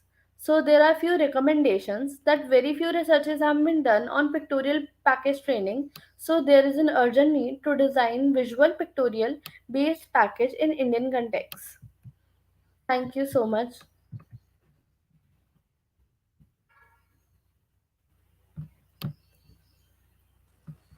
Thank you so much, ma'am. Now our next participant is Ruchike Vasudev, PhD research scholar in SNDT College of Education, Pune, India. Ma'am, can I leave the studio now? Sure, ma'am, please. Okay, thank you.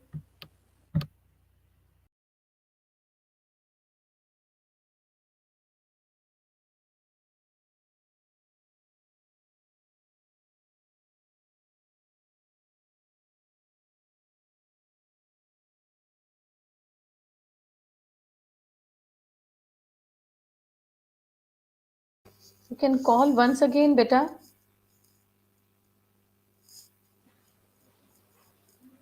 I request Ruchike Vasudev, ma'am, please please present your PPT.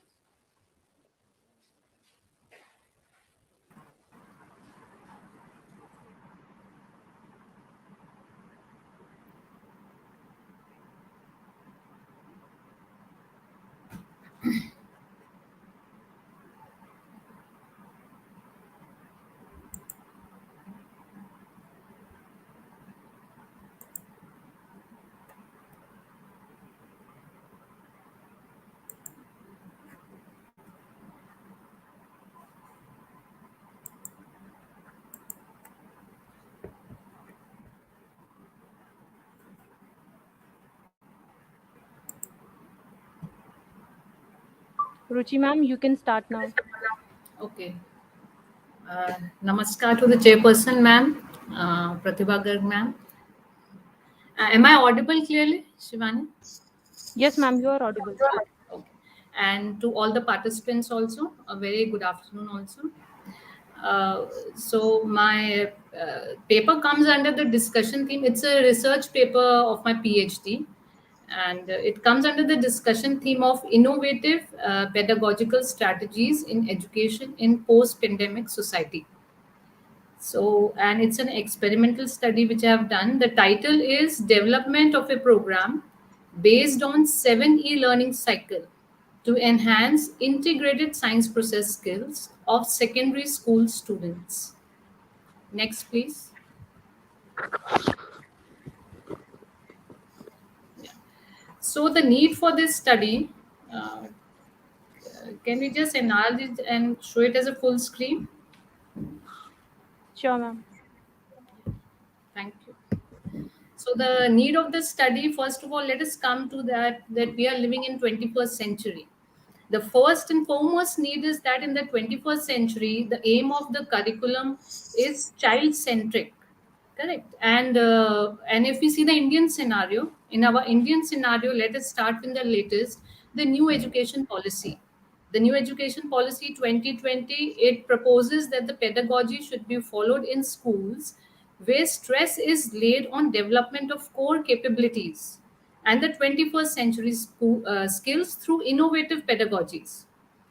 So, and for that, we demand scientific and technological understanding more and more. Now, coming to my area of research is the science education. Starting from the NCF 2005 till date, whatever committees we have in education, all have been recommending child-centered approach, especially in science education I'm talking about, and the hands-on activities and the process-oriented approach, especially for science teaching. Now, my area of research is in secondary students, secondary education, where the science process skills are very important. Now, narrowing down to the variable, the science process skills, among that also I've taken the integrated science process skills, which are the more relevant and appropriate to be developed at the secondary stage. That is class 9th onwards, that is the age group 12 and above. So these skills, science process skills, are very important, and these are very important, and it can be developed only through innovative pedagogies, through interdisciplinary approaches in our teaching methodology. Next, please. Now, we all know about the dimensions of science. It has content, it has scientific attitude, and now the science process skills comes under the process approach. In contemporary times, our need lies not in how to teach the content, but rather how students can make efficient use of that material in solving their problems and then designing things based on that knowledge.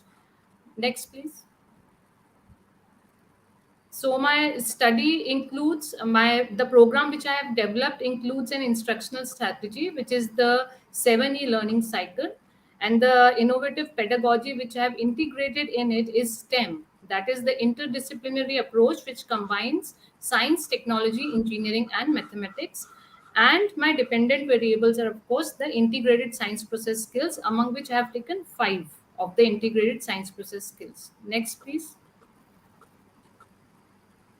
So these are the variables. My independent variable is the program which I had developed based on 7E learning cycle. Dependent variables would be the integrated science process skills. And of course, next, please. And research hypothesis is this 7E learning cycle based program will develop a better integrated science process skills. That means it will enhance more than the traditional method. Next, please. Now, implications of my study would be that, first of all, as we're talking here about the post-pandemic situation. So my implication of my study would be that the researcher, as in I have designed the program which is suitable in hybrid mode also. Actually, it happened that I started, but with the pandemic coming in, I found out that my program is more compatible to the hybrid mode, that is online plus offline mode, due to STEM integration. So it was a blessing in disguise. So that is a major implication of my study. And of course, the new education policy 2020, which stresses on the science process skills at the secondary level. It will be helpful for the development of 21st century skills also. And my study, as I found out, is good for slow learners as well as the gifted learners, since it is slow paced and includes lot of use of lot of technology through virtual labs, animated videos, demonstrations. I have a booklet for that. And above all, it will develop the scientist like thinking, learning to learn. That is the major implication which you should be inculcating in the students, especially at the secondary stage. Next, please. Thank you so much. To end with what Dr. Sarpalli Radhakrishnan has said, true teachers are those who help us think for ourselves. So my study aimed at that. Thank you so much. Namaskar. Thank you, ma'am. This is to request you all to please adhere to the time limit. So,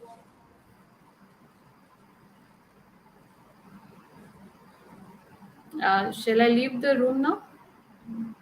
yes, ma'am, you may leave. Thank you. So our next paper presenter is Fozia Razi and Dr. Anshu Mathur, student and assistant professor, Amity University of Education, Amity University.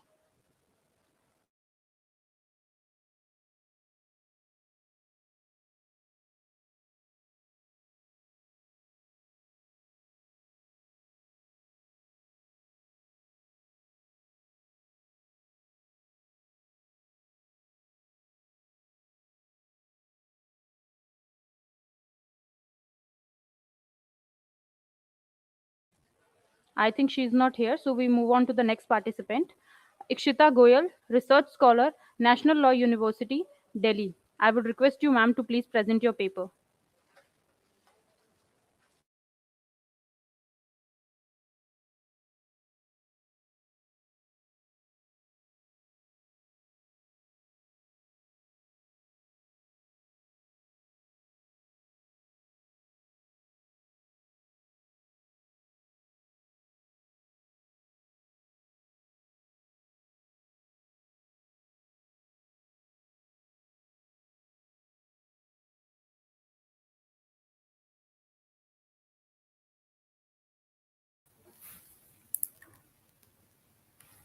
Am I audible? Good afternoon. Good afternoon, ma'am. Yes, ma'am, you are audible. Good afternoon. Sorry, I was unable to join that time. It's Can okay, I ma'am. start my paper presentation? Yes, ma'am. Fozia is to this side. Yes, ma'am.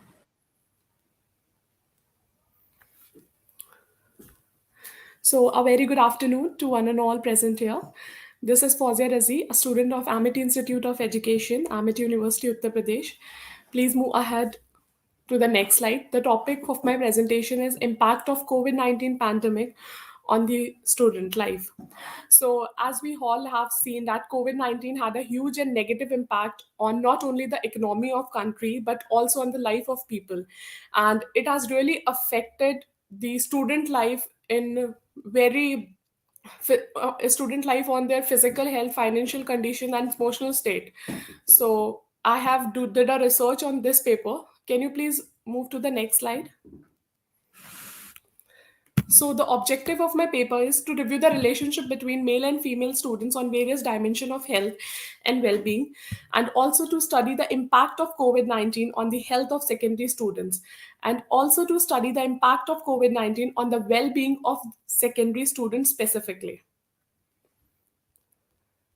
And the methodologies I used was I have self-constructed a questionnaire and I have collected the data from the 100 students from Delhi NCR. And if I let me directly come to the data interpretation, I have seen that from the responses, I have seen the effect is on the mental health. The pandemic has been a major source of stress and anxiety for many students, as they have had to deal with a range of challenges, including social isolation, academic pressure, financial strain, and fear of getting sick or losing loved ones. And Another effect was on their physical health, that the pandemic has also had an impact on the physical health of students, with many experiencing a lack of physical activity due to the closure of gyms and recreational facilities. And now they all are facing the same situation in school as well. They are not able to concentrate. Can you move to the next slide, please?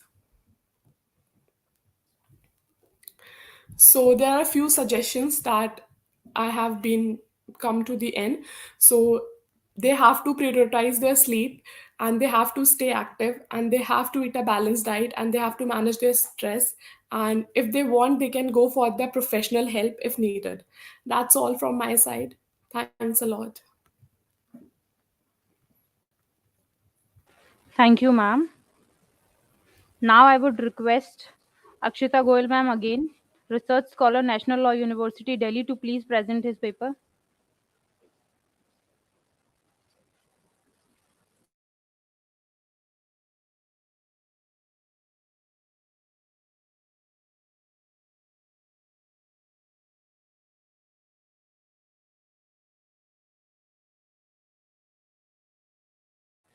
I think she is not here, so we will move on to the next presenter, Soumya Arora ma'am.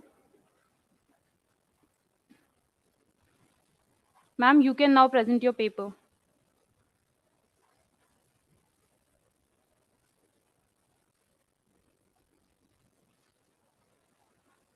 I would request Soumya Arora ma'am to please present her paper.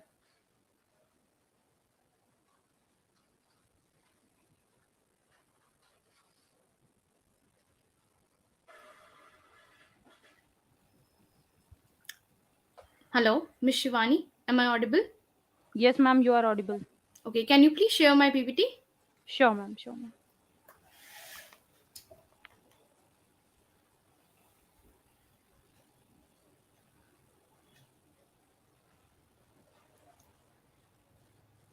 First of all, I would like to thank Dr. Pratibha Garg for having me and listening to my presentation, my paper. I'm not able to see it, Shivani, yet. The presentation. Ma'am, just wait a minute. I'm doing it. Okay, no worries.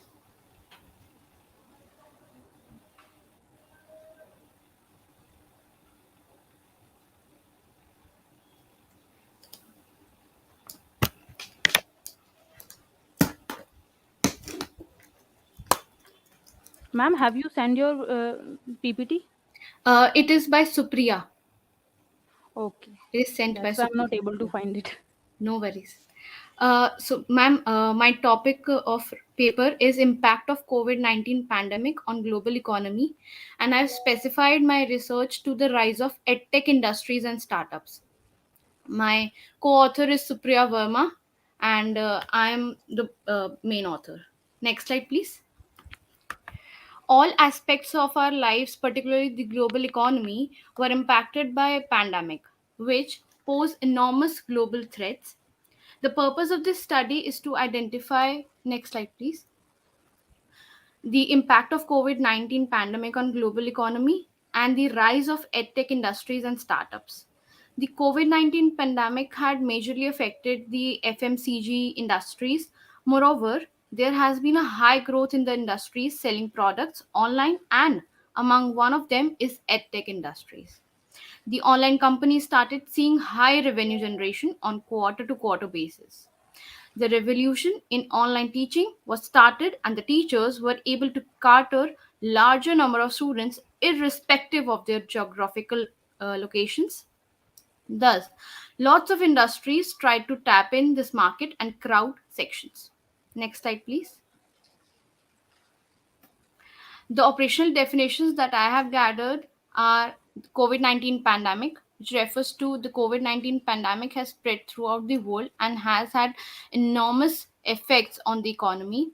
Second is the edtech industry. These type of industries are the new age industries which deliver the products to the students via online channel and on the offline study materials. The third is startups. This is a concept where where the company is in nascent phase. During this phase, company can grow or go out of the market as well. Next slide, please.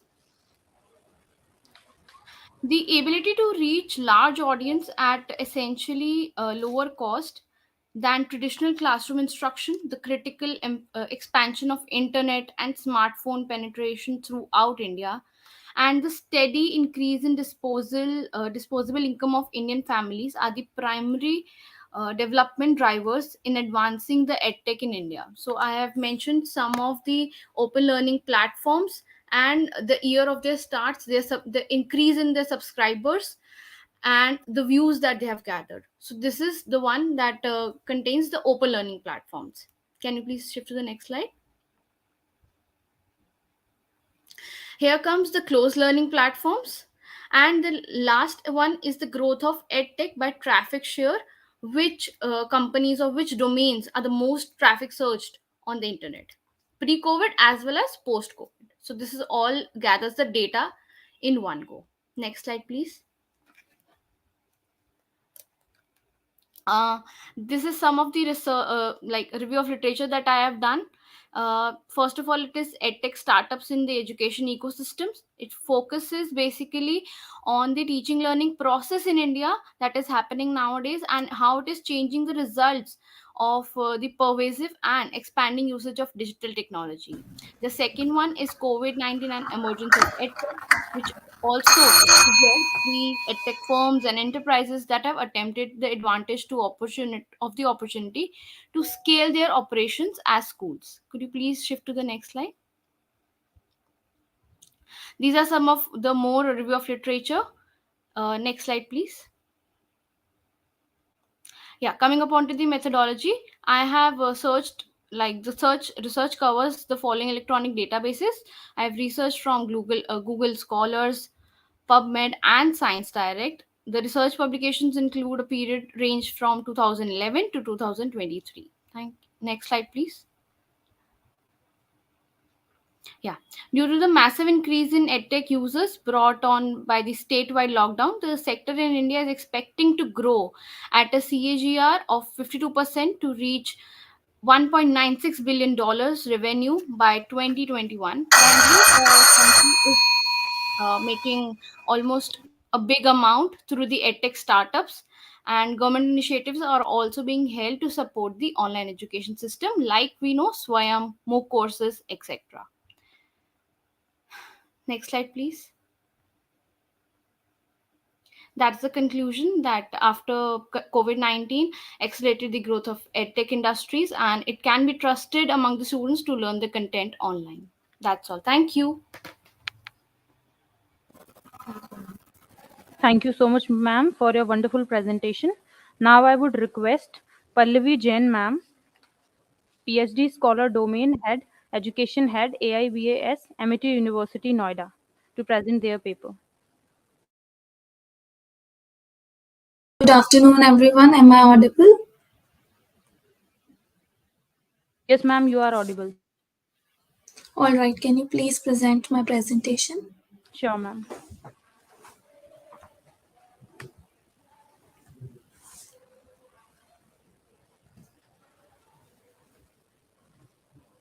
I would like to thank AIE for giving us this opportunity. Good afternoon, Dr. Pratibha, and thanking all the organizers and the committee members for organizing such a wonderful conference. So, I think the PPT is taking a little bit of time. I would not like. Okay, it is here. Great. So the title of my research paper is Reinventing and Reimagining. Sorry, the title of my the presentation is not showing properly. The title of my paper is Digital Learning Trends Reshaping the Future of Education. Our education system has been influenced by technology for more than a decade, and these changes are ongoing. Information technology has made it possible to access knowledge from almost anywhere on earth. This research paper throws light on what is digital learning, types of digital learning content available, and new technology trends in education.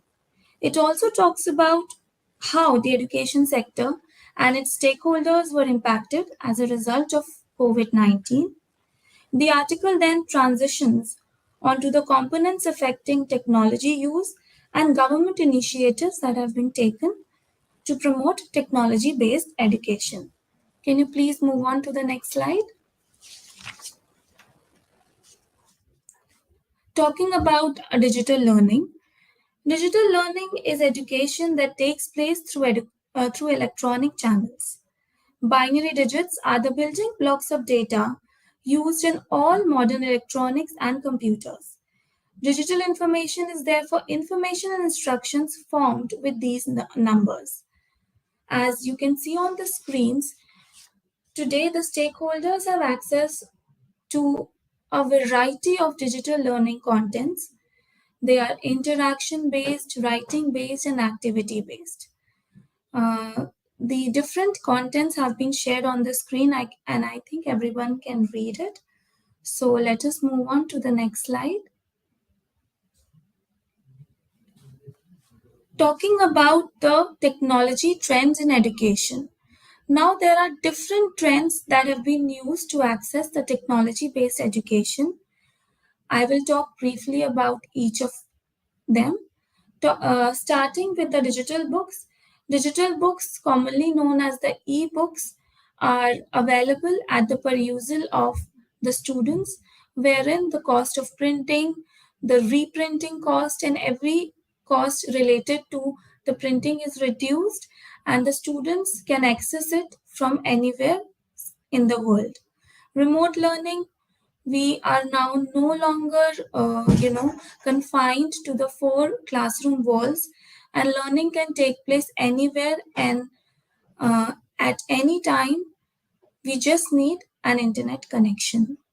Artificial intelligence is the much talked about AI that we have, wherein we can get answers through computer generated responses. In case of multisensory classrooms, we have classrooms which meets the needs of kinesthetic, visual, auditory, all kinds of learners. Then adaptive learning technologies are the technologies that talks about the technology that teachers can use as per the pace of learning of the students. Please move on to the next slide. Talking about education during pandemic, as we all know, the education sector had completely shut down immediately when COVID hit the country. The figure over here shows the statistics wherein the number of students affected by COVID-19 students are shown from a period of February to December 2020. Please move on to the next slide. There are various components that are affecting the technology use. What kind of device is being used by the students? Where are they located? Their geography? How are they accessing the technology? The intensity with which they are accessing the technology, which talks about the time they are using technology for. Then how effectively is the technology being intertwined and threaded into the education system? My paper talks about the governmental initiatives that are taken to promote the digital learning, which means that government also understands the need and importance of technology-based education in the modern era. Please move on to the final slide, conclusion. So despite of all the challenges that we had to face, it is quite evident that the technology-based education is here to stay even beyond the pandemic. And as talked about in the inaugural session by different speakers, the need of the hour is a hybrid system of education wherein we come together and thread the traditional technology-based education with the virtual technology, virtual world. Thank you. Thank you so much, ma'am, for your wonderful presentation. Now I would request Ikshita Jain, ma'am, research scholar, National Law University, Delhi, to present his paper.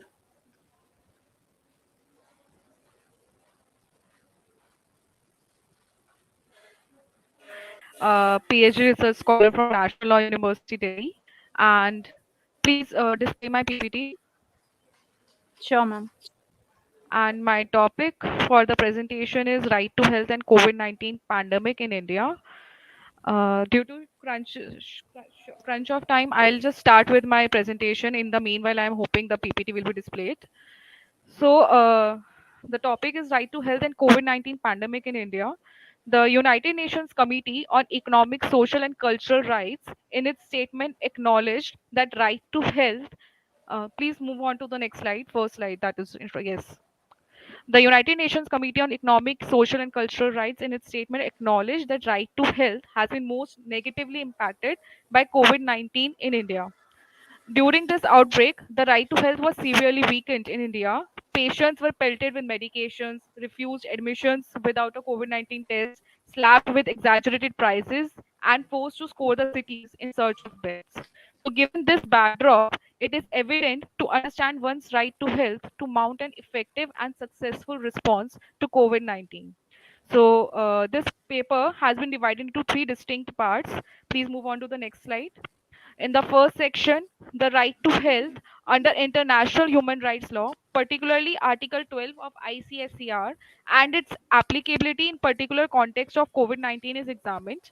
Under Article 12, Clause 2, Subclause C of the Convention, each country has an obligation to take crucial efforts to fully realize this right and including the detection, diagnosis, and treatment of the infectious disease and stop epidemics. And as per Article 12, subclause G, it is mandatory that governments must make provisions for access to healthcare for infectious diseases like COVID-19. Now, coming to part 2, please move on to the next slide. Part 2 examines the constitutional right to health in India and the Supreme Court's role in upholding it. Though the Constitution of India does not explicitly protect a basic right to health, but through broad and inclusive reading of Article 12 and directive principles, a basic right to the apex court has time and again has held that right to health is indispensable component of right to life and that it is the constitutional responsibility of the government to ensure healthcare facilities. Now coming to the last section of the paper, please move on to the next slide. Coming to the last section of this paper, and the very important part, this section examines the COVID-19 pandemic situation in India through the lens of four essential elements of right to health care enshrined in Journal Comment 14 to Article 12 of ICCR. These elements are availability, accessibility, acceptability, and quality. So I will be discussing in brief about these elements and how these are affected through COVID-19 pandemic in India, situation in India. So coming to the first element, that is availability. Availability by this principle implies the adequate supply of fully operational public health and healthcare facilities and services. During the second wave, we there was a severe lack of life sustaining supplies like oxygen, medicine, hospital beds, ventilators, PPE kits, and issue of private stockpiling of drugs and oxygen and its black market. And then there were patients who were suffering from illness, diseases other than COVID 19. Their situation was completely ignored. They were turned away, they were denied admissions and turned away from the treatment from several hospitals for flimsy reasons such as shielding other individuals from COVID 19 or making it seem like they only pray for COVID 19 patients. Now, coming to the second principle, second element, that is accessibility. It means ensuring uh, all all the people, regardless of their socioeconomic status, to right to have equal access to healthcare. According to Oxfam study, one third of Muslims, particularly after that Tablighi Jamaat incident, and about 20% of Dalits and tribals in India experience discrimination while trying to use healthcare services. So similarly, we can also elucidate on these principles, the remaining ones, acceptability and the quality. In the conclusion, to conclude that, please move on to next slide. To conclude, to sum up, I would like to just say that in this time of crisis, individual cannot afford to be a passive bystander. Although the Indian judiciary played an important role in safeguarding the rights of the individual, it is the responsibility of the government to prepare and respond to the outbreak with appropriate personal funds, supplies, And therefore, in this context, the right to health is crucial to provide an effective response. Thank you so much. Thank you so much, ma'am, for your wonderful presentation. Now, I would request Marin Lucas and Pankhuri Sharma, students, Amity University of Education, A- AUUP, Noida, to present her paper. Ma'am, please.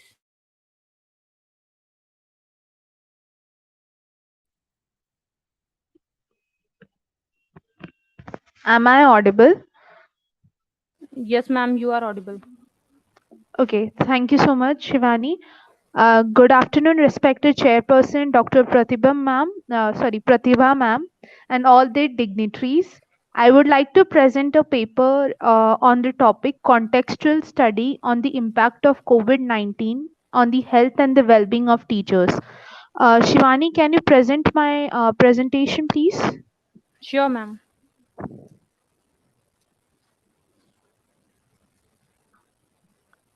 Shall I continue further since there is no timing, enough Yes, ma'am. timing? So I'll Sure, ma'am. continue further.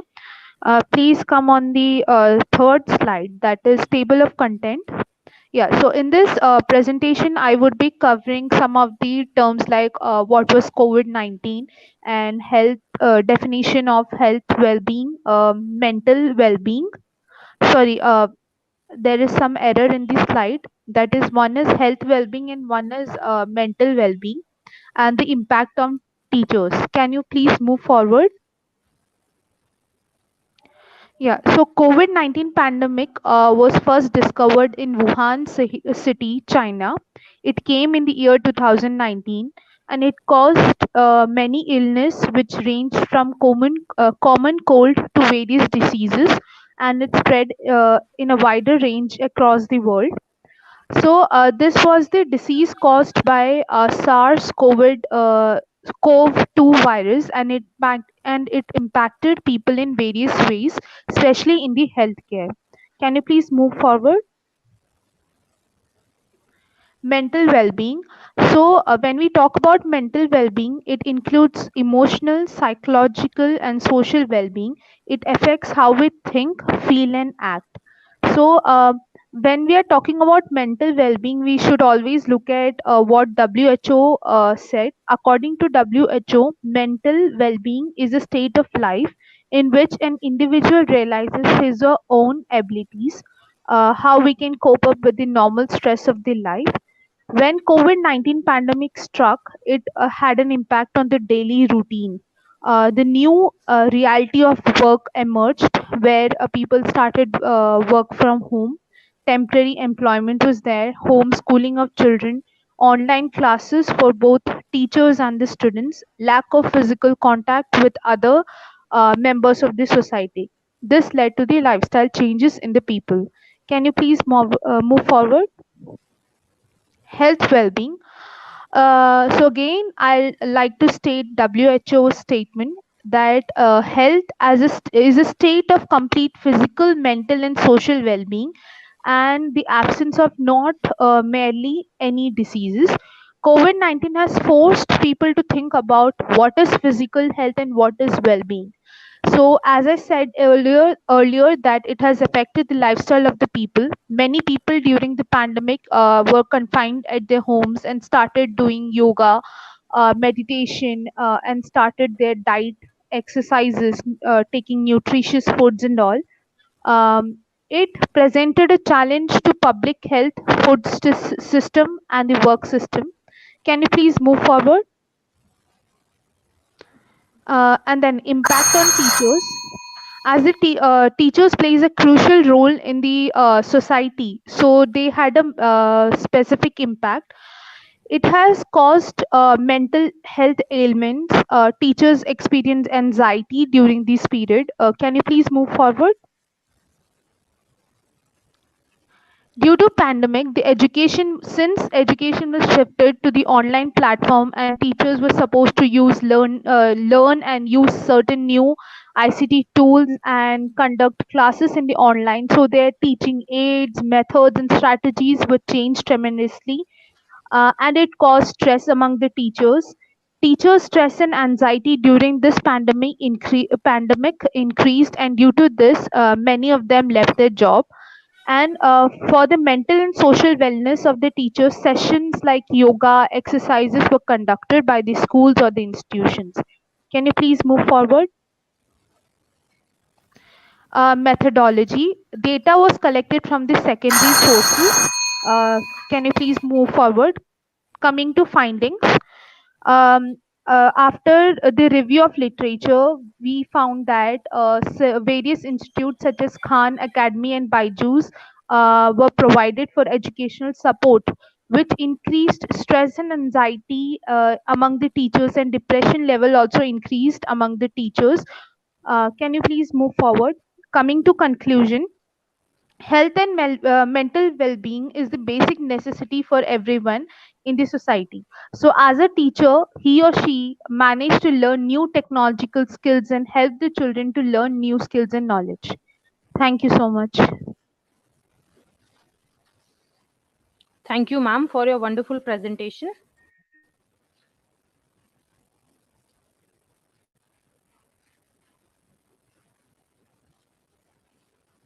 Now I would like to call Devika Nathani to present her paper.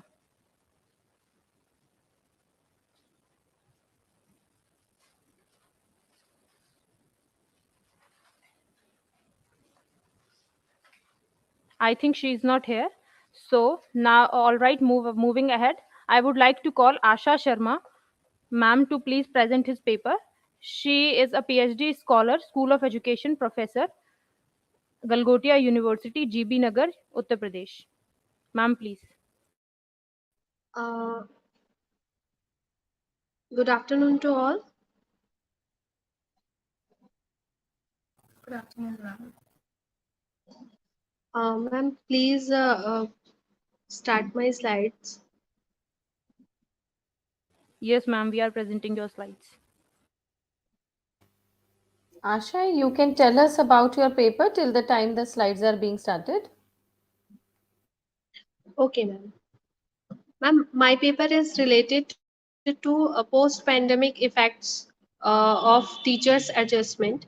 After Corona pandemic, how teacher adjustment can change, and how can what changes are positive and what changes are negative. These are the methodology based on the secondary data collection and personal experience with teachers.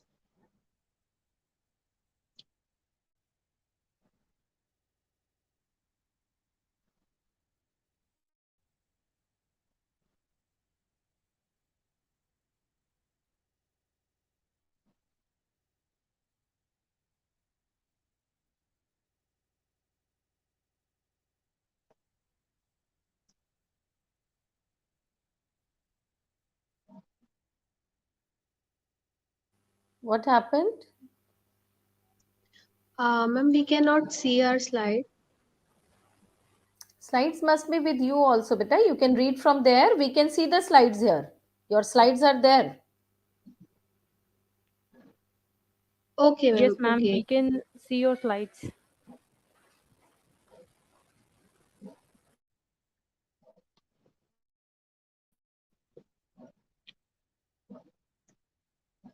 Okay, ma'am. Can I start?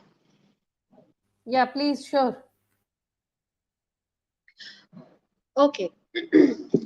We can already see कि जो corona pandemic आया उसने हर field में बहुत सारे consequences हमारे साथ रही, कुछ हमारे साथ में बहुत सारी प्रॉब्लम्स भी इंक्लूड रही, और उससे केवल वर्ड ही नहीं बल्कि हम उसे टीचिंग से भी जोड़ सकते हैं. उसने टीचिंग स्टाफ को भी इफेक्ट किया. इवन अगर हम हायर एजुकेशन की बात करें, प्राइमरी एजुकेशन की बात करें, सेकेंडरी सेक्टर की बात करें, तो काफी सारे ऑफर्स को हमें देखा गया, लेकिन काफी नेगेटिविटीज भी थी उसकी. वही हमने इस पेपर में डिस्कस किया है. तो क्या इमीडिएट चेंजेस आए हमारे सामने कोरोना पैंडेमिक को लेकर? तो सबसे पहले जो चेंजेस आया कि हमें इनिशियली बेसिस पर वर्चुअल क्लासेस अरेंज करनी पड़ी. जो कि अभी तक भी ऑल ओवर वर्ल्ड ये सिस्टम है, फॉरेनर्स में ये सिस्टम है कि हम वर्चुअल क्लासेस के थ्रू, इवन वहां पर तो नर्सरी क्लास में ही बच्चे को जब एंटर कराया जाता है तो उसको स्मार्टफोन देकर भेजा जाता है, but we are not aware for this. तो सबसे पहली हमारी जो प्रॉब्लम थी वो थी कैसे हम मैनेज करें वर्चुअल क्लास को अपने टाइम शेड्यूल से, और इफेक्टिवली हम उसको कैसे चेंज कर सकते हैं। क्या उस समय हमारे सामने परेशानियां आई मटेरियल को लेकर, क्योंकि हमारे पास हो सकता है उस समय घरों में बुक्स भी अवेलेबल ना हो, तो वो परेशानियां हमने जो सही हैं उसी को डिस्कस किया गया है कि क्या एडजस्टमेंट में चेंज आया है टीचर्स के, तो क्या अपॉर्चुनिटी थी टीचर्स के लिए कि एक वो रिवीजन कर सकते थे, अपने एक टास्क मैनेजमेंट उनका बना कि किस तरह से घर में रहते हुए वर्क फ्रॉम होम करते हुए वो अपनी क्लास को कैसे मैनेज कर सकते हैं, कैसे उन्हें क्लास नोट्स बनाने हैं, कैसे उन्हें जूम पर, गूगल मीट पर अपना शेड्यूल डालना है, और किस तरह से उन्हें अपने बच्चों को नोट शेयर करने हैं। तो ये सारी चीजें हमने कोरोना पैंडेमिक के दौरान सीखी। सेकंड पॉइंट था कि understanding the limits of distance learning. हमने डिस्टेंस लर्निंग की लिमिट्स को बहुत अच्छी तरह से समझा। डिस्टेंस लर्निंग एक टीचर को कभी भी रिप्लेस नहीं कर सकती, जो उसके लूप होल्स थे उनको हमने बकायदा जाना। एक जो इंटरेक्शन होता है टीचर और स्टूडेंट का, उस इंटरेक्शन को हमने कहीं ना कहीं लैक किया।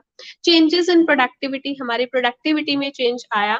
हमने कुछ नया सीखा, जो टीचर्स आज तक मोबाइल से क्लास लेना नहीं जानते थे, उन्होंने खुद के ऑनलाइन यूट्यूब चैनल्स बनाए, यूट्यूब वीडियोस शेयर किए, गूगल पर उन्होंने बहुत अच्छे नोट्स मटेरियल्स लिए। तो ये सारे बेनिफिट्स हमें वर्चुअल लर्निंग के देखने को मिले। हमें फ्लिप्ड लर्निंग, हमें ब्लेंडेड लर्निंग, ये सारी अपॉर्चुनिटीज कोरोना के टाइम में मिली। हमने जो एजुकेशन गैप सिस्टम था उसको कम करने की बात कही, और हमने काफी सारी टेक्नोलॉजीज को इन्वॉल्व करते हुए अपनी टीचिंग को लिया, जिससे कि हमारे स्टूडेंट्स ने बहुत अच्छा लर्निंग मटेरियल ग्रास्प किया, उससे हमारे रिजल्ट इफेक्ट हुए। टीचिंग लर्निंग की जो टेक्निक्स थी, जो हम पुरानी टेक्निक्स से पढ़ाते थे, कुछ नया एनहेंसमेंट हमें टीचिंग लर्निंग प्रोग्रेस हुआ। और इवन इन दोज कि यूनिवर्सिटीज ने भी अब सिलेक्ट कर दिया कि हमारा जो 20% सिलेबस है वो ऑनलाइन हम कवर करेंगे और रेस्ट ऑफ द सिलेबस हम ऑफलाइन कवर करेंगे। तो ये सारे चैलेंजेस थे। कुछ नेगेटिव एम्फेसिस भी रहे इस कोरोना पैंडेमिक के, जिसमें हमें टीचर्स एडजस्टमेंट देखने को मिलता है कि टीचर बहुत फेड अप हो गए थे। ऑनलाइन वो रेगुलर क्लास लेते लेते काफी उनके एडजस्टमेंट में प्रॉब्लम आई। वो अपनी वर्क के साथ साथ, अपने होमवर्क के साथ साथ, होम असाइनमेंट्स के साथ साथ अपनी स्कूल को, अपने कॉलेजेस को मैनेज करना उनके लिए कठिन था। तो ये सारे जो चेंजेस थे वो उसके दौरान आए। अब हमने और क्या, ma'am is my time is over? Your time is over, Asha, but you can tell the crux of your study. What is your recommendation? What is the conclusion? Recommendation है दिस के हमें पोस्ट पैंडेमिक के बाद जो हमारे new technologies हमने सीखी, उन्हीं को रिकमेंड करते हुए हमें उन्हीं टेक्नोलॉजीज को आगे लेकर जाना है। वर्चुअल लर्निंग, ब्लेंडेड लर्निंग को अपनी क्लासरूम्स में और एनहेंस करना है, क्योंकि हम नई टेक्नोलॉजी के माध्यम से ही अपनी लर्निंग को और इफेक्टिव बना सकते हैं, बच्चों को अच्छा लर्निंग मटेरियल प्रोवाइड कर सकते हैं। पोस्ट पैंडेमिक ने हमें बुक और केवल पाठ्य पुस्तक तक सीमित नहीं रखा, बल्कि उससे बियॉन्ड भी हम कुछ कर सकते हैं। कुछ अट्रैक्टिव गूगल नोट्स बनाकर, कुछ अट्रैक्टिव गूगल क्लासरूम के द्वारा हम कर सकते हैं। अपने नोट्स केवल हम केवल अगर हमारे पास कुछ स्टडीज के लिए भी सपोज नहीं है, तो हम गूगल क्लासरूम में क्विजेस डाउनलोड करके बच्चों को क्विज दे सकते हैं, असाइनमेंट दे सकते हैं। तो बहुत सारी चीजें ऐसी थी जो ये पोस्ट पैंडेमिक इफेक्ट हमें सिखा कर गया, और टीचर्स एडजस्टमेंट में हमें इम्प्रूव करने को मिला।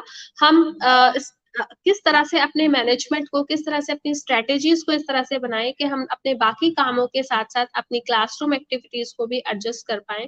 तो कहीं ना कहीं एक अच्छा बेनिफिट भी हमें देकर गया। इससे टीचर ने अपनी क्वालिटी को एनहेंस करना सीखा। जो टीचर केवल ब्लैक बोर्ड तक सीमित थे, व्हाइट बोर्ड तक सीमित थे, अब उन्होंने स्मार्ट क्लास के द्वारा अपनी क्लासेस को लेना शुरू किया।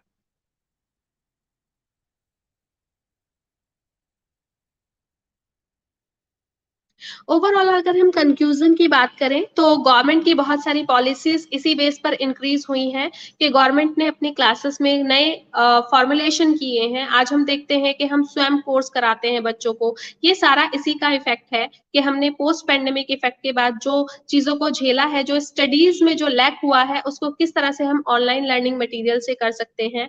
और इसी सब को माइंड में रखते हुए हम एजुकेशन सिस्टम में कुछ ऐसा न्यू ऐड कर सकते हैं जो वर्चुअल लर्निंग, वर्चुअल स्ट्रक्चर्स को और इम्प्रूव कर सकता है। एजुकेशंस में हम कुछ नई स्ट्रेटेजीज प्लान कर सकते हैं। टीचर्स के लिए हम कुछ ऐसी नई स्ट्रेटेजीज बना सकते हैं कि उनको कुछ ट्रेनिंग देकर हम उनको उनकी प्रॉब्लम्स को बैलेंस करना उनको सिखा सकते हैं। किस तरह से जो चीजें हमने लॉकडाउन में फेसेस करी, वो प्रॉब्लम हमें इन फ्यूचर फिर कभी ना आए। तो ऐसी पॉलिसीज, ऐसे क्रिएशंस, ऐसे कुछ रिफ्रेशर कोर्स उनको कराए जाए टीचर्स को, जिससे कि वो टेक्नोलॉजी को और एनहेंस करके अपने स्टूडेंट्स को और ज्यादा लर्निंग मटेरियल और ज्यादा अच्छा जो कंटेंट है वो प्रोवाइड किया जा सके। Thank you ma'am.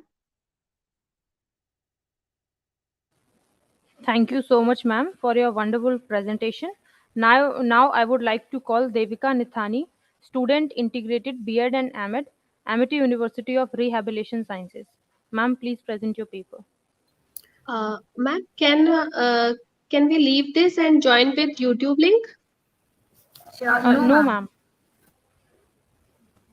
Yes, Sasha, you can do that. Okay. Yes, Asha, ma'am, you can do that. Ma'am, am I visible and audible? Yes, ma'am, you are audible. Ma'am, can you please share my PPT? Sure, ma'am. Devika, till that time, you can tell us about your paper, the topic and everything. So, good afternoon, ma'am. The topic of my paper is Happiness Curriculum, Enriching Holistic Development and Ensuring the Mental Well-Being. So can you move to the next slide, please? So in today's Indian education system, introduction of happiness curriculum has played a pivotal role in promoting the academic and non-academic aspects of student learning. And it has also played a significant role in rebooting, monitoring, motivating the student to build their self-concept, self-esteem, resilience, their self-awareness, and at the same time, it has also helped in safeguarding the mental well-being through various ways. Teachers' point of view in incorporating happiness curriculum has helped in highlighting the strength and the gaps in the whole process of happiness curriculum, and at the same time it has also helped to reflect various possible alternatives that could be adopted to accommodate and cater the needs of the children. Ma'am, next slide please. So what are the need and the significance of the research? So the first point is that it helped in holistic development and mental well-being, as these are the two important components in personality development, and also for sound and physical mental growth of a child. And this need intensify when we deal with children with specific learning disability. The educators aid in bridging up the gaps of knowledge building and could analyze the strength and the deficits of children with specific learning disability and accordingly cater their needs with parallelism of happiness curriculum. So teacher point of view incorporating happiness curriculum in building mental well-being and resilience among children with specific learning disability will meticulously read their progress time to time. Next slide, please. So these are the research. I have incorporated 3 ROLs for my study. So the first title is Ray of Happiness in Indian Education System. Devika, it will be better if you will directly come to the conclusion so that you can save your time. Okay, ma'am. Then can skip. The findings of the research are in this in the context of Indian education system. No doubt, happiness curriculum is very futuristic and it is work in progress, but at the same time it has its own shortcomings, and it is crucial to understand that every novel concept has its own pros and cons. So the government must reconsider all the policies for effective implementation of happiness curriculum. Also, it was felt that happiness curriculum has been on many ends had been beneficial for children so far. Next slide. So the gaps of this research is that happiness curriculum had made a remarkable shift as so explicitly addressing about the Indian curricular system. Along with developing higher cognitive skills with fun activities, it has also tried to evoke the students' cognitive consciousness about the world around and heighten their own self-concept.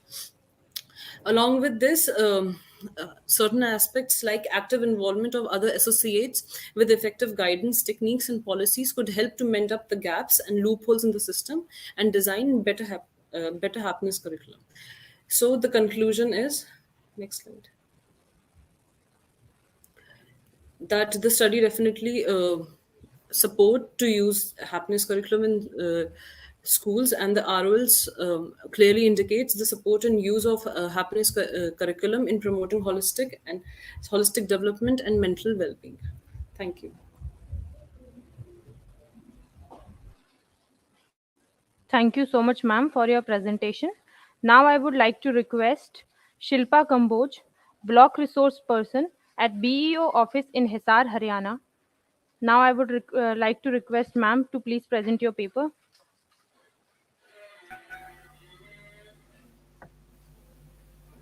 Ma'am, please share my PPT. Sure, ma'am.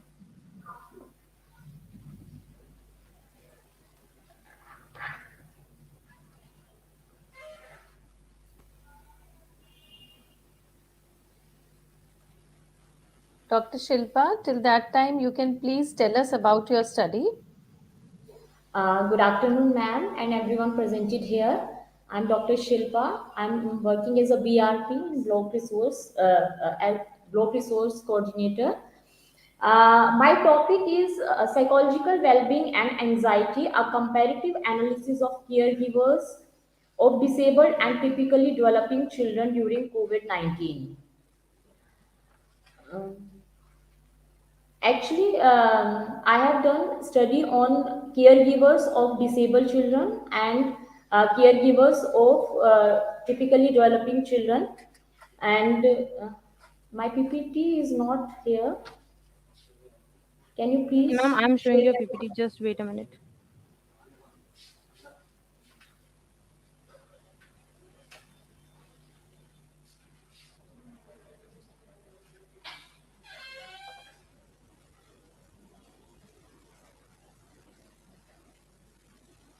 Thank you. Next slide, please. COVID-19 pandemic was reported having influence on everybody's life, especially of caregivers. Staying at home and refraining from outdoor activities became more challenging for caregivers of children with disability. A higher incidence of anxiety, sadness, increased stress, and a lower quality of life all are associated with parenting a kid with a disability. The pandemic crisis made it more troublesome for caregivers. Next slide, please.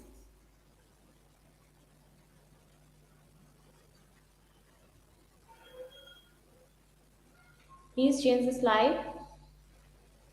Next. Yes.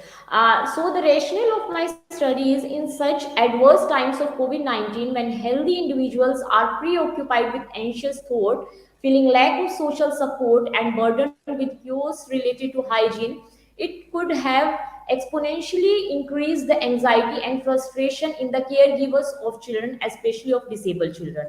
So the present study investigates the differences in anxiety and psychological well-being among caregivers of disabled and typically developing children. Next slide, please. So methodology we used here is a quantitative research design was used, and online version of standardized questionnaire were created to conduct online data collection to without risking exposure to virus. A link was generated and sent through mail, WhatsApp groups, and other social media. Next slide, please. Sample we took here, total 42 participants, 21 caregivers of normal children and 21 caregivers of disabled children older than 25 years of age, and primary caregivers of children with disability and typically developing children were allowed to participate. The inclusion criteria includes ability to read and comprehend English and willingness to provide informed consent. Next slide, please. So the objective of my study was to study the differences in psychological well-being and anxiety among caregivers of normal children and caregivers of disabled children. Hypotheses were there will be significant differences in anxiety among caregivers of normal children and caregivers of disabled children, and there will be significant differences in psychological well-being among caregivers of normal children and caregivers of disabled children. Next slide, please. Please come to the results. Next, next, next, next, next. Yes, the anxiety level of group 1 falls in moderate level of anxiety and group 2 falls in low level of anxiety. The scores of autonomy, environmental mastery and self-acceptance falls in high category for both groups. However, personal growth, positive relations and purpose of life scores for group 1 falls in high category and group 2 in moderate level category. Here group 1 is normal children, caregivers of normal children, and group 2 is caregivers of disabled children. Next slide, please. Next. Significant differences are found between the caregivers of typically developed and disabled children on personal growth, positive relationship with others, and self-acceptance at 0.05 level. No significant differences were found in anxiety, autonomy, environmental mastery, and self-acceptance between the caregiver of typically developed and disabled children. Next slide, please. Next. Next. So the implications of the study is caregivers of children with disabilities have negative physical, emotional and functional health consequences. Interventions that address these issues may be developed to positively impact caregivers' psychological health. COVID-19 has caused increased burdens on the caregivers of disabled children and a negative impact on the child's mobility, accompanying a lack of access to health and rehabilitation services. So vital factors are to be considered in developing strategic health and rehabilitative plans for promoting better care and caregivers and their children during lockdown restrictions time. Next slide, please. Last one. Please change the slide.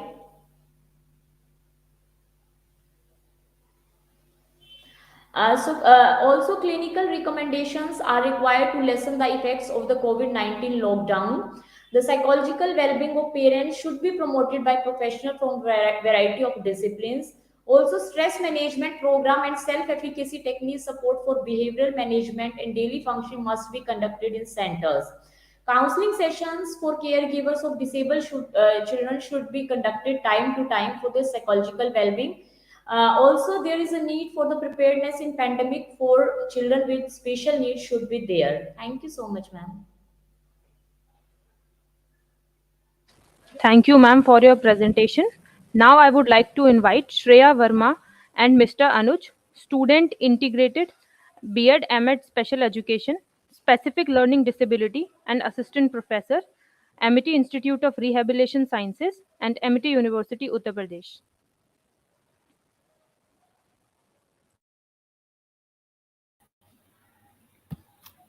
Good afternoon, everyone. Good afternoon, ma'am. Ma'am, just a second.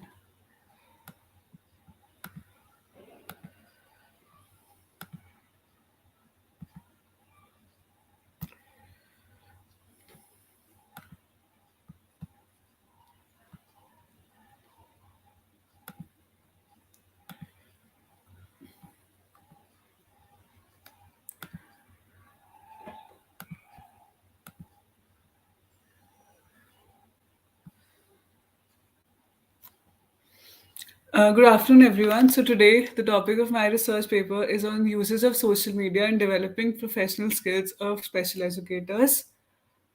Next slide.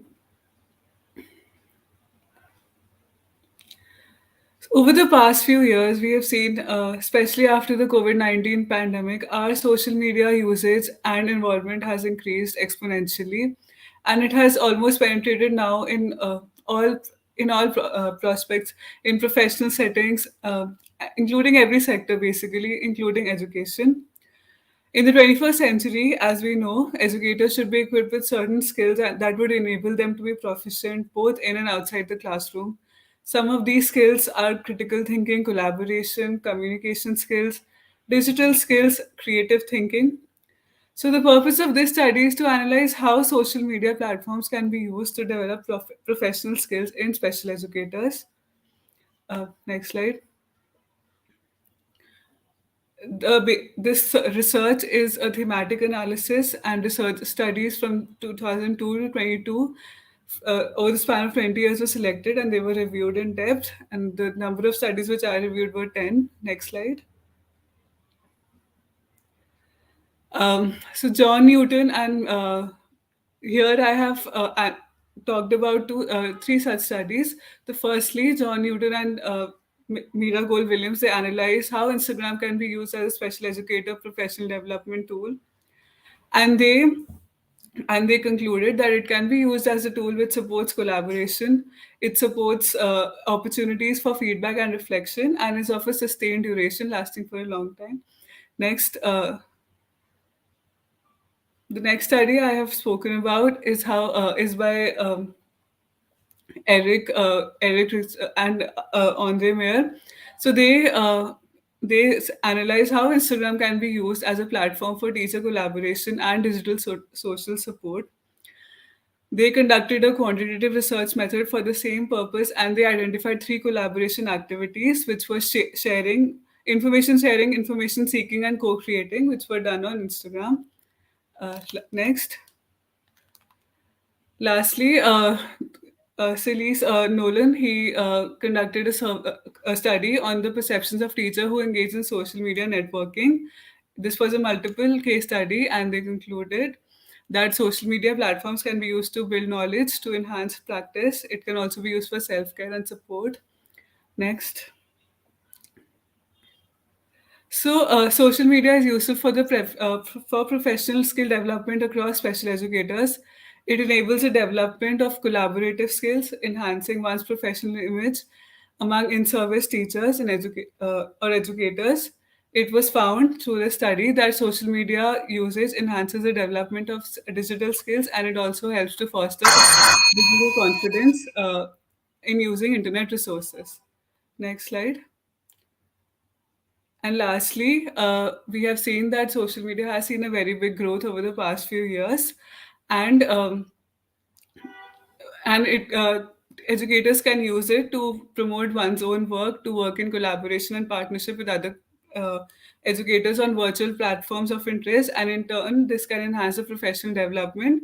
Further recommendation is that further research study can be done in this area, targeting the perspectives of pre-service teachers as well. Thank you.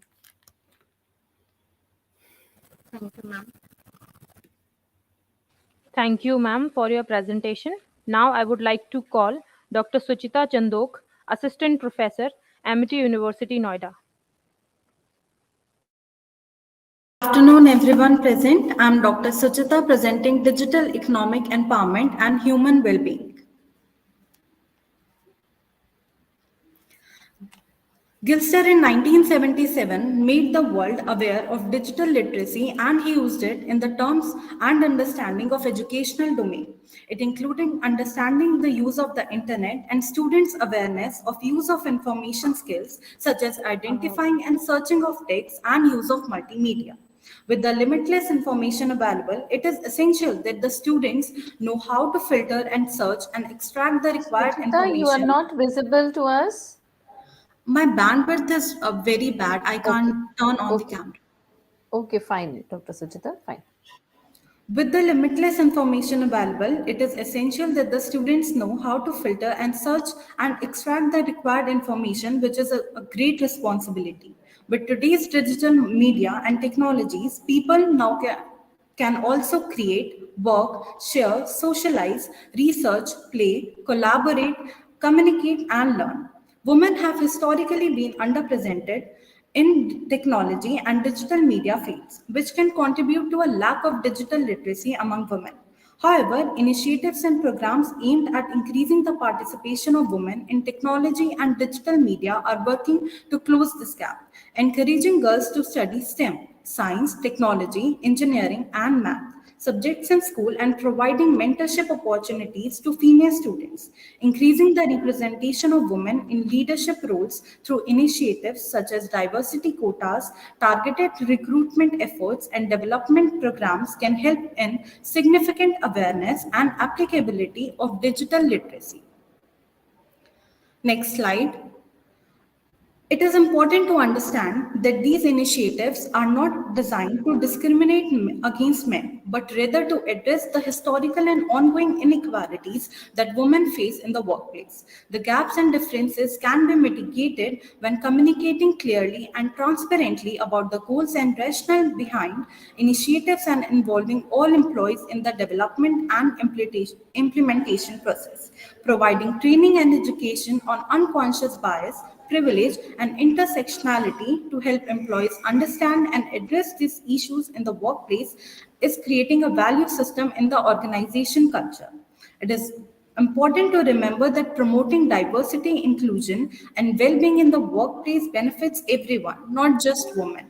It leads to a more innovative, productive, and fair workplace, offering targeted training and education programs for women to help them acquire the skills and knowledge needed to pursue careers in technology and digital media.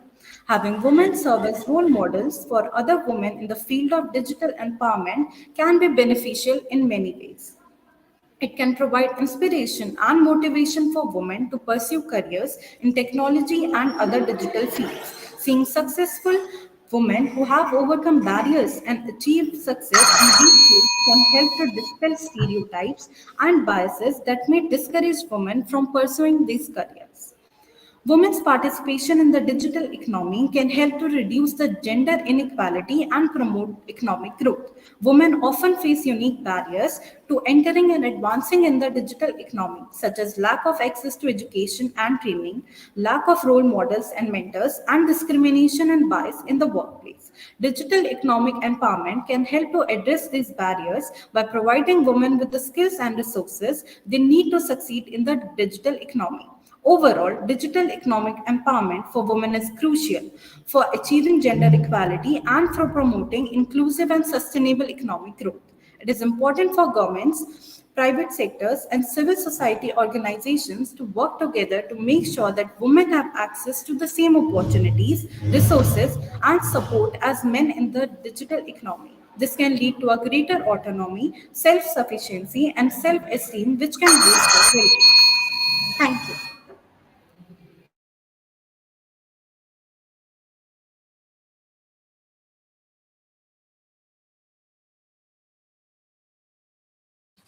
Thank you so much, ma'am, for your presentation.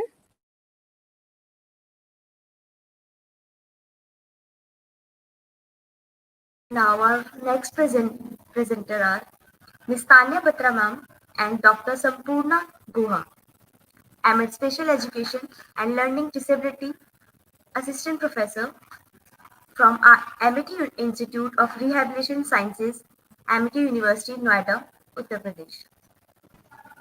Thank you so much, Sarika. Can you share my screen? Can you present my presentation? Yes, ma'am.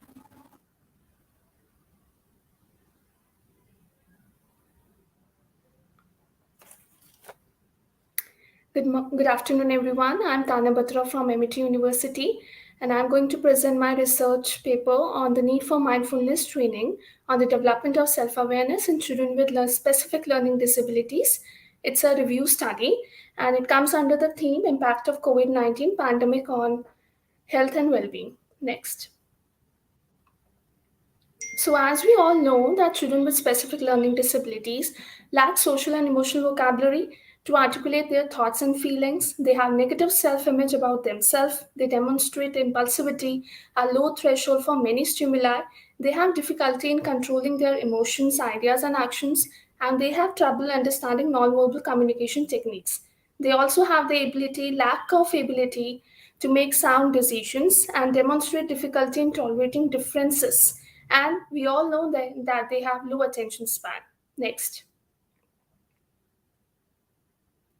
According to my present study, the research objectives are to collect and analyze the relevant literature in the area of mindfulness training on the development of self-awareness in children with SLD, and to explore the need of mindfulness training in development of self-awareness in children with specific learning disability. The research methodology that I used, in-depth critical review of 20 literatures, is the part of the study, and the reviewed literature was sourced from NDLI, Google Scholar, ERIC, and the search was conducted using the keywords mindfulness, training, development of self-awareness, children with specific learning disability, and social emotional learning. Next. These are some of the major findings that I want to discuss with you all out of the 20. First, I want to discuss about the study of Cavoni in 2017. He mentioned about that children with specific learning disability face difficulties in expressing and recognizing their emotions. They face challenges in interpreting their social situations and nonverbal cues. And several social emotion learning programs such as PATH program, mindfulness, they helps in development of social and emotional competence, self-regulation, and helps children in solving their social issues. Certain remarks mentioned in the study and what are certain recommendations that I mentioned is that children with specific learning disabilities experience social emotional challenges, and this study supports the teaching of social emotional learning to children with CWSLD. And SEL, that is social emotional learning, should be the most important component of education system of students with CWSLD. Next. Another study I want to share with you all of Bistagni in 2017. They mention about the effectiveness of child-centered mindfulness on the development of social skills and self-efficacy of children with specific learning disability. They mention that child-centered mindfulness has a positive effect on reducing the negative self-concepts, and child-centered mindfulness therapy is proven to be effective on developing social skills and self-efficacy. And it also helps in increasing the social communication and traction skills. Next. Major findings of 20 ROLs that has been done. It mentioned that CWSLD children experience social and emotional challenges. They have lower self-concept, feelings of loneliness, and mindfulness helps in development of social skills. Mindfulness-based training helps in improving social and emotional well-being of children. Thus, the need of mindfulness-based practices has increased after COVID-19 crisis. And mindfulness activities such as drawing exercises, happy music, mindful breathing, room fresheners, breathing exercises has been effective in enhancing social emotional learning. Some of the gap analysis observed that some studies were done with a fewer participants. Studies were done on parents, guardians, and caretakers. Post-intervention results were collected from parents and teachers, and there was lack of active ingredients to train and practice mindfulness. Thank you, everyone. Thank you so much, ma'am.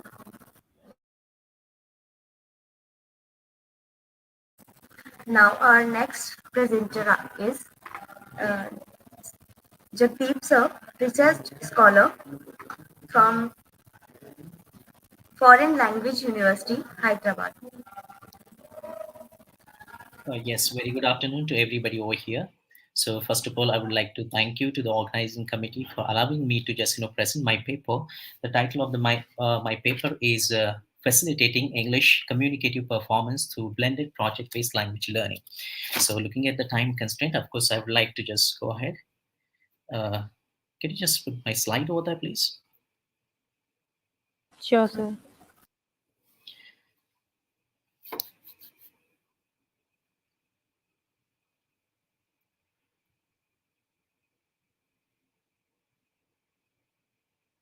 Yes, next slide, please. Yes, next. Yes. The study concentrates on the speaking performance of the student's performance. So when I say the speaking performance, it refers to primarily the oral production, speech production at the basic level, and where functional level at the higher advanced level. So to achieve this speaking performance, of course, it is more important to just give them practice for the language functions. And of course, as Nunan says that, of course, instead of teaching well-formed sentences moving through smaller units like sounds and words, learners should be encouraged to participate in spoken discourse from the beginning of their language learning. So, when I to achieve this uh, performance speaking performance through language, giving them language practice, it is more important. Of course, uh, most of the expert scholars in the field, they recommended project-based language learning as the most important uh, instructional approach in the postmodern post methodology era, as we call it. Next slide, please. Yes, I would like to give you a brief literature review over here. As we can see that it's not just only the vocabulary knowledge or grammar rules uh, cause problem while in the spoken performance of the learners. It is uh, not just only the grammar knowledge or vocabulary knowledge, but also the socio factors like the exposure to the language, and maybe some extent the environment to speak to practice that language. And considering these things, adult learning theories suggest the four important aspects over here. They ask us to consider the adult learning styles, multiple intelligence, we call it. It also asks us to just make it more interactive, and at the same time include experiential learning and focus on try to utilize the technology over there. Next slide, please. Yes. So based considering this research gap over there, I have three questions. You can see over there in the slide. Next, please. Yes, this is about the participants over here. So we had 30 participants. Out of those, 18 were boys and 12 were girls, and they all fall under the group of 20. Next, next, please. Yes, the study has been conducted in the three phases over there: pre-intervention, intervention, and post-intervention. In the pre-intervention, we administered questionnaire, interview, and at the same time, we conducted some performance tests for interview, group discussion, and presentations over there. And the same has been conducted in the post-intervention phase. In the intervention phase, students were given the language input where they can just work on their language for presentation, group discussion, and interview. Next slide. Next. Go to the finding, please.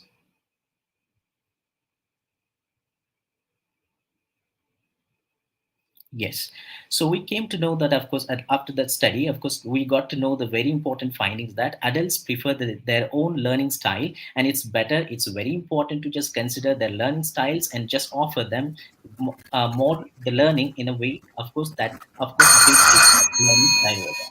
And the second, a space for collaboration is very important so that they can construct their knowledge, and adults do prefer to just construct the knowledge together while having interaction with the other people around. Approach also is very important. Then inclusion, it's better to just include the real world experience in the learning so that adults can improve on their learning. Then technology is very important. It multiplies the learning by motivating learners over there. And finally, it's also important to consider various things, of course, in the language like technology and other things. It's not a good idea to just teach language as a subject, other content subjects. Thank you. Thank you, sir. Thank you for the informative presentation.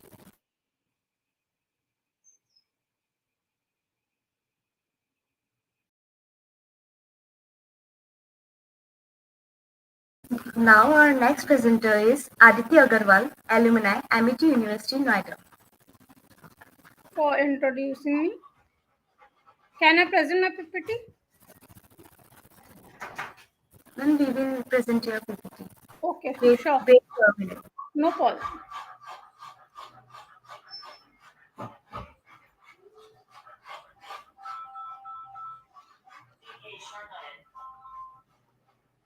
Hello. Aditi, till that time, you can start with your introduction. paper. Yeah. Okay, ma'am. My topic of PPT is online teaching with kid in India with COVID-19 situation, in which we tell about how CRED help teaching online First, all teenagers can learn this. It acquires different knowledge with challenges in higher education. Ability in English. Can you move forward? Thank you. It gave a diverse culture with benefits to educator and learner. Then there are different school dimensions that grasp teaching ability. Give a general introduction to the theory of expansion and process of teaching learning. Next. These are the different pedagogies for standard of effective learnings and for the teaching. It gives the language development, conceptualization, different standards of lesson plan, different effective testing tools and activities so that lesson plan can be attractive. Next. These are the credits that are given under adolescence, in which they help with the seven dimensions that are child directly activities that are given to the directly to the child with different concept and language development, conceptualization in which it gives the thinking process and conservation and conversion between the instructions. Then the joint product activity, it gives the linguistic development with literature. Next.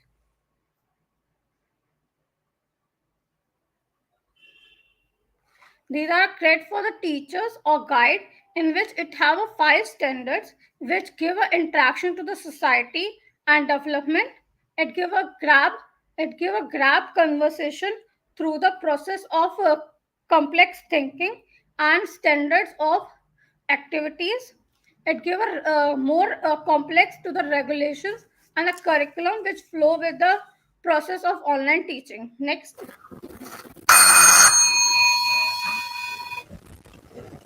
Aditi ma'am, sorry to interfere. Due to time limit, can we conclude? Can you conclude? Please go to the conclusion.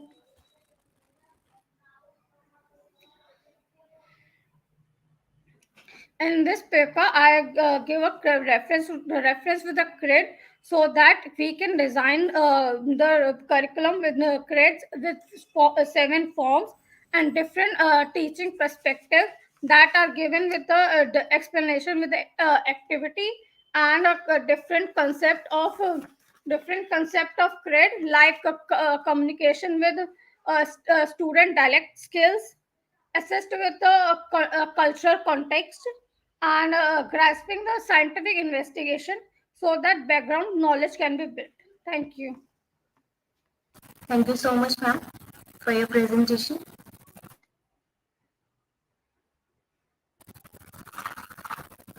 Now we are finished with paper presentation. Now we request our honorary guest, Dr. Pratibha Garg ma'am, to address the gathering and to kindly give her valuable inputs on the paper presentation deliberations.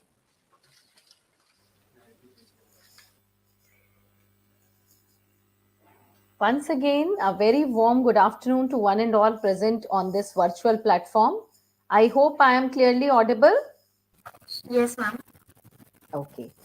So, first and foremost, I would like to congratulate to the whole conference team for selecting such a relevant topic for the conference, which is actually the need of the hour.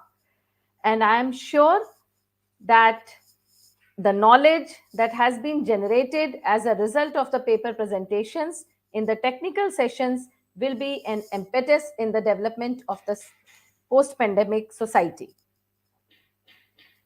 I would like to thank Army Institute of Education for inviting me in this international conference, and I feel delighted to see the institute rising and shining and taking the initiative to be a change agent in revamping and reconceptualizing the education for the future-ready society. In this technical session, a total of 16 papers were presented. Papers with reference to the education, economics, and health perspectives for reinventing and reimagining were presented in the post-pandemic society by eminent research scholars and eminent academicians. The research papers have shown light on various aspects like understanding the student diversity in Indian classrooms, need of self-advocacy among learners with specific learning disability, enhancing integrated science process skills of secondary school students, impact of COVID-19 pandemic on health and well-being of students, impact of COVID-19 pandemic on global economy and the rise of edtech startups, digital learning trends, happiness curriculum, psychological well-being and anxiety, digital economic empowerment, need for mindfulness training, and many more. The global health pandemic has shined a harsh light on the vulnerabilities and challenges the humanity faces. The pandemic has demonstrated that we belong to one interconnected humanity. Social and economic arrangements means that the impacts of the virus are disparate and unjust. Therefore, the decisions made today in the context of reinventing and reimagining post pandemic society will have long term consequences for the future of education, economy, and health. And for this, all education stakeholders should monitor that educational resources are used for the sole purpose of advancing the interests and capabilities of learners. The policymakers should commit to strengthen education as a common good. We must encourage conditions that give our educators autonomy and flexibility to act collaboratively. Education can't thrive with ready made content built outside of the pedagogic space and outside of human relationships between teachers and students, nor can education be dependent only on the digital platforms. Therefore, open educational resources and open access digital tools must be supported. The free and open source technologies should be made available to teachers and students. Scientific literacy within the curriculum should be ensured. The national governments, international organizations, and all educational and development partners must recognize the need to strengthen the public health system and social services, but simultaneously mobilize around the protection of public education and its financing. COVID 19 has shown us the extent to which our societies exploit power imbalances and our global system exploits inequalities. Therefore, in this post pandemic society, it calls for renewed commitments to international cooperation and multilateralism, together with a revitalized global solidarity that has empathy and an appreciation of our common humanity at its core. I am sure that the knowledge that has been generated as a result of paper presentations and discussions will definitely be an impetus to not only the academic fraternity but also to the financial specialists and well-being area institutions, and AIE will be a change agent in revamping and reconceptualizing the education for the future ready society. I once again, on behalf of Board of Administration, Headquarter Western Command, extend the warm felicitations and best wishes to the Institute on organizing such a wonderful international conference. Thank you. Thank you so much. Jai Hind. Thank you so much, ma'am. Your thoughts was indeed motivating and extremely informative. We are so privileged to have you amongst us. Now, I would like to call Dr. Syed Alvisar, Assistant Professor AI, to propose vote of thanks to chair technical session 3. Good afternoon. Good afternoon, ma'am, Pratibha ma'am, Good and afternoon, sir. all the participants.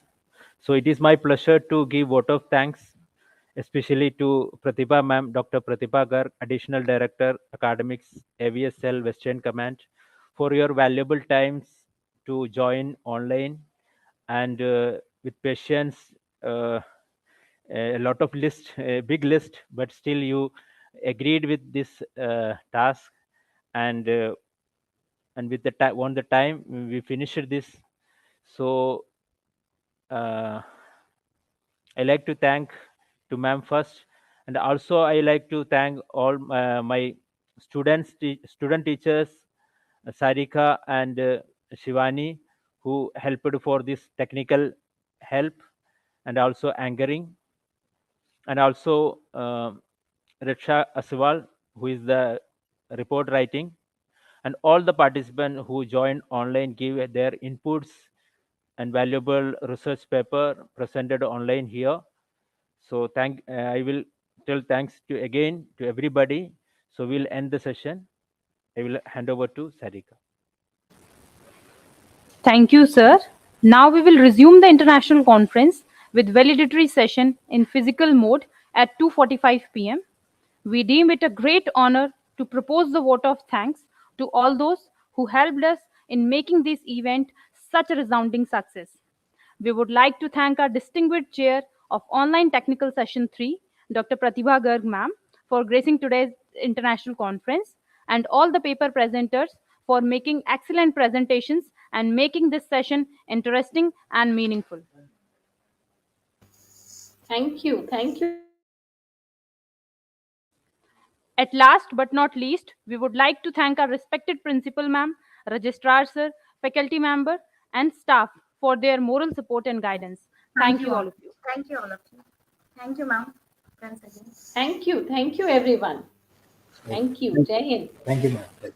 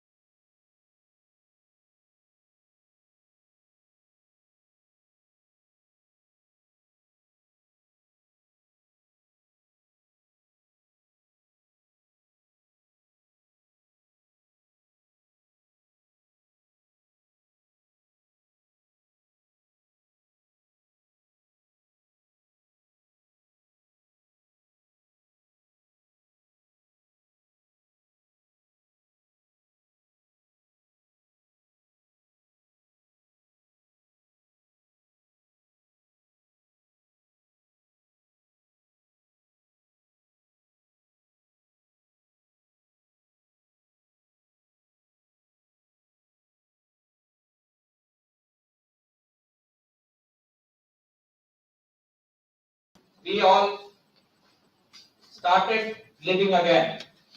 A life which during March 20 seemed unimaginable was reimagined, and we reinvented ourselves and adapted to the changed situations. Literally,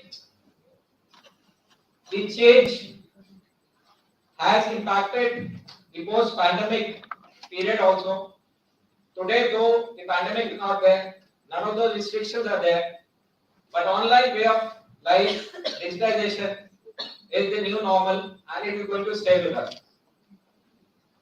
Today's forum, since morning though I was not part of the proceedings, but I have interacted with the staff and faculty, and I have been told that since morning, the learned academicians who shared the dice and who presented their papers have educated all of you regarding the post-pandemic society, how it is going to impact us and how it is being handled.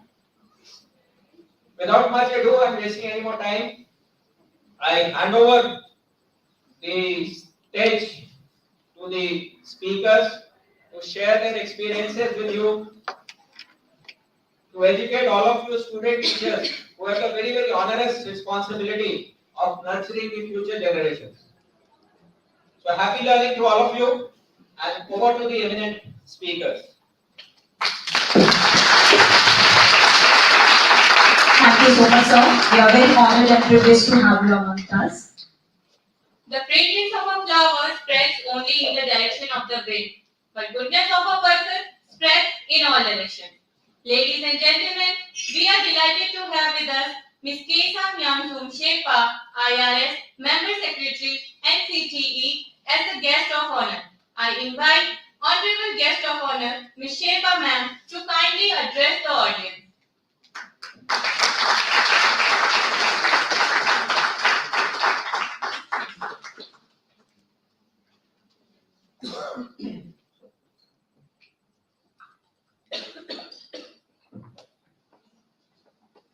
Professor Dhananjay Joshi, Guleria Sharma, Dr. Amit, Dr. Vinod, Dr. Abhilasha Gautam, the registrar, and the faculty, all the faculty here, and dear student teachers, a very good afternoon.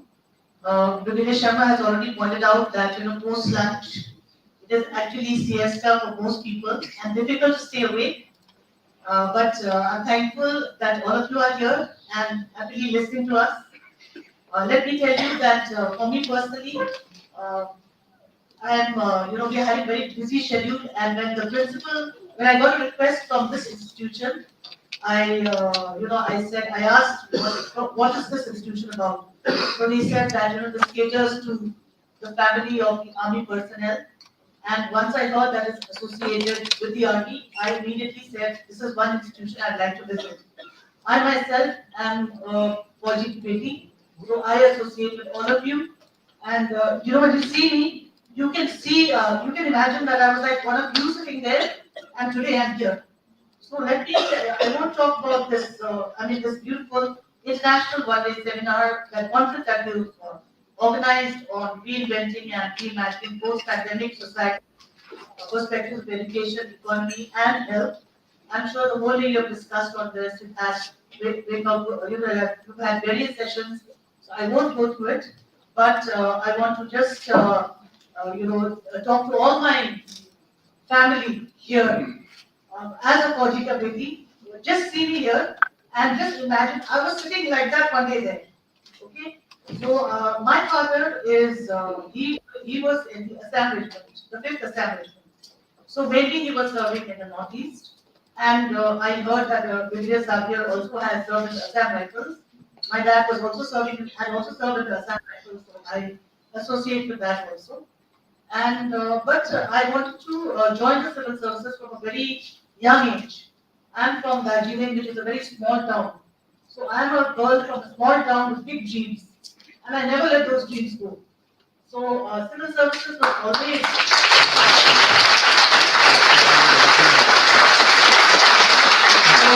Civil services was something that I wanted to join. So as soon as I finished my graduation, I applied. And in the first allotment, I got the State Revenue Service, which is the income tax. I'm basically a tax person, and I joined it. And I didn't think twice, and I joined the service. And right now, you'll be wondering that what is the taxman doing in the National Council for Teacher Education? Well, I am on a deputation. Once we reach as a central government service, we can come on deputation to certain ministries. So I have been empaneled as a joint secretary in the government of India. So once I got empaneled, I was given this National Council for Teacher Education as a member secretary to work here. And it was a big challenge for me because education is a new subject, totally new subject for a tax person who's dealing with number crunching all the time. All of a sudden, I'm pushed into education, a totally new field, having no idea the big jargons that we must be studying now. I mean, that it was like double Dutch and triple Greek to me. I could not understand. I had my colleague here sitting. 10 times I used to ask him, what is this? You'll have to explain me the term. And over the last 2 years, of course, I have really, we have attended so many things. And then at the time I joined, this National Education Policy 2020 had come. So as much as it was new for any of you sitting here, it was new for me also. So I felt that this was, I was lucky because everyone was learning something new. The education department was reinventing itself. There was a paradigm shift in education. I'm sure you must be reading this all the time in your classes. And teachers, the teachers who have been so far neglected or maybe kept at the back burner, the profession not being given so much of importance, all of a sudden it comes at the center stage of the reforms, because people now begin to understand that if the teacher is not good, obviously the students are not going to become good. So therefore, your role now as student teachers in this pre-service training that you are doing for PED, and I'm sure some of you are there for the special education also, your role is all the more important in this new era where the entire education system, the focus of education has shifted, the role of teachers has shifted. So this is the thing, and let me tell you, in the morning, I think Major General Bhavnish was there. He is my batchmate from National Defence College. I have done the course, 11-month course in 2018, and I'll tell you how it got done. I was posted in Delhi, and every time my father, we used to pass by that particular road, and he used to say that you see that college there, you need to do a course there one day. I was just wondering, I'm a civil servant, how do I do a course with that in National Defence College? Because that would be a defense. But later on, I realized that it also, it has an intake of about 100 students, comprising largely of army officers, brigadier rank and above. And then we have some component from the Air Force, the Navy, and some foreign service armed forces officers also there. And we have about 15 to 18 civil servants. So when I got selected, I told my dad, look, I fulfilled your dream. I'm going to do that course in NDC for 11 months. And that is how I landed up doing NDC also. But let me tell you, for me, it has been an eye-opener again, the National Defence College, because it gave me an insight into how the army, the armed forces works. It also allowed me to see how they function, how they live at the border areas. Some of you must be army-wise, I'm not very sure. I know how my mother was when my father was at the borders and we were all alone. So I can empathize with you totally, and hats off to you, because we are all able to, live very comfortably, because somebody is guarding our borders even late into the night, extreme conditions. So hats off to all the army kids here, because your parents, your family must be there.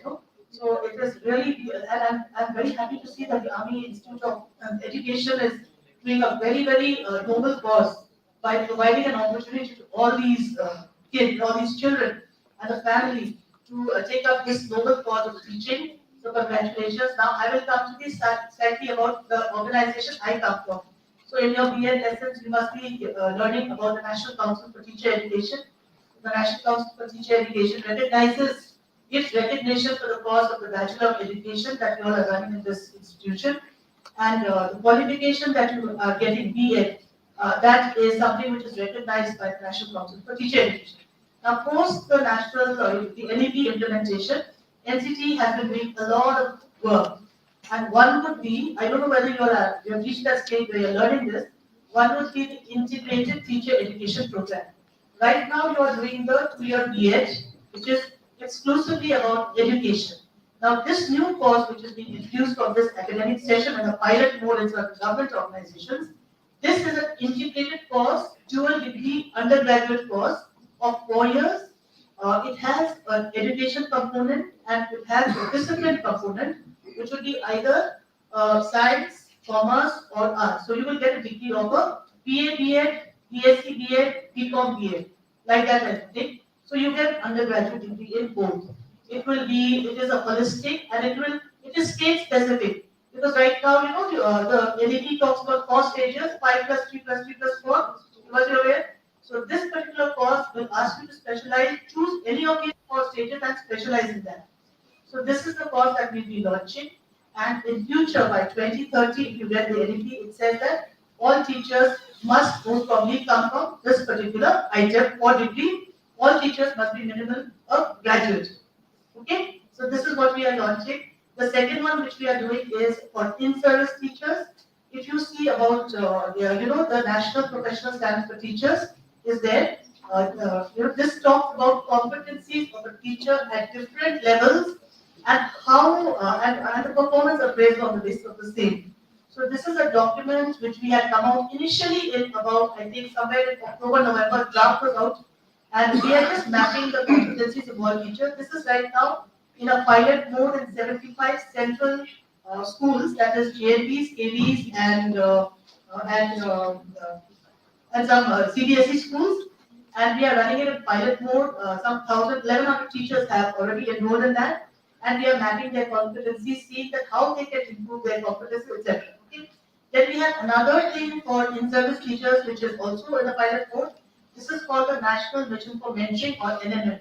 If you have heard, always when we are talking about mentoring, we are talking about mentoring for school children. But this is for the first time nationally we are taking out an initiative which will be a mentoring for teachers. And when we say mentoring, it doesn't mean only content.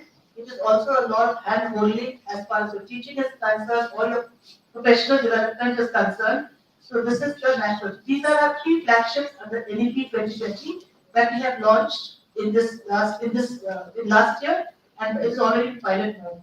Then we are also working on several other curriculums. I mean, like for example, we are working on a 4-year Bachelor of Physical Education program. This is also an integrated program.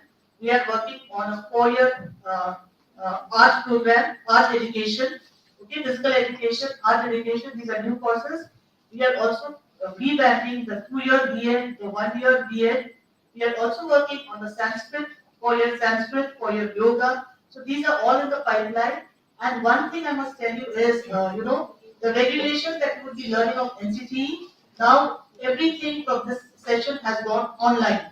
So there is no physical interface with NCTE. Even the inspections that you would be reading about under section 13, that also is being conducted online. So we have in NCTE tried to move on to a digital era so that it is more transparent, accountability, probity, ease of doing business in line with what the government wants. This is what basically we are doing in the NCTE. Okay, so but I'm very happy to be here. I think Ed Commodore was there, who was the director of the other institute. He was saying, narrate some of your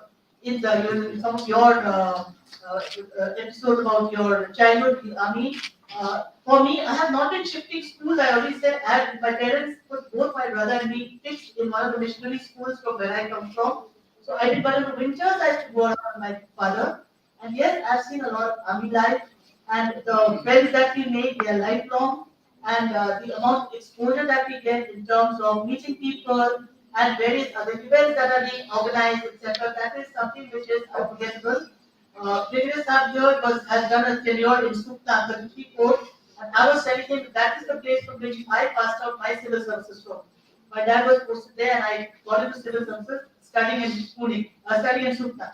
So I have it seems the world is very small, and when we start discussing, we sometimes so this is the way. So I am very happy to be here. Thank you, Dr. Abhilasha, for giving me this opportunity. I feel very fortunate, and to be among my own family is a bigger. I'm more happy for that. I wish all of you the very best, and believe in your dreams. Believe in your dreams. Work hard for it. Keep your aim. Go for it, and you will reach somewhere. I always say that you aim for the stars. You will reach the treetops. At least you will reach the treetops. So please keep your aim high, focus, and all the best. Thank you once again. Thank you.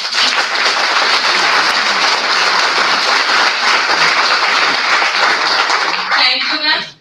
It's an honor to hear you. Your words have surely enlightened us for lifelong learning. Our next honorable guest, Professor Dhananjay Joshi, sir. Let me give you a brief introduction about sir. In a career spanning over 2 decades, Professor Joshi has worn many hats: a teacher, a scholar, poet, and author. Formerly, he was the Dean and Professor of Education at Guru Gobind Singh Indraprastha University, New Delhi, where he was also the amongst founding faculty member of the School of Education. He has been felicitated by many literary and cultural organizations. This includes the prestigious S. Radhakrishnan Memorial Award 2008 in the field of education and the Best Speaker Award at the 26th Youth Parliament competition organized by Government of India 1991. He also received the Bharat Ratna APJ Abdul Kalam National Youth Icon Award in 2018, the Dwarka Srijan Shri Award in 2018, and the Abhimanyu Shai Sahitya Puraskar and the Sanskrit Academy and Hindi Academy Award, Delhi government, amongst others. It's my honor to now invite Honorable Guest, Professor Dr. Dhananjay Joshi, sir, to give his blessings and his recognition.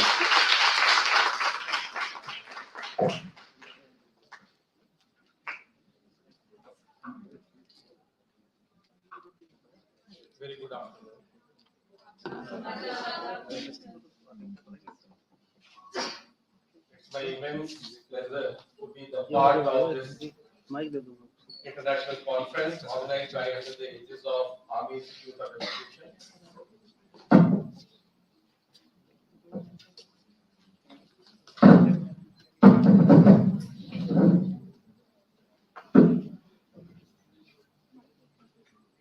My work has been made easy by my co-panelists.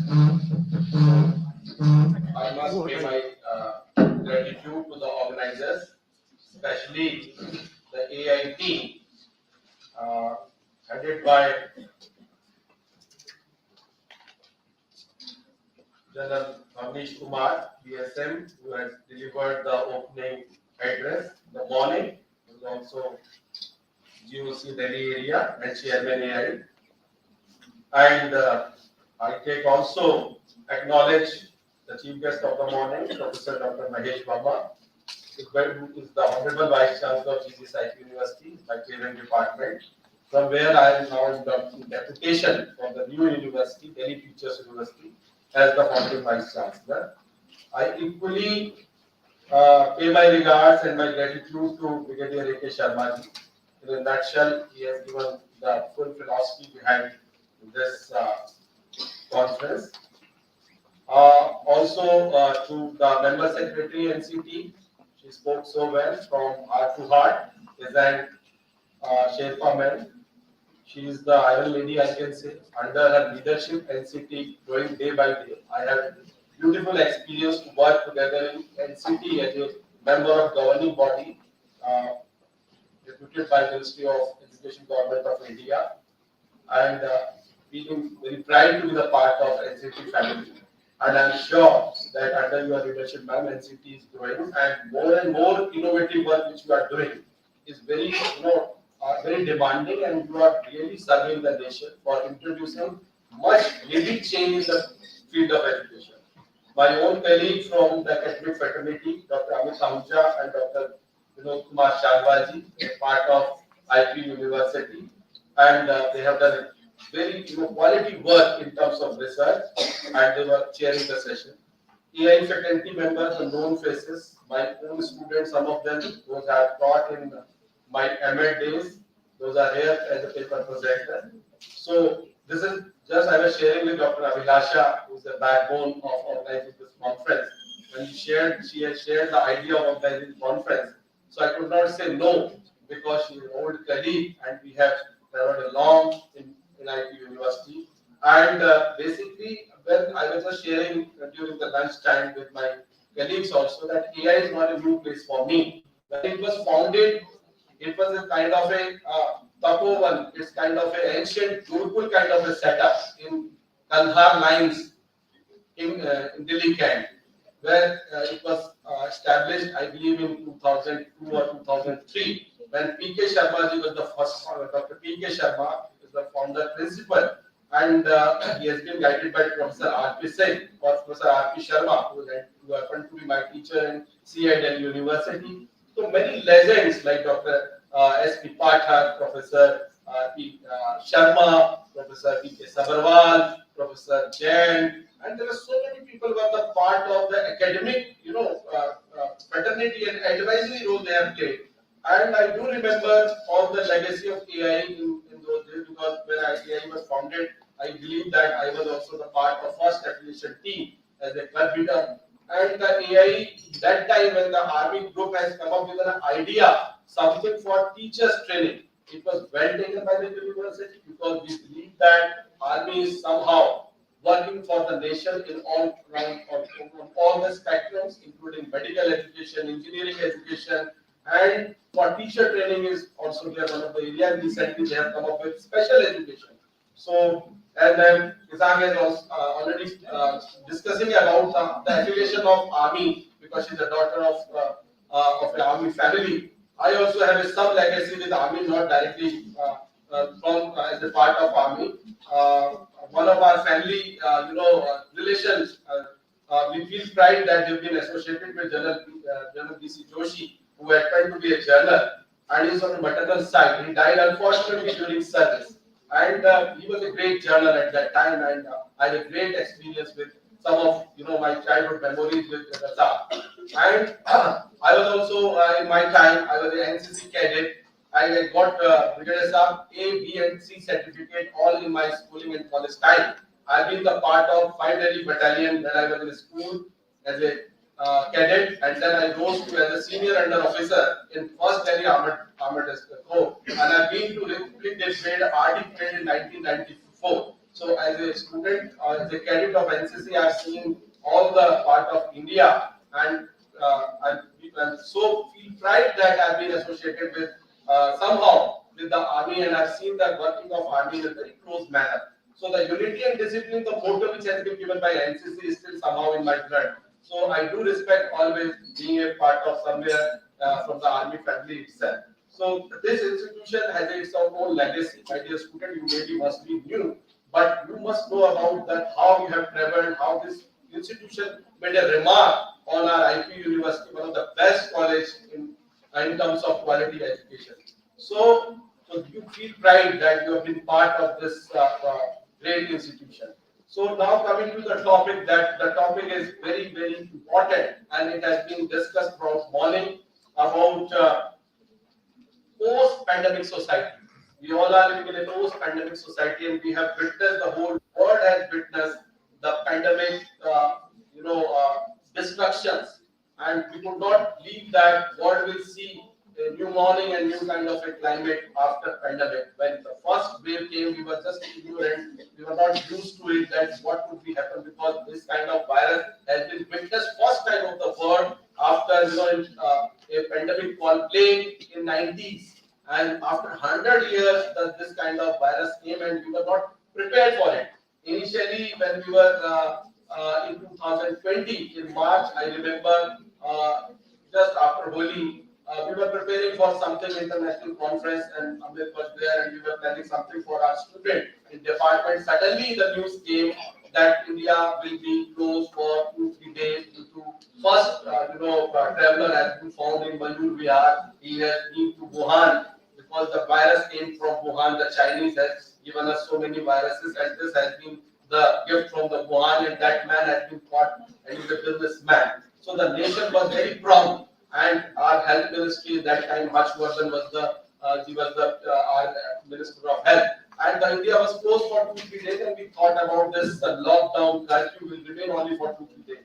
But suddenly it went to a one month, and it was so drastic that after 1 week we increased, and the nation had witnessed. But how we have come up with that is important work that our government has taken, full kind of responsibility by vaccination, and not only vaccination, the way government has given a kind of full protection to our citizens. This is very important that we have come up with a vaccine, and thanks to COVID Shield and any more vaccines has been developed by our Reinventing and many other countries. We have not only protected our society, but we have also provided this material to the 150 countries of the world. This is very important that the wave, this kind of massive effect from virus, India response is very commendable, especially the manner of our the second deadly wave when we came. But the first wave was not so much affected. We doesn't know. People were enjoying with so many things at home, and that was the first lockdown when we enjoyed a lot. People were having the joint family kind of culture we again witnessed. But the second wave was very, very deadly. The Omicron and Delta variant was very deadly, and we have seen that how people have were dying. And thanks to all our government authorities and health workers, especially many health workers were dying. We really thanks to the nursing and teaching or our healthcare practitioners. They have done massive work, and how they have protected our society is a very important phenomena. And we have not protected our families, our communities, but as a nation, we have come up as a developed nation in terms of health services. India provided the material supply to 150 countries. And it is important data from WHO that Indian vaccine is a very important vaccine, and that was the time we became became the global leader in the world horizon. It is a very important thing that India not only imported, but we exported the many Covishield and other vaccines. And this shows that how we have come up in a 1.35 billion country, that how we have managed it. And that way the India got G20. It is also a legacy because that is not a one-day affair. The story was not written only one day, but it's basically a long story that India got G20 presidency, and it is a very important year to 2030 when we are having this presidency of the whole G20, where the motto is one Earth, one family, and one future. The country which talks about Vasudhaiv Kutumbakam from the ancient time. Now we have to realize it, the aim of one Earth, one family, and one future. As our forefathers had witnessed that the whole world is just one family. That's why Rigveda said, Anu Bhadrakrat Yantu Vishwata. What does it mean? Anu Bhadrakrat Yantu Vishwata. This is the first country which has been given the knowledge. We have invented the decimal. We invented the zero. And I still reiterate the song which has been from one of the movie, and it is touched always my heart. कि जब zero दिया मेरे भारत ने दुनिया को जब तब गिनती आई देता न दशमलव भारत को चांद पे जाना मुश्किल था धरती और चांद की दूरी का अंदाजा लगाना मुश्किल था सभ्यता जहां पहले जन्मी थी जहां कला मेरा वो भारत भारत है जिसके पीछे सब संसार चला. It is not a song. It is not a phrase. It is one of the things that India has witnessed. So India has given so many, Panchavat pledge, which has been pronounced by our Prime Minister in G20 in Malaysia. He said the 5 key sectors which we have to work very hard, including education, because health and education is now the primary focus for any government. We could not be a developing nation for more 20 years. हम होंगे कामयाब एक दिन का ये नारा हम पिछले 75 वर्षों से लगा रहे हैं, लेकिन अब समय आ गया है कि हम कामयाब होकर दिखाएं. For that, food, clothes and shelter के साथ education and health should be taken on priority, because after Corona, health and education sector has potential, and that's why Indians have been worshipped around the world. Whether you meet any, you go to America, you go to Canada, you go to Australia, every third person is Indian. That's why Canada having the second language is Punjabi. Why? Because Indians have done from their own feet. That's why Satya Nadella, Parag Agarwal, Indra Nui, Sundar Pichai, they are the best brains. They are working too hard for making the country. So we have to be very rhetoric. We must encourage our youngsters. We believe our youngsters. So the key factors, the punch elements which has been pledged in this G20 first is education. Education is a panacea for all the problem. If we educate, not literate, I'm sorry that we are not educated. We sometimes, on the name of education, we give literacy. We distributed the certificate, we distributed the degrees. No, quality education. That's why Kothari Commission in 1964 said universal enrollment से भी आगे जाना है. But we have done in last 75 only enrollment. Not only enrollment, we have to switch enrollment to the next letter, which has been said by NEP also. Universal enrollment to universal retention. Then universal retention to universal quality education. Our importance is that we must have quality education. A country which has Chanakya, like a teacher which has been trained in Takshila, where Rabindranath Tagore opened one school in Vishwa Bharati and got the Nobel Prize in Gitanjali's own language called Bangla. A country which has Vikram Sarabhai kind of scientist. A country which has APJ Abdul Kalam of missile man. Where we have a dearth of now, we do not in the first 100 universities, any of the universities not comes under first 100 universities. Where we have 5 universities in ancient time, the best universities considered. Takshila, Nalanda, Vikramshila, and there are legacy of universities where Hensang came, Faiyan came, where Megalesthenes came, and here written Indica, where Al-Barni came. There are so many travelers came, Ibn Battuta came, and there are the legacy of Indians that we have been a Vishwa Guru. So this is the time to be again Vishwa Guru, and the real road goes to the education only. So education is basically a mantra of emancipation. So the government is very firm that NEP is a roadmap, and you'll see that, as Ma'am has said, NEP is basically a mirror of our aspiration. This NEP came after 1986 policy, after 36 years, and the 64 pages policy is a miracle. I can say it's a miracle. Why it's a miracle? Because it's talking about only one thing: change your teachers, change your teacher techniques, and change the whole system.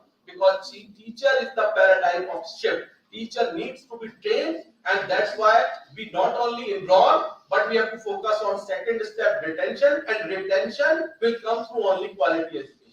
अगर हमने गुणवत्ता आधारित शिक्षा नहीं दी, अगर हमने quality आधारित शिक्षा नहीं दी, तो हम सिर्फ डिग्रियां दे रहे हैं, हम सिर्फ लिटरेसी दे रहे हैं. हमने अपने टीचर्स को क्वालिटी ओरिएंटेड टीचर्स बनाना है. That's why the NEP is saying about quality education. That's why NCT working on the ITEP program, and that is very important. Second Panchatattva is health. Health is important element because that is said, that is very well written, that a sound mind is on a sound body. And that's where we have to be very much focused. In Olympics, when Olympic held, you see that small countries like Jamaica, like small countries like Korea, and even the Japan is, they got 30, 50, 80 medals. China and America are always in top. And we feel sometimes ashamed that our country is just one gold medal or two bronze medal. And we feel pride that when the Anju Bobby George and when the Neeraj Chopra got the first gold medal, when Abhinav Bindra got the first gold medal, we feel pride that we do not know only degree-oriented student. We need some sports persons. That's why NCT came with the idea of B.Ed in special education. We do not want only and only crammers. We want something, some rich innovators. That's why we need some Lata Mangeshkar also in this country. We need Sundar Pichai also. We need Ustad Bismillah Khan also. We need some good sports persons also. We need some Pandam Malleshwari also. Some P.T. Usha also. And that deliberation will come through the education only, because education is the only mantra of success. And third parameter is that infrastructure.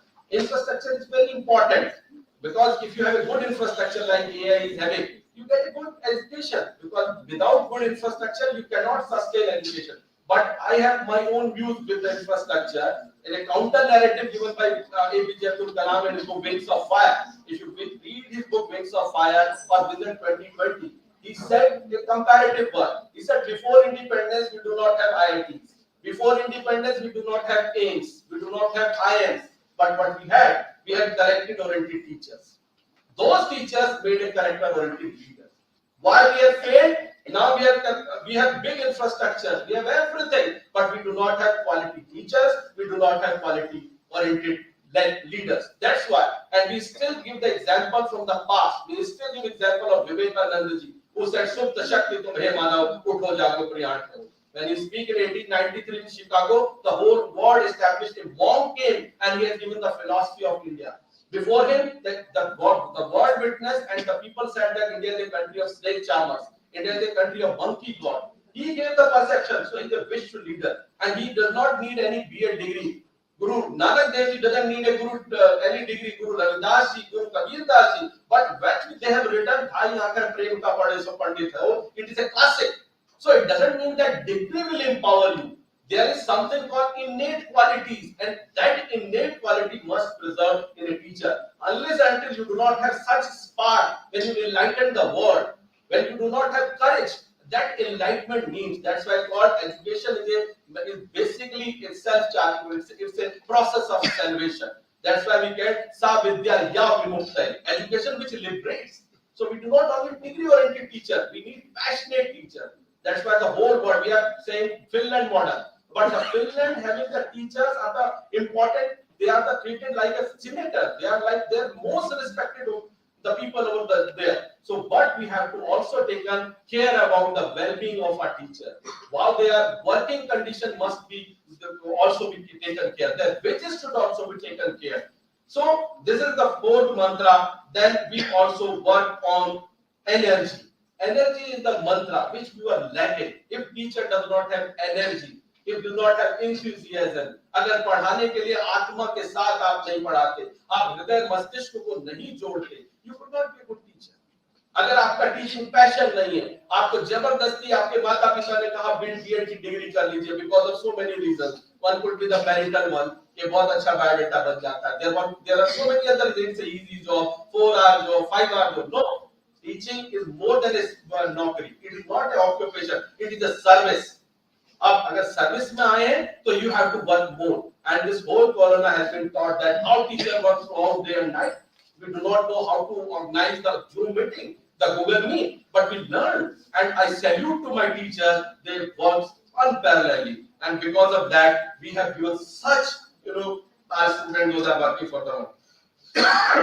Sorry, I have a very bad throat. So now, what are the real changes? I need water.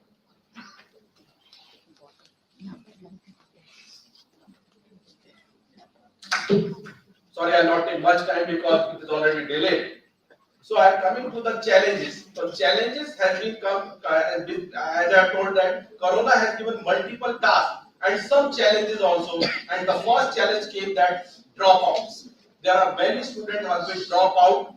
Migrant labor has moved. So ASA report 23. If you read the ASA report, the annual report, and that whole ASA report said that learning lag is very important area.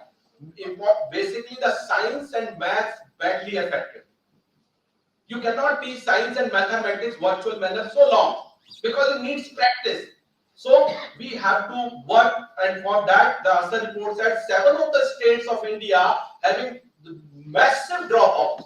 So how to make this dropout, how to cater this dropout, how to be serious about it, how to make the bridge between this learning lag. It is one of the challenge, and as an educationist, as a professional, as a teacher, as a researcher, you have to find the ways.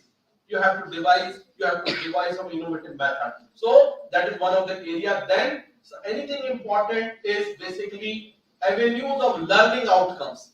One of the challenges that we have to also take about learning out. Whatever we are teaching, it is important, but whether our student able to grasp it, whether they are evolving or not evolving. So the mapping and learning outcome is the second parameter for any education system. So the second challenge is basically to know about their learning outcome. Then integration of digital learning. The whole pandemic has taught, and even the UGC is saying that universities has to adopt the MOOCs, massive online courses. 40% courses should be through the massive online courses. So our teachers must be acquainted, they must be trained, they should know about how to integrate the technology. Still, many of the teachers in rural settings or far-flung area, they do not want to come up with the digital literacy. Even the infrastructure of our digital literacy is not so good. Even the various parts where I visited that their 2G and 3G is not successful, and we are come up with the 5G in metropolitan cities. So making India infrastructurally informed country, this is the very important task and as well as challenge, because education comes under concurrent list. If you trace the Constitution of India, earlier it was the part of state list, and after 1976, 42nd Amendment led by Sardar Swan Singh Committee, Parliament adopted that education is now a matter of a concurrent list. Why it is concurrent list? Because center would also like to intervene. Because some of the states are working very nice, like Kerala having 99% literacy, where other we have a Bimaru states also, they do not want to invest any penny on education. So that's why the concurrent list comes in 1976. Now center is providing so much fund to the states to implement RTE, because RTE has been came up in 2010, and the mandate was that RTE will be implemented within 3 years. But now we are in 2023, still the RTE is a big dream. So only policies should not be there. I recite a couplet of very renowned Urdu poet Bashir Badri said कि तालीम का शोर इतना, तहजीब पर जोर इतना, बरकत जो नहीं होती सिर्फ नियत की खराबी.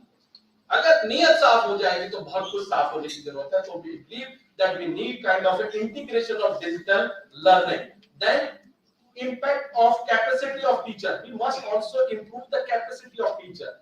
Our teachers having potential, but how many institutions are working for improving their capacity? How many of them giving them exposure? That is very, very important, because unless an until teacher will not train, they will not given the kind of an aura, they will not given kind of facilities, so they will lagging in some kind of their learning. So the fourth mantra of this, it's a challenge, I can say that it's not a mantra, improving capacity of teacher, and last one is sustainability and quality education. Unless and until quality will not come in a single day, quality is a habit and a long process of quality. So that's why still there are so many engineering colleges, but the first preference is IIT.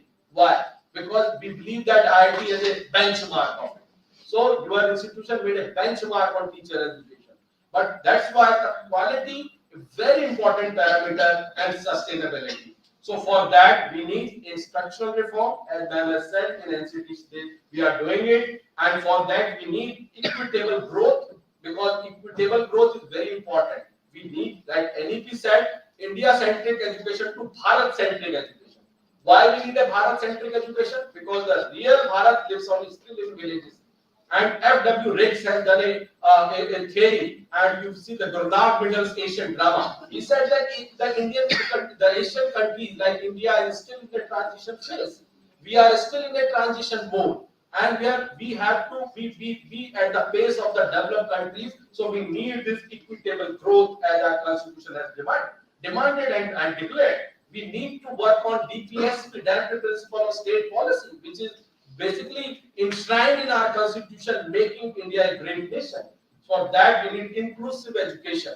We need gender sensitization. Still, if you read the newspaper, somehow I feel very bad when there is a kind of a massive kind of an incident of rape and everything. This feel ashamed us because we have not taught the gender education. So the gender sensitization, and still somehow I believe that somehow I believe that we are not able to have this kind of mindset, and for that we have to protect our dignity of women, and for that we need this kind of education, or this patriarchy of mind should be kindly addressed, and for that we need inclusive education and equitable education. So NEP has already said about Samagra Shiksha, about Nipun Bharat, about many other. The ministry is working day and night, but how to implement it? What is the roadmap of NEP? Still has been discussed and deliberated. Yesterday only, our central minister has opened Jagu Ka Pitara. You will read in the newspaper which 3 to 8 years foundation stage NCERT Ministry of Education launched a full-fledged program and a framework for the children of 3 to 8 years ages, because they are the most important age. In that the learning starts. At that age, if you work hard, they will get important kind of impetus. So last is mother tongue, मातृभाषा, because that has been very important. एक बच्चे का विकास उसकी अपनी मातृभाषा में होता है, और आज अंतर्राष्ट्रीय मातृभाषा दिवस है, तो मुझे ये भी उसमें कहा, जो हमने सुना वहां उसके विटनेस थे, कि सबसे इम्पोर्टेंट आपकी वो भाषा है जो आपकी माता और आपके घर में आपके बोली जाती है। तो वो संवाद स्थापित करने की जरूरत है, एक डीकोलोनाइजेशन ऑफ टेक्स्ट करने की जरूरत है। हम कहीं न कहीं अभी भी इस बात में लैग करते हैं कि वो स्वाभिमान नहीं है कि हम अध्यापक हैं। हमें कहीं न कहीं इस बात पर कई बार कंपैरिजन आ जाता है कि दूसरे सेक्टर में लोग बहुत अच्छा कमाते हैं, लेकिन हमारे अंदर वो स्वाभिमान की कमी इसीलिए है क्योंकि कहीं न कहीं ये कॉलोनाइजेशन जो रहा, उसने ये मान लिया कि टीचर्स एक सर्विस है, टीचर सर्विस से ऊपर नेशन बिल्डर है। किसी भी देश का भविष्य, कोठारी आयोग ने कहा, वहां की कक्षाओं में पैदा होता है। NEP 86 कहती है no nation can rise above the level of teacher. अगर टीचर यानी क्रिएटर ही नहीं काम करेगा तो बाकी सब तो क्रिएचर है। तो आप क्रिएटर हैं, इसीलिए ये कहा गया कि गुरु गोविंद दो बड़े ताके लागो पाए, बलिहारी गुरु आपने जिन गोविंद दियो बनाए। अगर अपने अंदर की ओज को, अपने स्वाभिमान को बनाए रखना है तो we have to work very hard. I'll not bore you, many of my friends are sleeping. Thank you very much. Have a nice day. Thank you so much for your wonderful.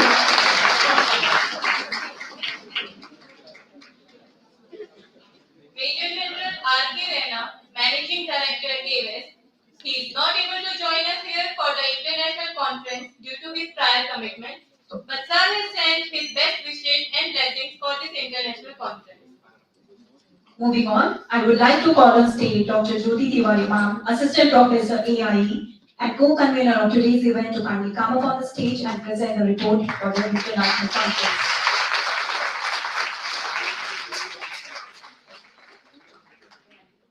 Very warm good afternoon to all.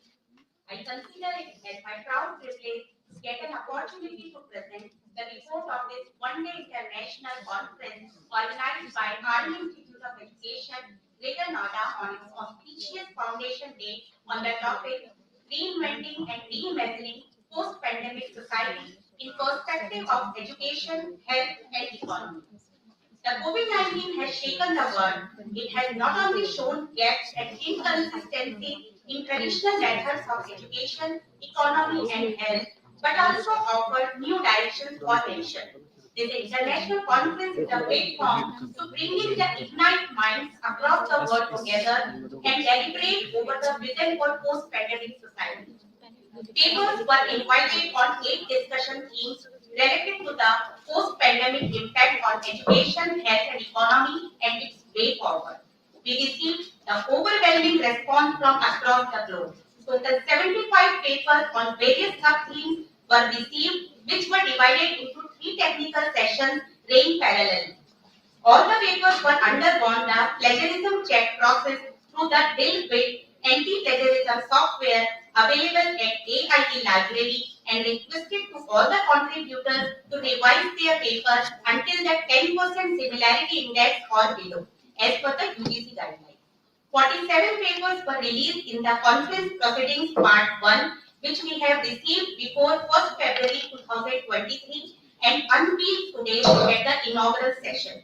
Rest papers will be published in the proceeding part 2 after the conference. The inaugural session was graced by many eminent personalities and educationists from various reputed universities all over the India and across the globe. Welcome address was given by Dr. Abhilasha Gautam, Principal Army Institute of Education, who briefly outlined the relevance of various sub-themes of the international conference, followed by the address of Major General Bhavnish Kumar, VSM, COS Delhi Area and Chairman AIE, who highlighted the various challenges faced by the education system, health sector and economy during the pandemic and also mentioned its way forward. Keynote address was delivered by Dr. Aarti Srivastava, Professor, Department of Higher and Professional Education, NIPA, mentioned that teachers are the foundation and torchbearer for the future society. And teachers need to proactively come together, bringing out the progressive in the post-pandemic society. Professor Kishore Kumar, ICCR Professor, Chair, Indian Studies, Institute of Oriental Studies, Department of Languages and Cultures of India and South Asia, Jagiellonian University, Poland, stressed on the international support, cultural collaboration, more inclusive, relevant and sustainable post-pandemic world. In another keynote address, Mr. Anuj Jain, Director, CMBS Strategy, Barclays, USA, highlighted the challenges faced by the economy during the COVID-19 pandemic. Sir mentioned about the deglobalization or the growth of nationalism, where policies were pushed the companies to localize business operations that favor national and regional supply chains as a post-pandemic effect. Dr. Deeksha Agrawal, Doctor, Department of Radiology, Oxford University Hospitals, UK, highlighted about the global medical emergency caused by a virus and pushed the healthcare system into its breaking point. Ma'am highlighted that how the system fought back and about the future strategy to deal with such challenges during her online address. Dr. D.K. Gupta, Senior Consultant, General Adult Psychology, Institute of Mental Health, Singapore, focused on the mental health challenges caused by the pandemic and its solution.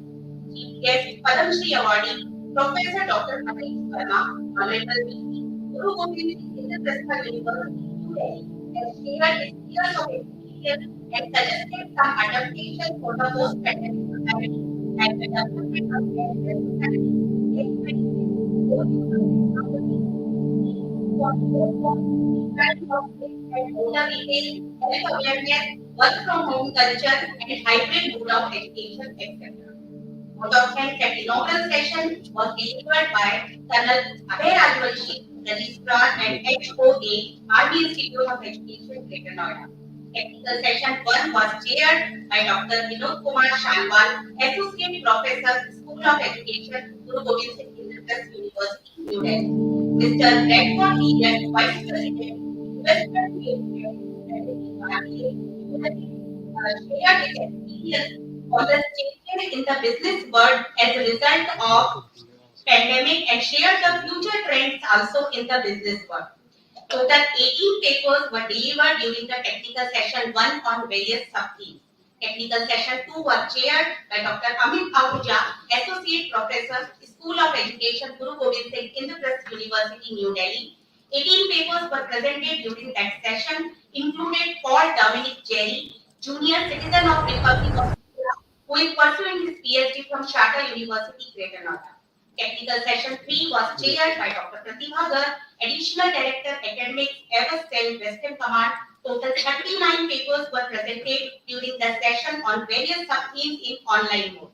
We are fortunate that we have with us as a guest of honor Professor Dr. Dhananjay Joshi, VC, Delhi Teachers University, New Delhi, Ms. Kesan Nyamjom Sherpa, IRS, Member Secretary, NCTE, and Brigadier A.K. Sharma, BGS Headquarter Delhi area, to take the validity sector. We hope that you all find this international concept informative and worthwhile. Nonetheless, just as crisis carries risks, it also accompanied by opportunity. When the storm passes and the dust settles, the new world will emerge more stronger. The post-pandemic world will be more resilient and sustainable. Thank you. Thank you very much. Thank you so much, ma'am, for the wonderful report on international conference. Gratitude is the greatest blossom that springs from the soul. As we draw closer to our valedictory ceremony, I invite Ms. Kriti Guleria, Assistant Professor AIB and Convener of today's event, to propose a vote of thanks.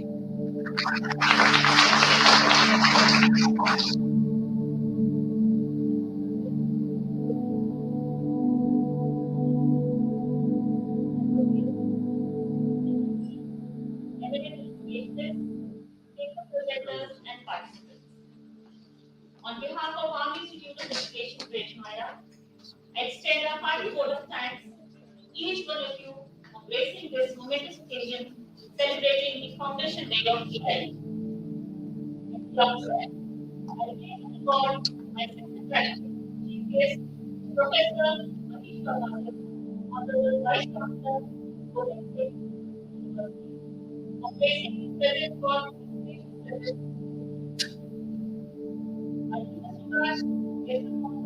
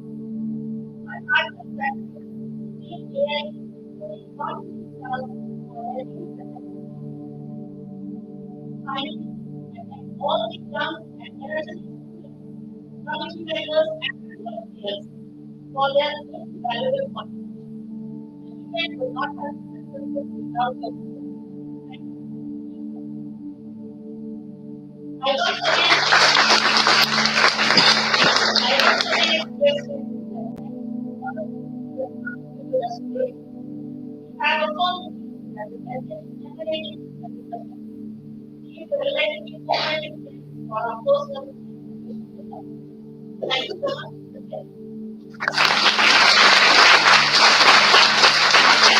you so much, ma'am, for your kind words. It's a matter of great honor and pleasure to appreciate and reward the hard work as well as the performance of the participants who have made us all proud. I request Ms. Kesa Nyamza Shepa ma'am to present the certificate to paper presenters. Please put your hands together for ma'am to be here. We'll be calling out the names of the paper presenters to receive their certificates. It's a request to all the paper presenters to come in sequence. The very first is Zara Sharif, Assistant Professor, Tiwari. Asula Hasib, Assistant Professor, Janet Institute of Education and Information, NOIDA. Rekha Singh, Assistant Professor, Rama Devi, Kanya Mahavidyalaya. Prakriti Verma, Scholar, Amity University. Santosh, Student Teacher, AIE. Dr. Amaldeep Kaur, Assistant Professor, ARE Faculty. I will request everyone to come in sequence.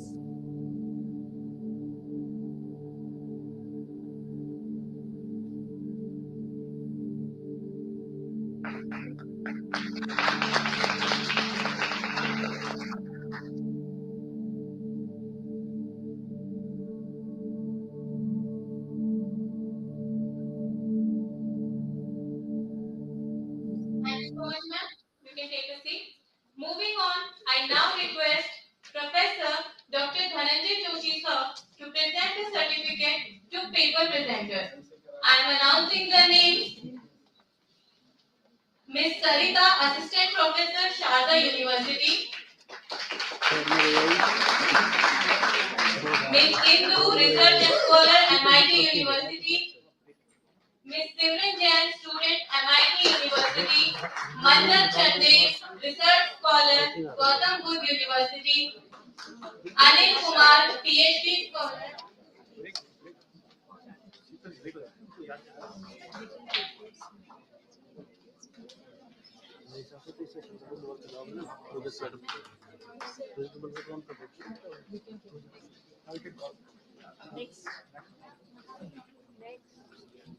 Anil Kumar, PhD Scholar, Jamia Millia Islamia.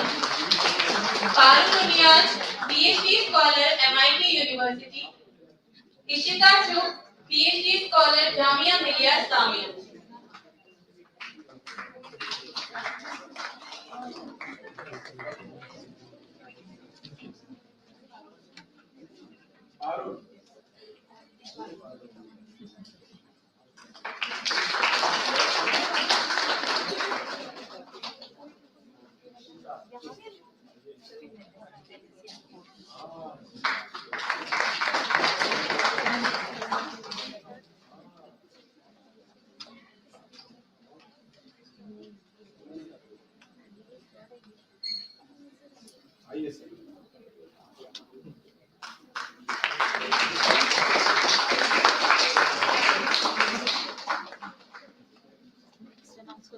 Now, next. Thank you so much, sir. I kindly request you to take your seat. Now, I request Brigadier A.K. Sharma sir to present the certificate to paper presenters. I'm calling out the names one by one. Ishita Chok, PhD Scholar. Sure. Ishita Chok, PhD Scholar, Jamia Millia Islamia. Zehra Kazmi, PhD Scholar, Jamia Millia Islamia. A big round of applause for all the paper presenters, please.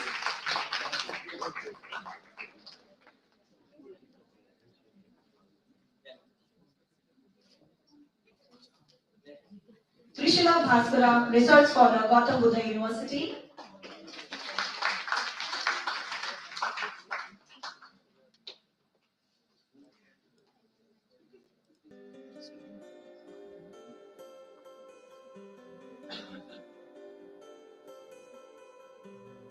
Darshita Pan, PhD Scholar, Jamia Millia Islamia.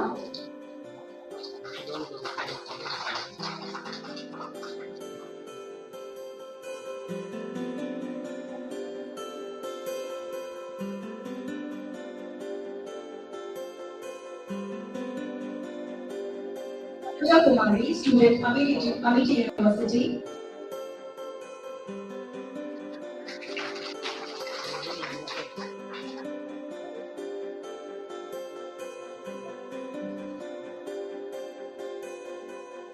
Kriti Arora, student in Amity University.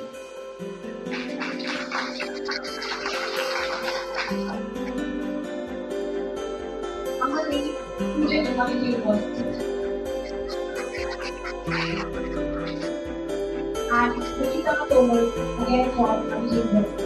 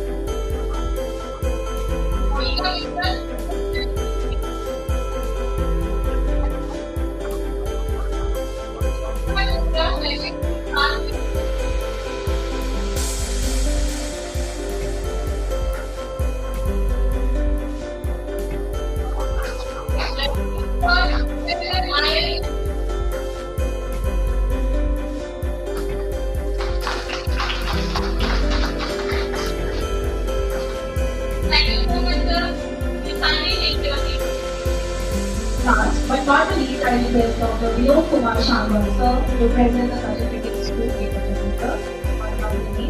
We are Rana, student in Shaka University.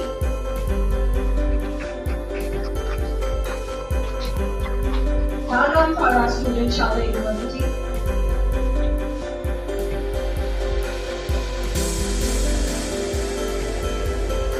Dharam Thara, student Shaka University. Student Shaka University. Paul John Nature, student Shaka University.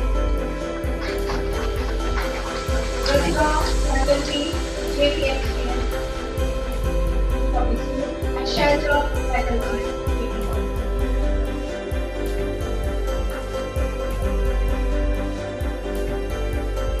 Next we have Tiwari student, Kumar with Inaugural.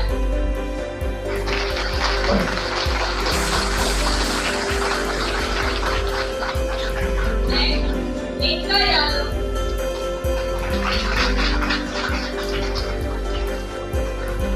Ankita Seni.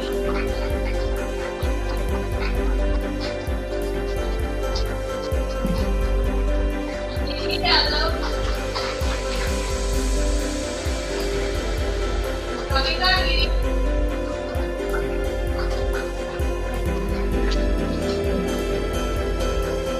Lakshmi Priya.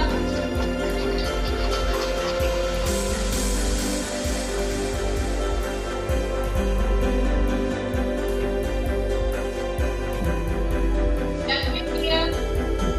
Jamal Sharma.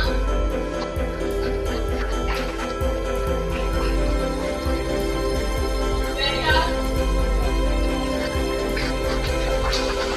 Nagoni. Neha Bhatt. Neha Bhatt. Vipha Kumari. Jyoti.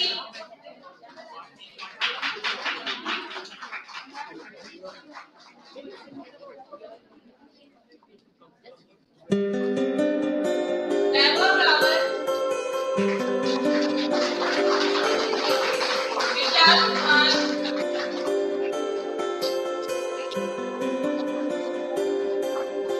Amrita.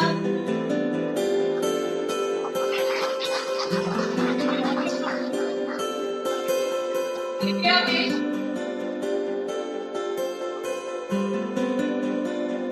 India study.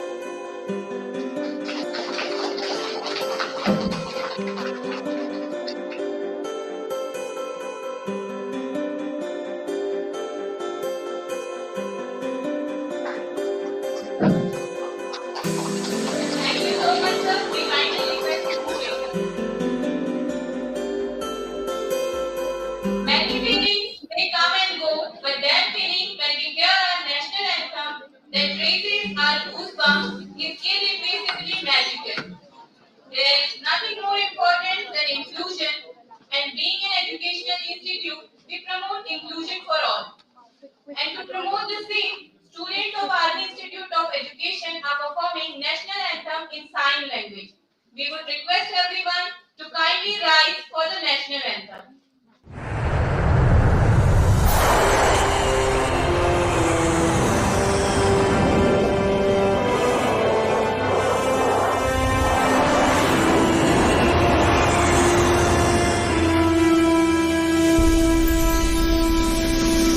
जनगण मन अधिनायक जय हे भारत भाग्य विधाता पंजाब सिंध गुजरात मराठा द्राविड़ उत्कल बंगा विंध्य हिमाचल यमुना गंगा उज्जल जलधि तरंगा तव शुभ नामे जागे तव शुभ आशीष मागे गाहे तव जय गाथा जनगण मंगलदायक जय हे भारत भाग्य विधाता जय हे जय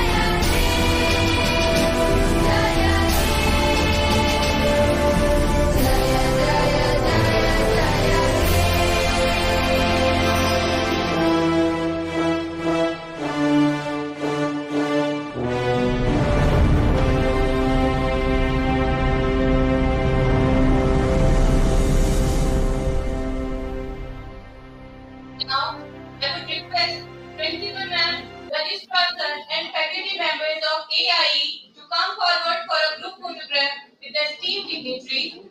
I will request the dignitaries to stay back here for one more group photograph with the paper tradition.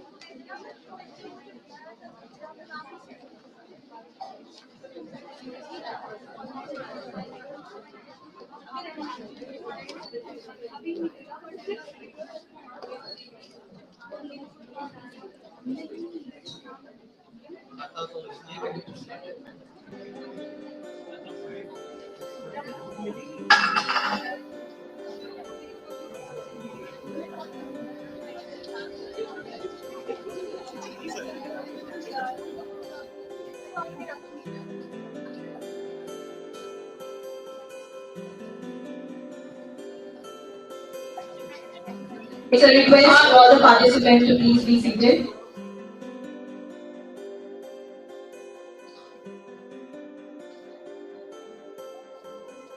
The paper presenter and all the participants are requested to be seated.